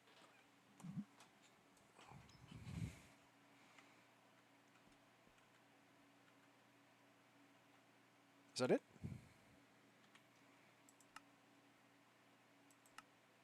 Ah. So, Lore of the Meatball Man is made from the Metal of Freedom. Use the Undead Callstones. So we need Sentient Meatballs, 4 Arcane Spas, and then the Metal of Freedom. And the Metal of Freedom appears to only be used to do this. And since he was holding the Metal of Freedom in his hand, I'm guessing that Woot Sharding him would do nothing, right? Because it's a special NBT value that's assigned to that particular instance of him. It's not an actual drop he has. Okay. So, wow, what did I just witness? The moment I challenged the Meatball Man, my recursion finally felt free, but alas, there was nothing I could do against him. I mean, are you sure about that? I put him in a Pokeball and then put him in the middle of a time stop and then robbed him, but okay. The gods I thought I was able to best are nothing in front of the Meatball Man. I was just like a grain of sand facing a black hole. My power, even after it was freed, paled in comparison to his recursion. And yet he let me win. Why? Why did any of this happen? The Meatball Man is clearly more powerful than any of the enemies I've encountered, and yet he doesn't appear to want anything from anyone. Still, for some reason, he wants to fight me, as if it were a game. He told me he will send his blessing over my enemies to make me stronger if I so wish. Do I want to do this? Will this bring me freedom? I do have to say the challenge of facing such a foe is intriguing, but there is no way I can succeed in my current state. I do want my freedom, but it's not like I can beat him, and there are people that need my help. The Meatball Man should not concern me. I will get stronger, but while doing things my own way. I should fight for Terra. Yeah, okay, but I'm going to make the book, though. So essentially, I guess the idea is the Meatball Man gives his blessing to all of your enemies as like a deal with the devil kind of let's make this interesting sort of thing. Fair enough. Put that away, put that away, put that away. Don't need any of that. We'll hold on to that. That Shadow Sword's not bad. Okay. Let's slash home real fast.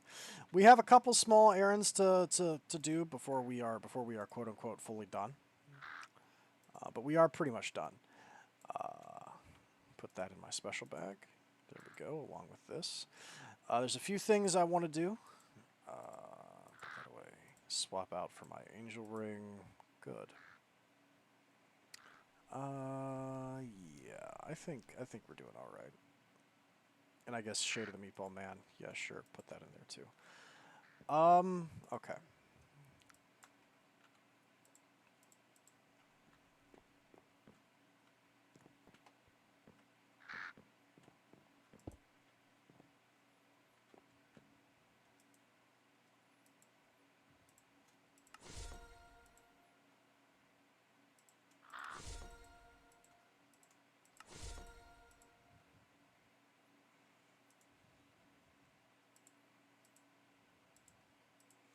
We'll hold on to that shadow sword. I might repair that. That's pretty cool looking.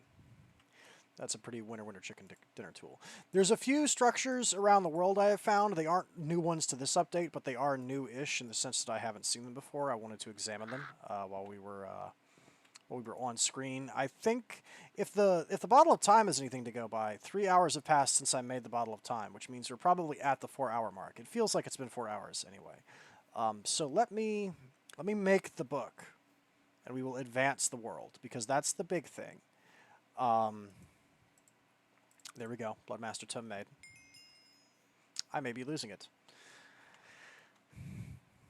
And let's advance the world, and then let's go check out some of those things I've earmarked for us to look at around the world, and then we will. Oh wait, no.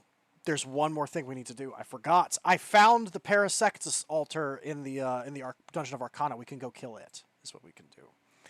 So let's see. I may be losing it.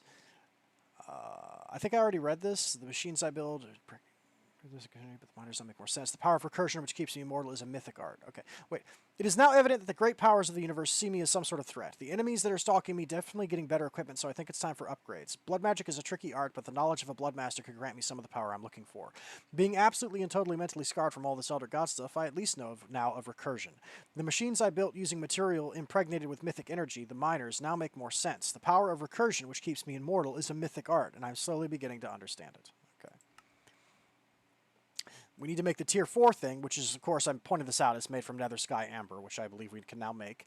Some of my previous experiments have allowed me to use now partially known Shire powers to generate organic matter from weak Shire creatures, but the powers of advanced blood magic should greatly boost my abilities. This form of magic that I like to call mythic holds a power of creation similar to alchemy, but it's more tricky to manage.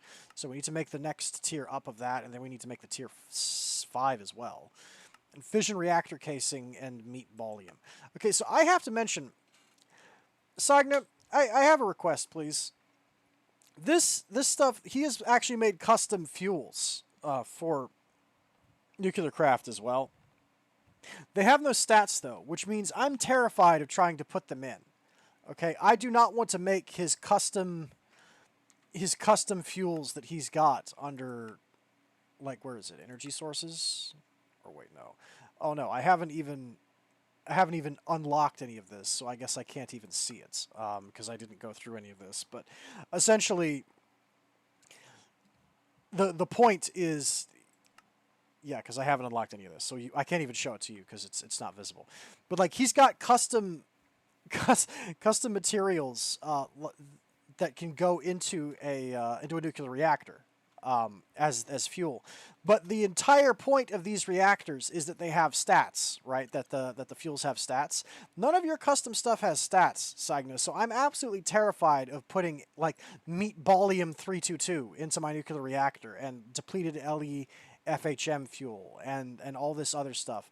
Like, you're essentially saying here's an unmarked canister of what may be bootleg Chinese nitrous. Put it in your motorized scooter and then rev the engine, bro. It's cool, bro. I promise you'll love what happens next. Will I? Are you sure about that? If possible, I think it'd be nice to have some stats on the custom fuels, because it's a little spooky just be handed a canister of that stuff and not know what it does. I think we actually do have to read the Bloodmaster tome, so say goodbye to the stage we're currently on. Everything is about to stage up the moment I read this. There we go. You've unlocked Stage Bloodmaster. Stage Bloodmaster unlocked for Lord Rain. There we go. And we'll go ahead and put that in here for now. Now, we do have, like I said, we have the wizard book, and I think we should go do that. We should go do that real quick. And then maybe we'll check on a few of the interesting structures I found around the world before we stop. There's some interesting dungeons under the ocean I've found. And I'd like to see what they are. I'm also interested to see if all of the creatures have changed their armor again, or if they're still wearing Bloodmaster gear. It'll be interesting to see.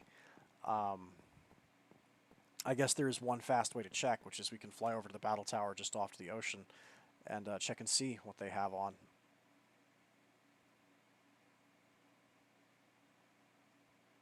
Oh, hey, there's a whale. All right, what do you have? Okay, they're still wearing Bloodmaster tier. Okay. That's good to know because it means I can farm Bloodmaster from them still, because that's how I got all of mine that I have right now. I haven't used the method you're supposed to use to craft it. I've killed tons of zombies and recycled their armor. Is how I've gotten it. Okay. So let's go to the Dungeon of Arcana real fast and fight the Parasecta. Because killing the Parasecta wing is the last thing we need to make the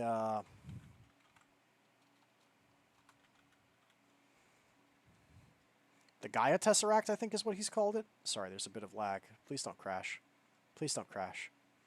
If it crashes, this was a great episode. I love you. Goodbye, good night, etc., etc. But please don't crash. Okay, there we go. Yeah, the Gaia Tesseract. So we can almost make this. We have the Dramic Skin. We can make Everwatching Eyes. We can make Arcanum Blocks. We have Greater Gaia Spirits. We don't have the Parasecta Wing, which drops from that boss. I found the altar. It does have an altar in the Dungeon of Arcana. Please don't crash. Why is it hanging? It is hanging so hard right now. I'm sorry. I'm not wasting your time deliberately. Okay, there we go. Whew. That was spooky. I don't know what that did. Let's go here real quick. Let's kill the Parasecta. Uh-oh, lag. Because building that... Oh, no. Oh, no, please. Please, the lag. Was it the staging up that did this? We weren't having these problems a minute ago. Okay, there we go. Yeah, you found the Dungeon of Arcana. Uh-oh. And what is this lag? Hang on. When we teleport to the other altar, I'm going to save and quit back to the title screen and then relaunch, because this is pretty spicy lag. Parasecta altar. Okay. Let me... Come on. Oh, there is so much lag right now. There is so much lag right now. It's got to be the stage up that did this, although I don't know why. Save and quit. Shutting down internal server. Come on. If this crashes, we're just going to cut it here, but thanks for watching, I guess. Have a good night, etc., etc. Usual closing sentence plus memes and witty remark. Oh, there is something beefy. It has taken a minute to shut down. Okay, there we go. Hello there, edition. Let's try reopening the server and see if that fixes that. I don't know what that was. Let's kill the Parasecta, check one or two of the structures I found and marked. They're like little puzzle rooms, and then we will stop. We'll call it there. Because I'm hungry. I'm starving. There's a sandwich place that has great lunch deals. I'm going to go there and get a sandwich. You should get a sandwich. Then we can all play Sandwich Craft together. I wouldn't be surprised if there was a Sandwich Craft. That's a joke, but there probably is one.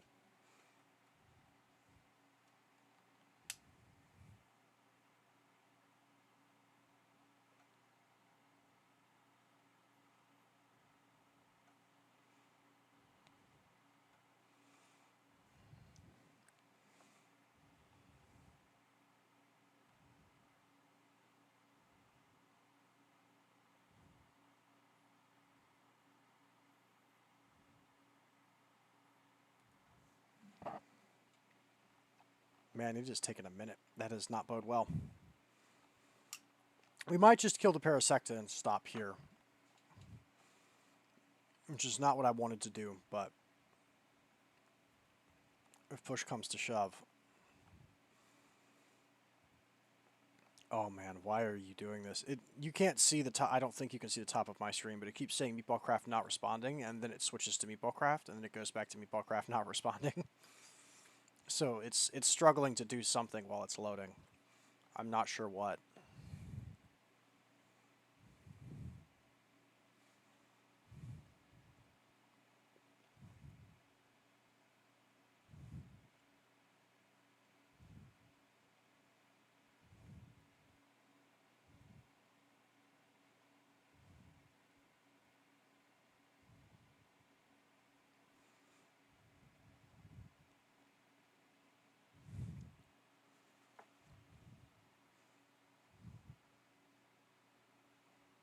Okay, there we go.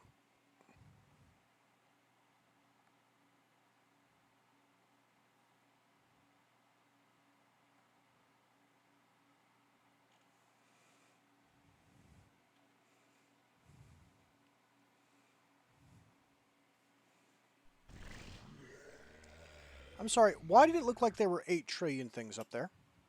Fenrir was slain by Roamer?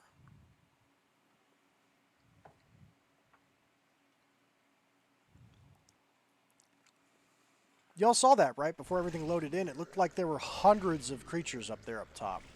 What on earth is going on above me? Lag is what's going on above me. Give it a minute. Come on. Come on, baby. Okay. I'm just going to summon the Dramex so we're going to get this over with, because this is starting to scare me.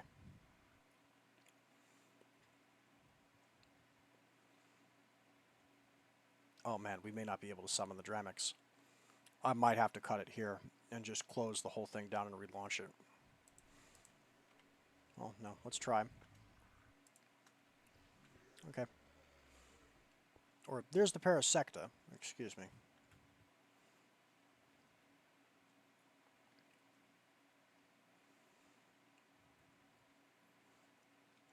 I'm terrified Meatballcraft is actually going to crash. This is crazy lag. Okay, there we go.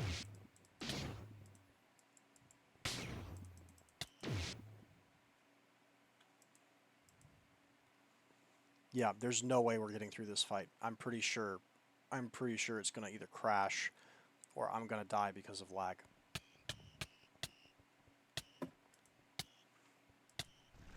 Where are the other wands?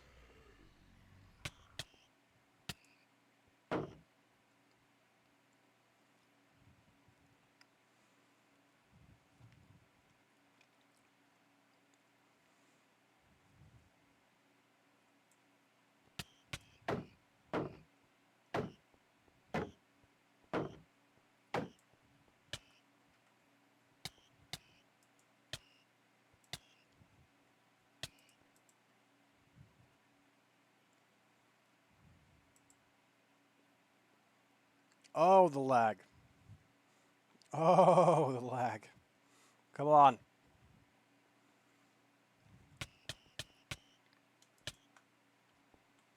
Okay.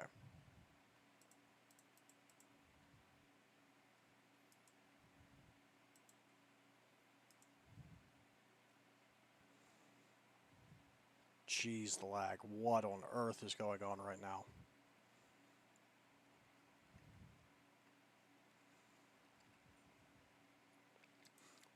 Give me the Master Ice Mage wand. Give me the Master Earth wand. Put that away. Give me the apples again, please.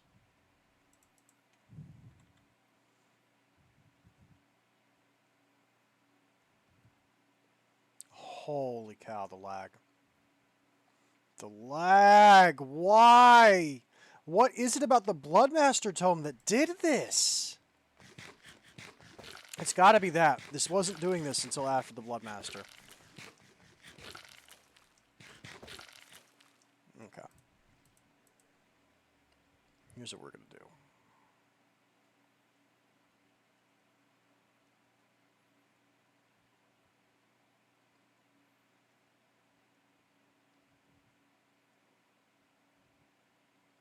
Really? Okay.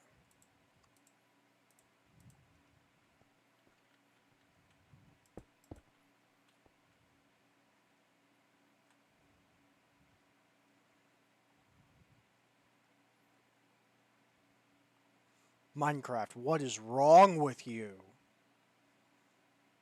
I might legitimately have to just stop here. I really want to kill this Parasecta, though, before we...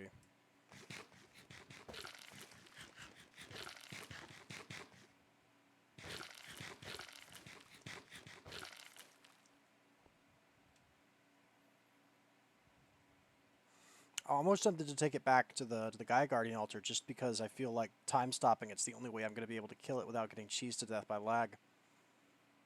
Are you serious? Come on. There we go.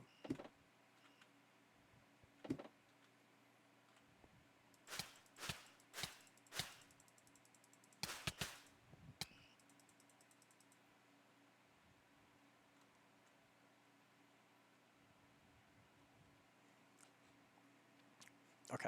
I'm taking this back to the Gaia Guardian Altar. If this doesn't crash on me, we're going back to the Gaia Guardian Altar.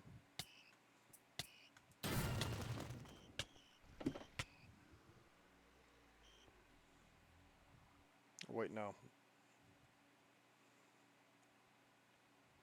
Yeah, we're going back to the Gaia Guardian Altar. This is insufferable amounts of lag. This is, dude, what have you done levels of lag. No, get in my pocket. I'm sorry. We're going home.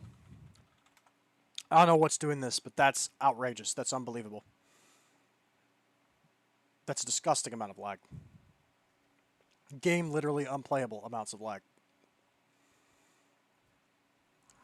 It is only my resolve to not fight bosses outside of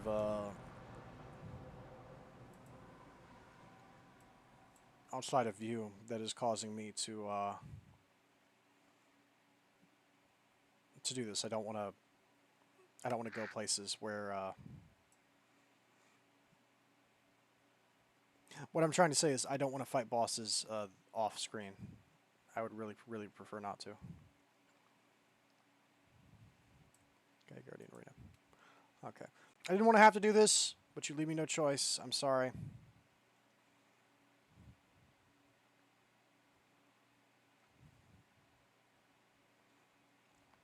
I would prefer to not have to cheese. Man, this lag. We could have been done in like 30 seconds, but it's wasting everyone's time now. This isn't even me, this is the game. Come on. Come on.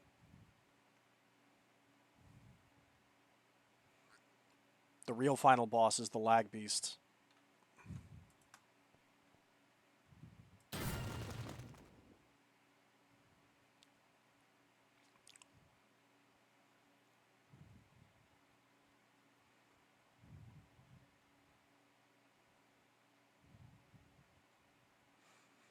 This is so bad, I'm almost tempted to think it's me, but it can't be because we were just fine a minute ago and absolutely nothing has changed.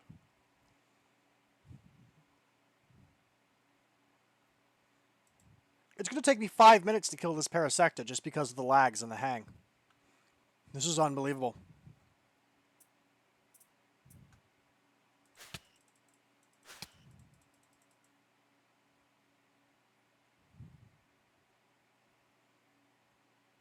What is wrong with you, Minecraft? Why are you like this?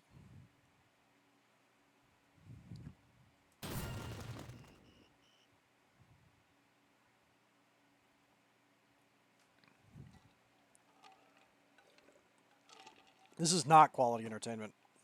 This is not educational. This isn't even frustrating. This is just a waste of everyone's time.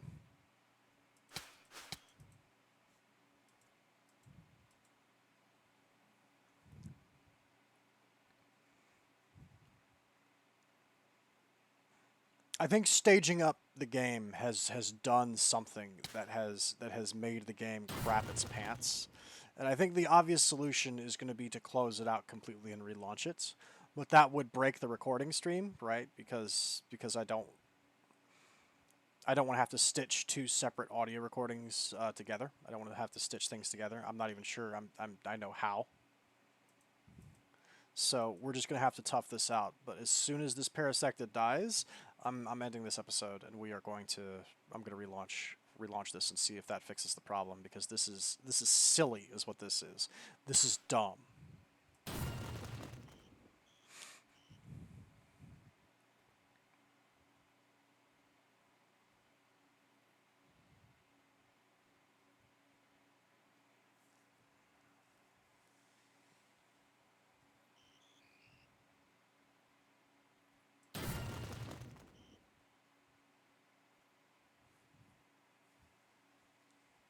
This thing would have definitely killed me if I had tried to fight this legitimately. I'm feeling much better about cheesing this now, realizing that this would have absolutely just gotten 1,000 free hits on me due to lag, and just the Parasecta would have melted me if I hadn't disrespected it by doing this.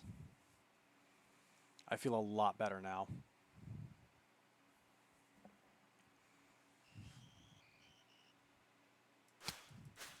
There we go. John's completed Evil Disease. I don't know what that means, and quite frankly, I don't care. Come on. Come on. There we go. What do we even get besides the Parasecta Wing, which is obvious? Gonna make me wait to open my inventory too, huh?